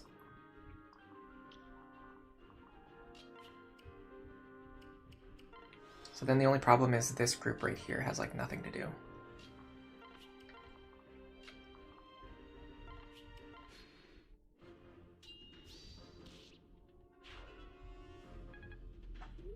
Okay, so Robin should be able to sweep here like last time.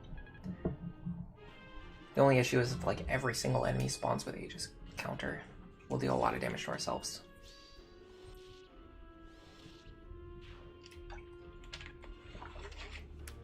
We're getting pretty lucky that the ones that have Aegis don't have counter, honestly. It's not that uncommon to get, I think it's like 10% or something, to get like a very exact combination of two skills. I don't know what the exact percentage is. I just made up a number. Okay, that went much better. It's gonna be a lot easier to get our units up there now.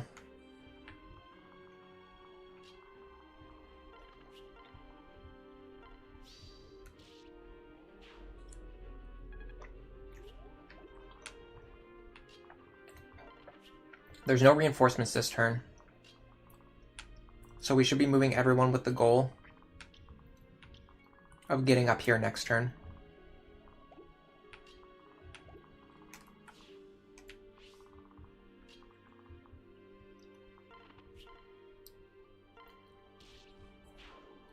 That should be our goal right now, getting everyone up there. Or if they can fly, maybe that we can leave them over here for a turn.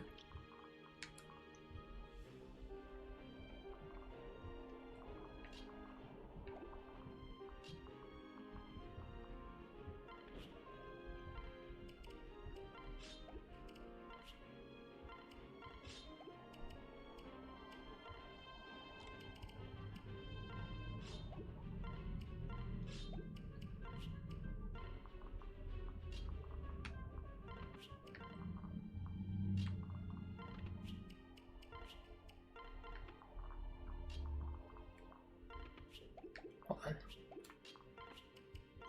Don't be a fool.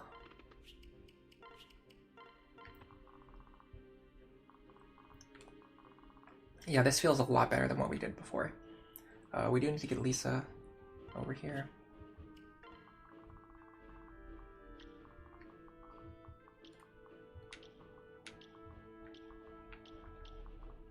Okay. It feels like we're not really using Cordelia or Stall for anything this turn, but I guess that's fine.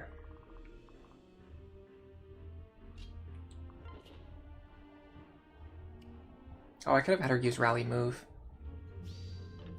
and then gotten everyone further.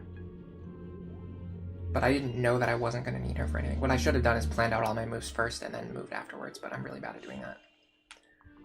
I'm very good at just jumping in and making moves without thinking. I'm very good at that.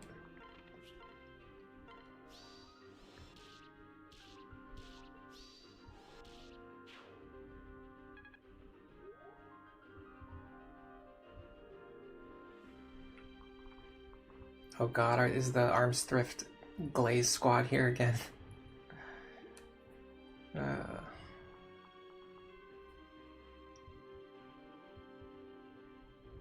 Superior weapons, Titania Axe, Soul, and Luna all act as free skill slots.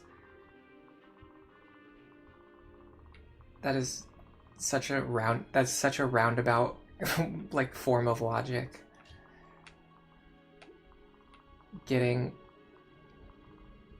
rare weapons that you can't guarantee that they're going to drop. Nerfing Robin's short-term and long-term potential just so that you can use them when they're not even like that much like if you look at my characters, like they're all just using normal weapons and I'm winning the chapter, right? So what would having a Titania's axe or what would having a Luna sword, like what would that accomplish when my characters can already beat enemies with regular weapons, like with steel swords? With a regular, like you can win with a regular flux tome, right? It's just, it's literally such a feels over logic skill. People just like the feeling of having it equipped and not breaking their weapons, and they just try to justify any reason they can to use it when it's just not good.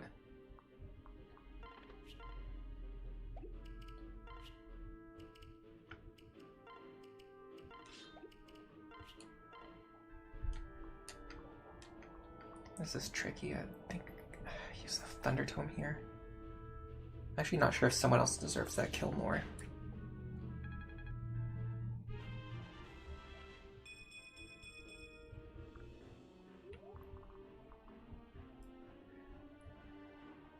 Alright, we have to worry about enemies coming from here.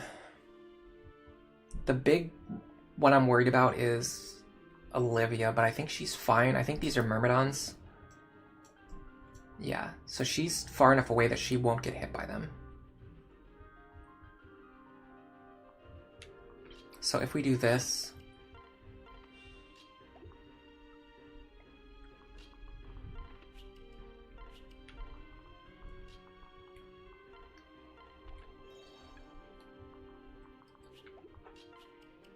This is setting up what we should have done last attempt, where everyone gets up here on the left side cliff. And this will allow us to deal with the enemies kind of like, not one at a time, but in smaller groups, and use the choke points to our advantage, which we can't do if we're spread out, and especially not if we're in the center and we're surrounded.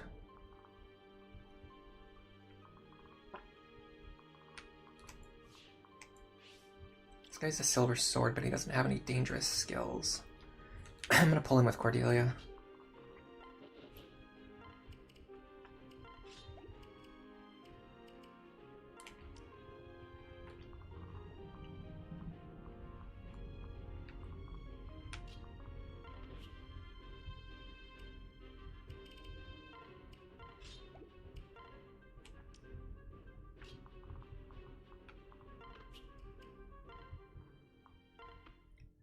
Okay, everything should be fine. Beautiful card.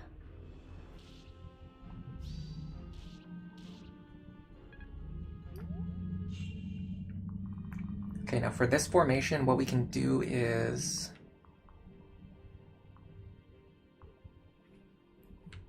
because I have Olivia up here, I can actually target this guy from over the cliff and then dance myself to safety, or I can do it with Robin and then have Robin sweep the two ranged characters on the bottom side of the cliff, which is also very nice.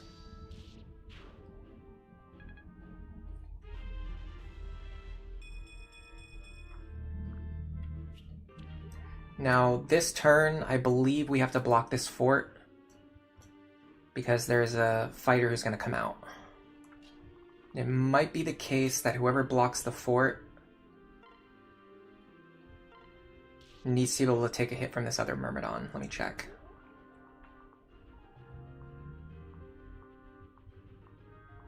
Actually, no. We're totally fine.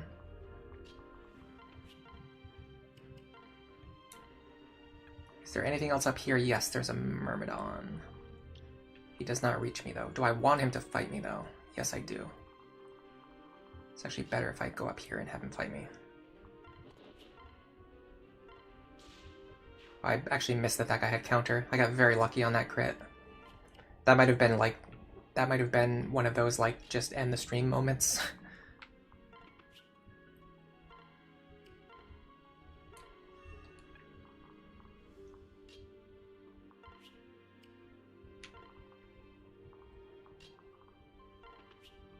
I could dance Robin out of the way here, but I can also just leave them here and let them sweep a couple of enemies, which is even better. Can Muriel fight this guy? Answer seems to be yes. And the only issue is a short axe, which we can take. We can take a single short axe. Assuming we kill this guy, which we do. Beautiful. So Robin and Muriel should get some work done now.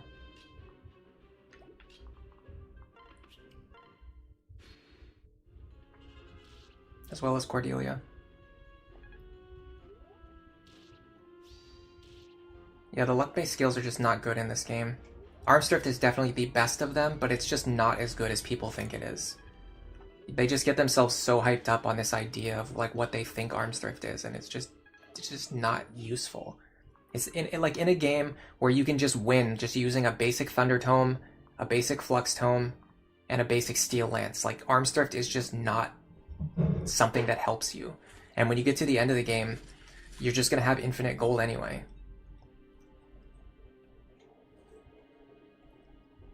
And the weapons that you want to forge are like not the weapons that people are forging. Yeah, Trained Burial is awesome.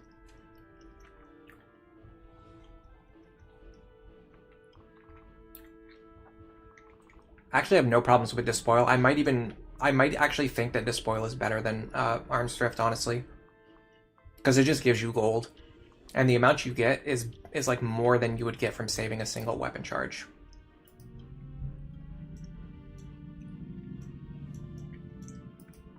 Okay, now this turn we don't have to worry about the longbow sniper because we're all the way over here, so he actually can't reach us.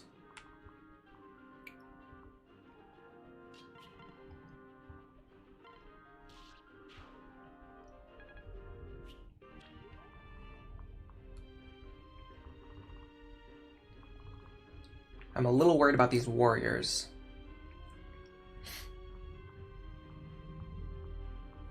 do they have?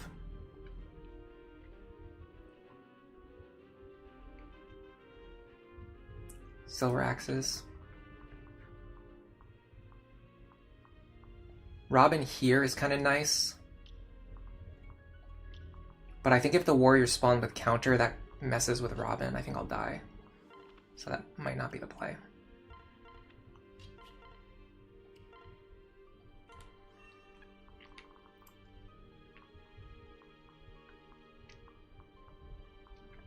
I can hold this position. And it doesn't need to be Robin, it can be anyone who can take this silver sword.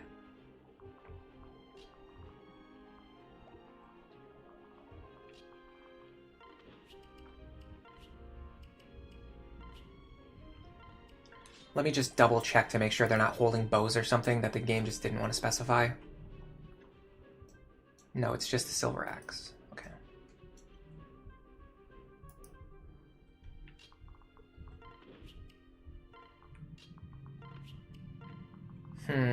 I think Robin down here is actually better. Keeping Olivia close by is good too. And then my rescue staff users can be like up here. Okay, this should go much better than last time. Now the warriors shouldn't be able to reach me. Okay. Yeah, this is much better. No counter on any of them. That's great. This turn, the reinforcements are...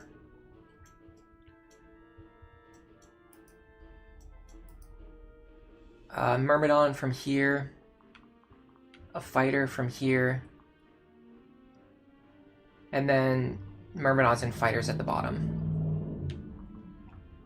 If Robin can plug this gap, we'll be fine. In fact, what we could do is attack from around the corner. That limits the number of enemies who can reach us while letting us thin out their numbers. And then now, whoever fights this guy can just be like just whoever can enemy face him.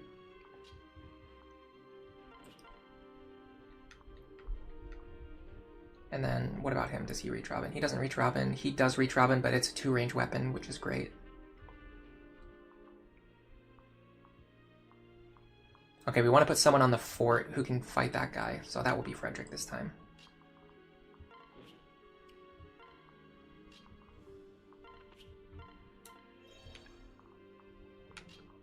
I'm gonna put Henri over here.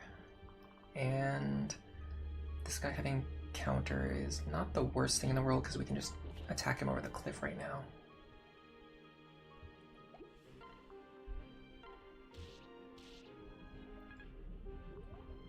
I was hoping for a dual strike there. Then we get these two ready.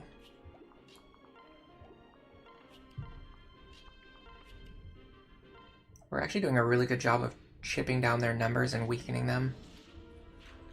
The crits are helping for sure, but the defensive formation is like good enough that we're accomplishing what we need to accomplish. Okay, now this turn, it's going to be... This is the last turn of reinforcements, and it is...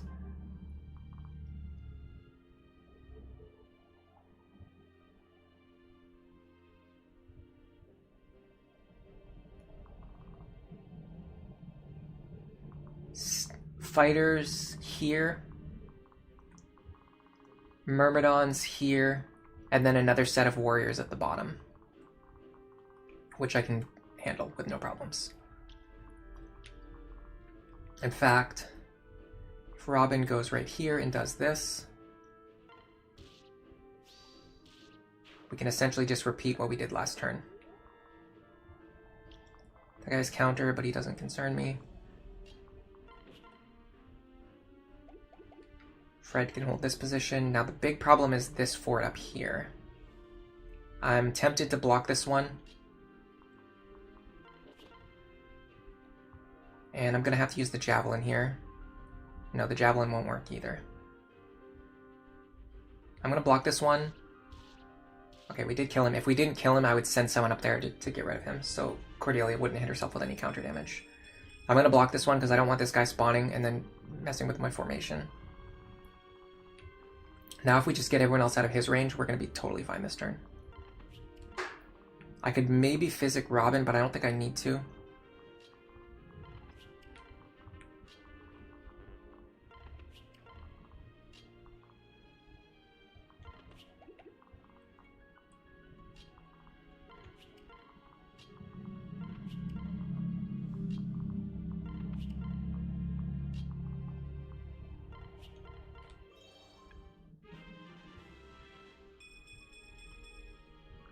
This is a really Robin and Frederick heavy team, which actually makes a lot of sense because I mentioned before my goal with this run was just to get to the end as efficiently as possible and then worry about post-game planning.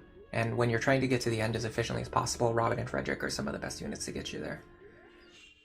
Alright, now I'm feeling pretty good. There are no more reinforcements, so we don't necessarily need to block this fort every turn anymore. Now all we need to do is just clear out the remaining enemies. And it's actually set up in such a way where if I hit this guy, excuse me, I'll only have to take 1, 2, 3 attacks. Around 100 damage minus around 90 damage. We're only going to take like 10 damage. As crazy as that sounds. No, sorry, I missed the longbow. But the longbow does like almost nothing to me. Yeah, so we'll take like 16 damage total.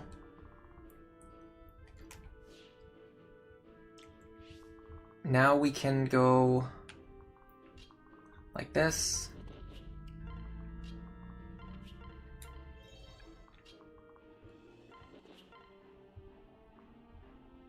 And if we move Fred off the fort, he won't be in any danger.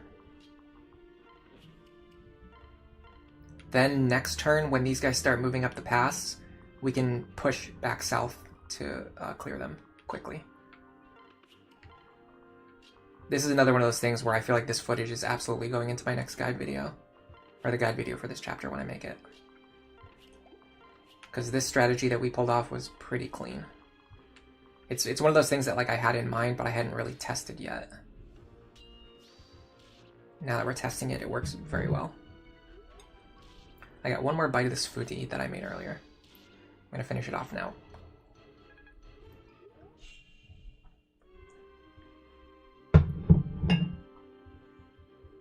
One huge bite. I got a mouthful of food now, hold on.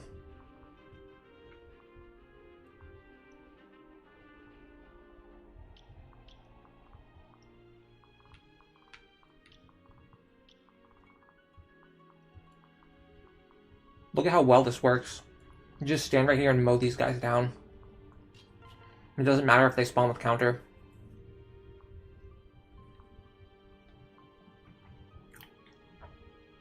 The big problem here is actually counter Aegis.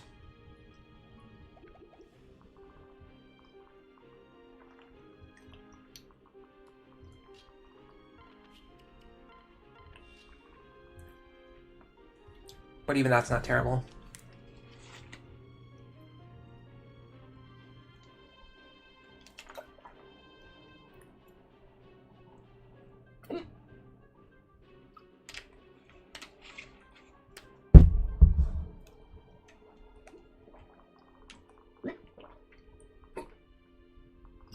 I shouldn't have eaten one huge bite like that. Now I've got the hiccups. You guys know what happens when I get the hiccups. It goes crazy. Counter on him is annoying. I'm trying to figure out if there's a way that I can safely push from here. I'm pretty sure it looks like this.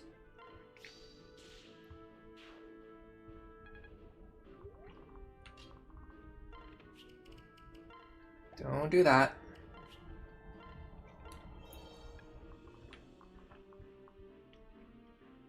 This guy's not threatening at all. I'd actually rather give the experience to someone else if I can.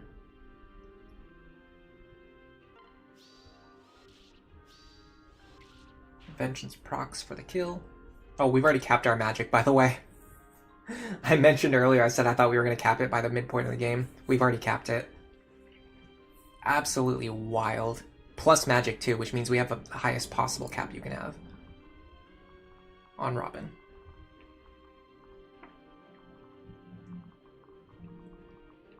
And we don't have a we don't even have a negative modifier either. Like some people use minus luck Robin, which ends up with a 47 magic cap. We actually have the capped 48 magic, plus magic minus strength. Phenomenal work. Exquisite. Divine. Truly.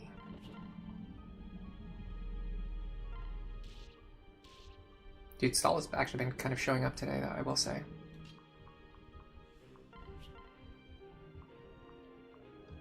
And I'd like for Lunk to get involved here.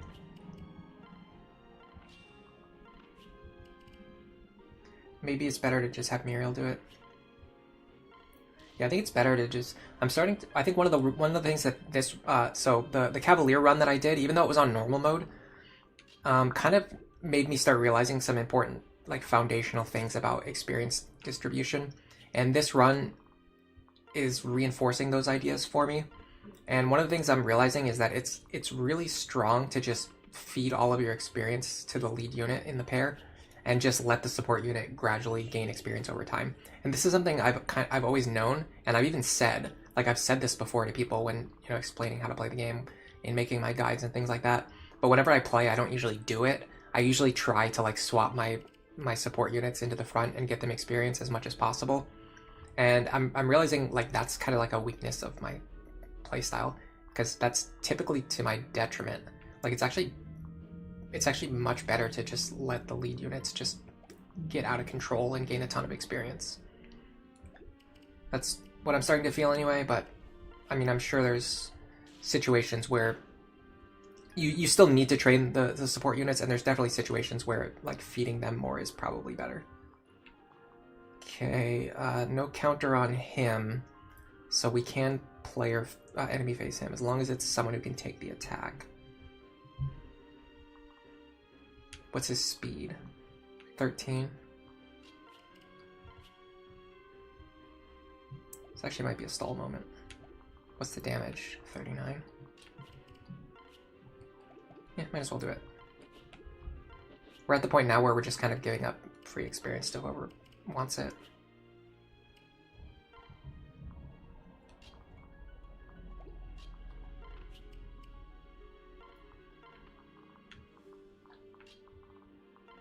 I probably should have moved Robin first and then danced for them so I can move them up here. Because I am going to have to deal with getting pincered on two sides by enemies very soon. These guys having counter means I can't deal with them until next turn anyway.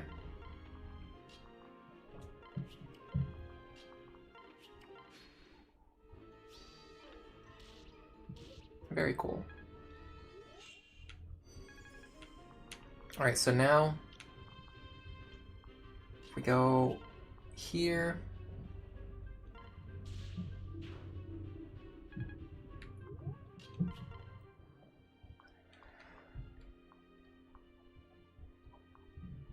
I wish I had just a little more damage there.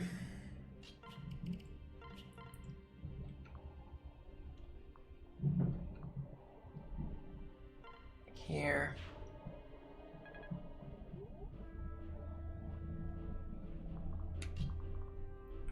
This is a little wonky because if I dance for you, I have to make sure I'm not blocking your attack angle. That's fine. And now we can just move down the pass and then just use the choke point at the bottom to deal with the last group.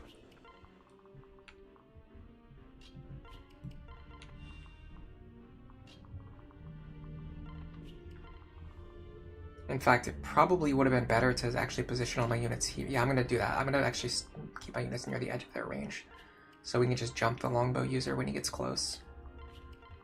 It does mean I'll have to have some of my other units run back up here, but I don't think it's going to matter. It actually might matter more than I thought it was going to. Can I just sandbag for one more turn?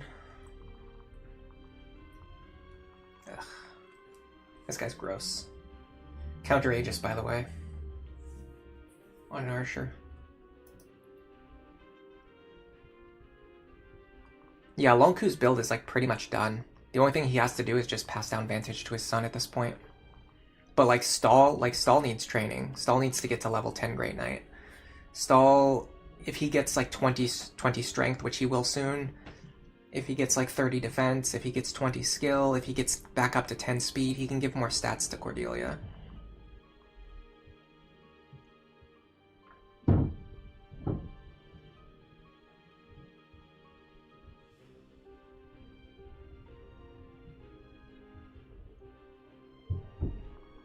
Why does Griffin give luck? That's a good question.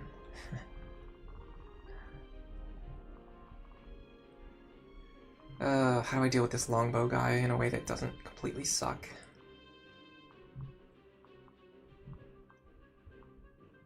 Of course, you got a billion more enemies with counter. Maybe Robin just kills the longbow guy.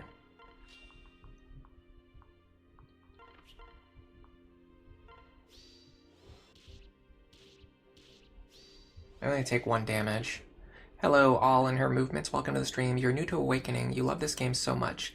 You're not sure how much or when to use second seals, so you're sticking to the main classes for now. That's actually a very good idea. I haven't made my guide on second seals yet. I want to make it at some point, and I need to. But the basic answer that I typically give, like if somebody asks on the Reddit or if someone asks here in the chat, and because I haven't made the guide yet, I just give like a quick answer. The quick answer is most of the time you should only use the second seal if you're using it for a very specific reason and you know what that reason is. So if you're just like, if you'd want to just like use it and you're not really thinking about what you're doing, it's not part of some plan, it's usually going to be a bad idea. And it can actually cause a lot of problems. Like second sealing in this game can cause problems. It can actively cause problems for you if you don't know what you're doing. But like, a really good example here is that pretty much all of our characters here have only used Master Seals. The only one who used the second seal was Robin, and that's because we specifically wanted to get them into Dark Mage. That was a part of our plan. We need Robin to be in Dark Mage for our overall team building strategy to work. But like the other characters, oh yeah, like so Frederick got one too. Frederick going into Wyvern Lord because we needed him to be able to fly in chapter 9, 10, 11, 12, and 13, which we're playing today. So like, but I wouldn't just like make Frederick into like a general or something just for the sake of doing it. I don't know if he even has general. I'm not sure, but yeah, I wouldn't just like make Lonku into a thief just to do it. I did it on the last run just because I wanted him to have lock touch and move +1, but it actually turned out kind of bad. All right, so you go here. Yeah, they're very complicated, and unless you know what you're doing, it's better to just not use them, honestly. That's the best way to put it. I can pull the short axe off of Robin, but whoever does it needs to also be able to take a silver bow sniper. That's a lot of damage. That's 72 damage. I doubt there's anyone I have who takes 72, especially because my best characters are flyers right now, which means they can't take the shot from the bow. Alright, let's just do this. I'm pretty sure Robin's fine here.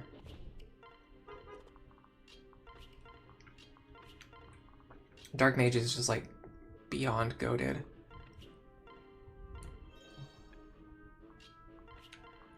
The only way to get the experience onto someone other than Robin here would be to waste Rescue Staves, and I don't think Rescue Staves are that cheap. Yeah. Robin is beyond fine. Just casually one-shotting everything out here. Yeah, normal mode is a lot easier. If you want a good example of how like a normal mode run looks, you should check out my Christmas Cavaliers video if you haven't watched it already. Although that might be why you're here, if you've already watched that. But that was a run I did recently in normal mode, and even though I went out of my way to like optimize some of the characters and builds, it definitely put more of a focus on just like how the game can be played without necessarily needing to do all that much optimization. I just kind of use it as a way to just show off like the differences in optimized builds versus non-optimized builds. And it was a very story-focused run. Alright, for this guy... Honestly, I think I dance for you. And then have you attack.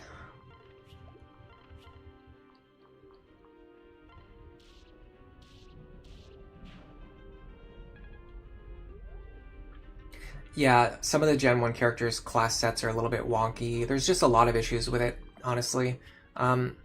With the way reclassing works, so in Fates, when you reclass, you get to keep your level. And you just, so like, if you change from like a level 7 Myrmidon to a level 7 fighter. And you just have like basically the same, like everything. And you just get to continue to progress. And you also get skills from like a backlog. So if you haven't learned like the level 1 Myrmidon skill, then as soon as you level up to level 8 Myrmidon, you just immediately get the level 1 Myrmidon skill. And that makes leveling and class changing very convenient, and it makes it harder to make mistakes. But in Awakening, when you class change, you get reset to level 1 in the new class, and you have to level back up as like a base class unit. With some, so if you wait and do it later, and you reclass into like a promoted class, like in between promoted classes, it's usually not as bad because promoted classes have good stats. So like reclassing from warrior to swordmaster, yes, you're gonna get stuck with like crappy E rank swords, but your stats are gonna be good, so you'll probably be like fine at worst. But if you reset yourself from like a warrior back to like a Myrmidon, your stats are gonna be very bad, and you're gonna be stuck with E rank swords.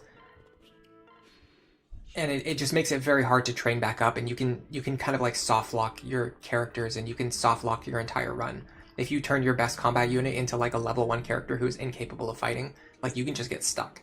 You can just get completely stuck. Alright, I want Cordelia here, I think, if I can get away with it. Cordelia's stall. 44 damage. We take that. We're gonna use the Thunder Tome. Bronze Axe. 0% crit chance. We're totally fine here. We can get 5 rounds of combat like this. 1. So here's another fun tip too if you're new to the game.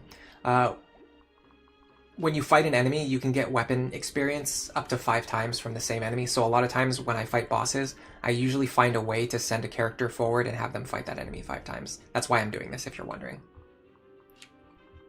Oh, I shouldn't have not have used Anna there. Should have used Muriel and Lisa.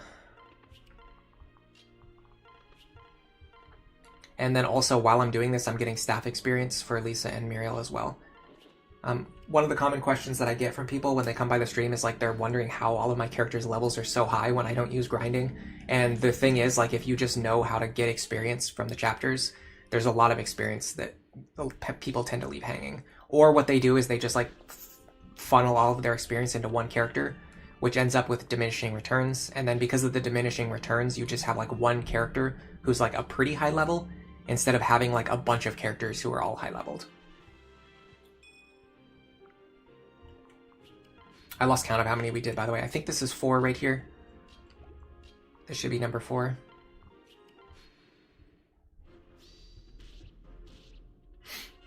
Oh, by the way, I noticed that Stahl also got D rank axes. That's the power of discipline right there. Yeah, he's already up to D rank. So that forged bronze axe is like kind of a waste now. Oh well. We can still use it for other things. And then we'll do this one more time. You've tried using Mage Virion before, it was pretty miserable. Yeah, he has bad magic base and bad magic growth. He's not a very good mage reclass. The reason he has mage in his reclass set is for fatherhood. So Virion is actually a pretty good father unit. And what he wants to do is switch over to mage and then pass down magic +2 to his child. That's what you're like actually trying to do.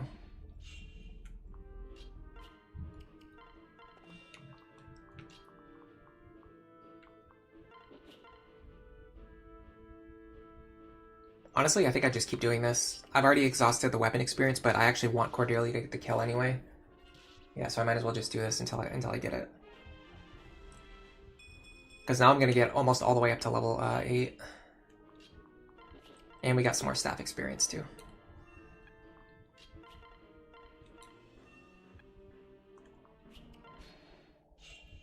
You wanted to pass down focus. Oh, okay, yeah. Passing down focus does require a little bit more training, so I can see that.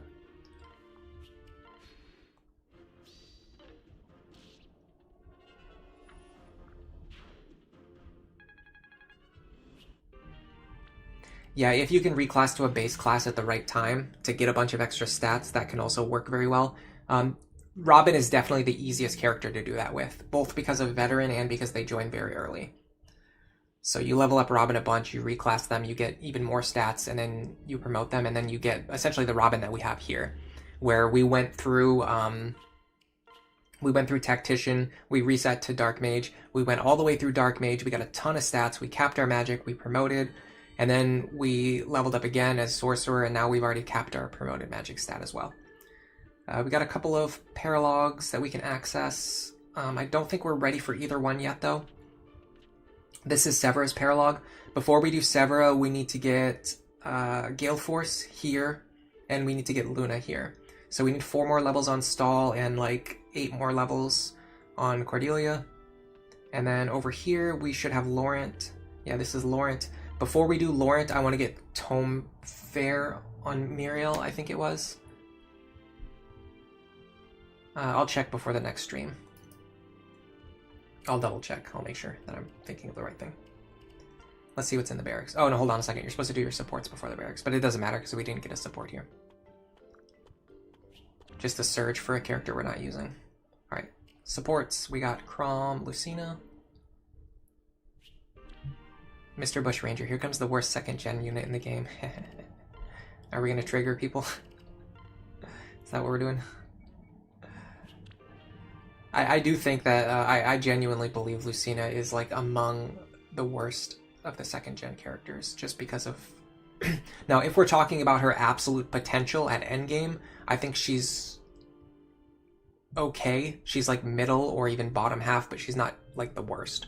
But if you think of her in the context of an actual playthrough, the forced join time, the limited class set, the limited options for parents, it just makes her worse than every other Gen 2 unit, honestly.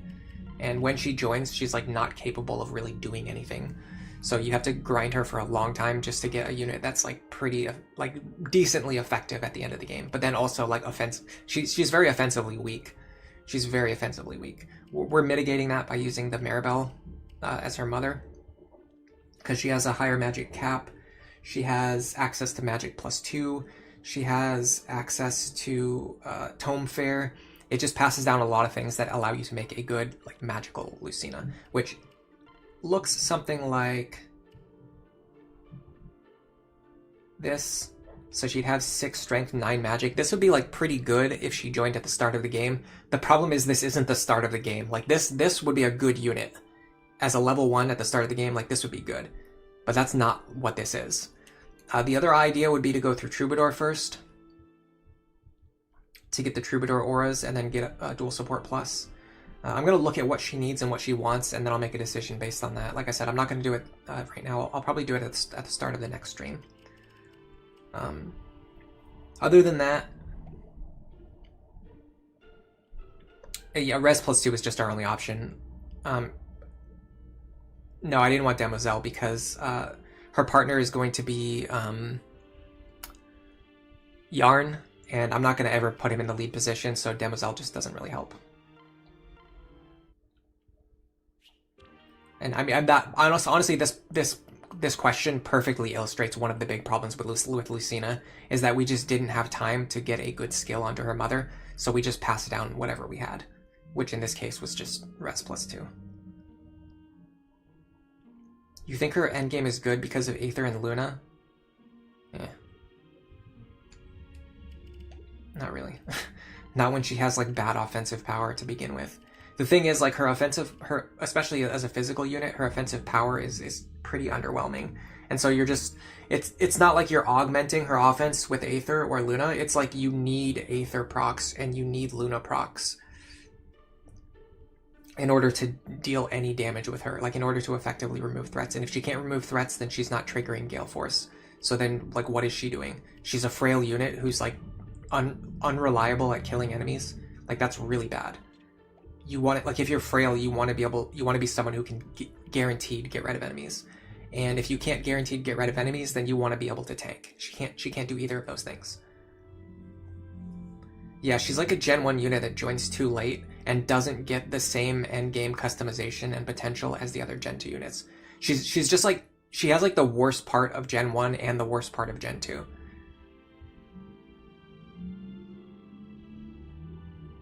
The parent stats at the time they join can help. Yeah. But she's just not that good though. Like, Sumia doesn't have good stats. Sully doesn't have good stats. Maribel doesn't have good stats. Like, what is she inheriting? She's pretty bad in the campaign. If you build her for endgame, you can make her okay, but even then, like, there's a lot of other Gen 2 units who can just leapfrog past her. Like, their potential is so much better because of the fact that they can use any parent they want. It allows them to customize and make stronger endgame builds, whereas Lucina has very limited options. The only way to truly make Lucina great is to use Robin as the mother. That's like the only way to actually make Lucina great. She basically requires the Robin parentage. And there's not any other Gen 2 unit who's like that. Every other Gen 2 unit, like, you can pick a parent, you can find a parent for them to do what you want to do. And they're not even limited to one build. It's like, if you want to use Noir as an archer, you can do that. And there's like, 2 or 3 different dads you can pick. If you want to use her as a mage, you can do that. And there's like 2 or 3 different dads you can pick. But with Lucina, she only has a couple options for her mother, and like, none of them are actually that great for what, like, you want to do. They all feel like very incomplete builds. Grinding Olivia to level 30, like, I guess, could accomplish something. It'd be extremely degenerate, but I could definitely see it accomplishing something. Oh, let's see what these Ana shops have. A bargain Silver Lance would be nice, but it's not really the time to be spending money on stuff like that. An extra Master Seal and Second Seal that we can use. I'm actually a little bit tempted to grab this Second Seal because sometimes it's hard to get Second Seals until much later. I don't think we're gonna have that problem though. We're not really reclassing a bunch. I say that, but then again, look, I'm gonna need to use one on Robin very soon. Very soon, in fact. I might grab this while it's here, because I don't want it to disappear before next week.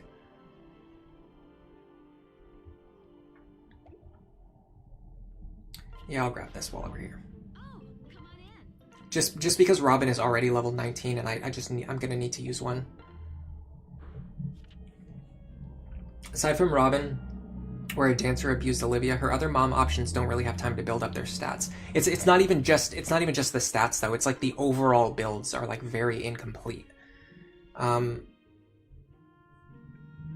mean, with any of the moms that can give Gale Force, you can also get Lance Fair, so that's like kind of nice. I honestly think Maribel is like the best one because you get all of them. You basically get all of the magic classes that you need, and you get Tome Fair, and you get the best magical modifier. You think Second Seals are buyable after next chapter? That might be too late though. We can't have Robin sitting on level, capped to level 20 sorcerer and not gaining any levels for 2 chapters. And if we have to use one on Lucina, which I kind of want to, there's a part of me that wants to do it. Just get her over to Cleric or Troubadour. But I'm not sure because we already have a couple staff users, so do we really need to do that? But I don't know.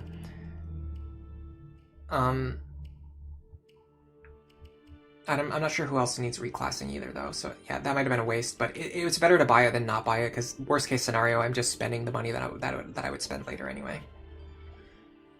Like, I was either going to spend that 2,500 now, or I was going to spend it later.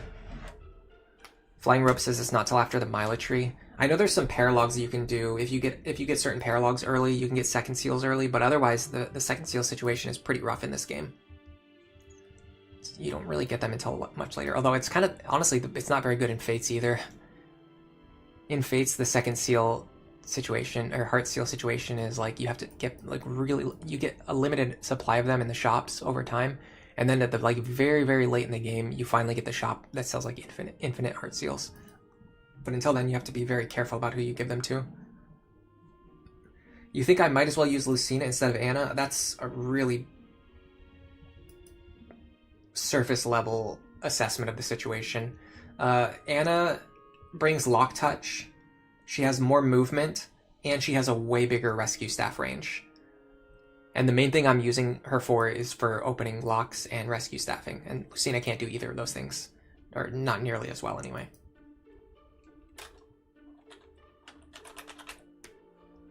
So I really don't think that's the case. If I replaced anyone, it would be like replacing her mother, like replacing Maribel with Lucina.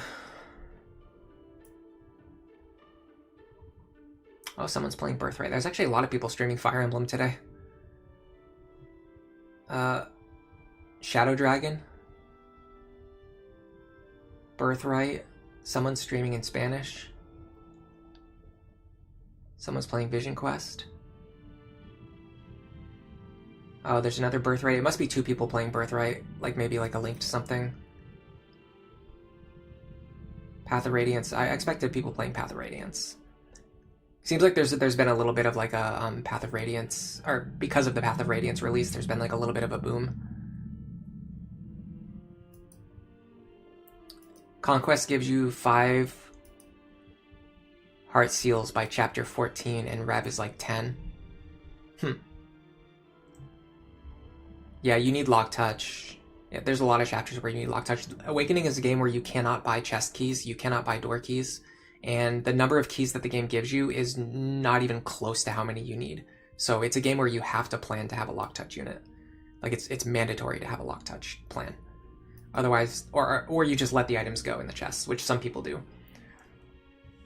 Some people have the mentality that like once you get to a certain point of the game, if you can already beat it, like with your current team, then you don't even need to worry about like chests and other secondary objectives. You just like turn your brain off and just like sweep through the rest of the game. I don't personally like doing that because for me, playing the game isn't about beating it. It's about just like the enjoyment of like actually coming up with strategies and tactics and working against enemy formations and things like that. So just like rushing to the end of the game without thinking is like the opposite of what I want to do. I actually want to like think and enjoy the experience of playing the game. Not to say that like their way of doing it is wrong, it's just my way of enjoying the game is different. Anyway, I think 5 hours is pretty good for a stream length, and I don't really feel like redirecting today, so I'm just not going to do it. There's just too many people, I don't want to pick one. Too many people streaming Fire Emblem. If you guys are really interested, you can just go watch whatever you want to watch. YouTube will probably recommend you something that's stupid and you don't want to watch. And then you can use YouTube's search feature to try and search for something that you do want to watch, and then it won't actually show you what you're trying to look for, it'll recommend you other things instead. And then eventually, maybe you'll find something to watch. So, but that's a whole different matter. That's a criticism of YouTube's wonky algorithm. But that's completely unrelated to what we're discussing. I'm gonna go. So thank you everybody for chatting with me. Thanks for coming to the stream. Thanks to everybody who left a like. Thanks to the lurkers. Thanks to the new subscribers and the regulars. And for now, enjoy the rest of your day.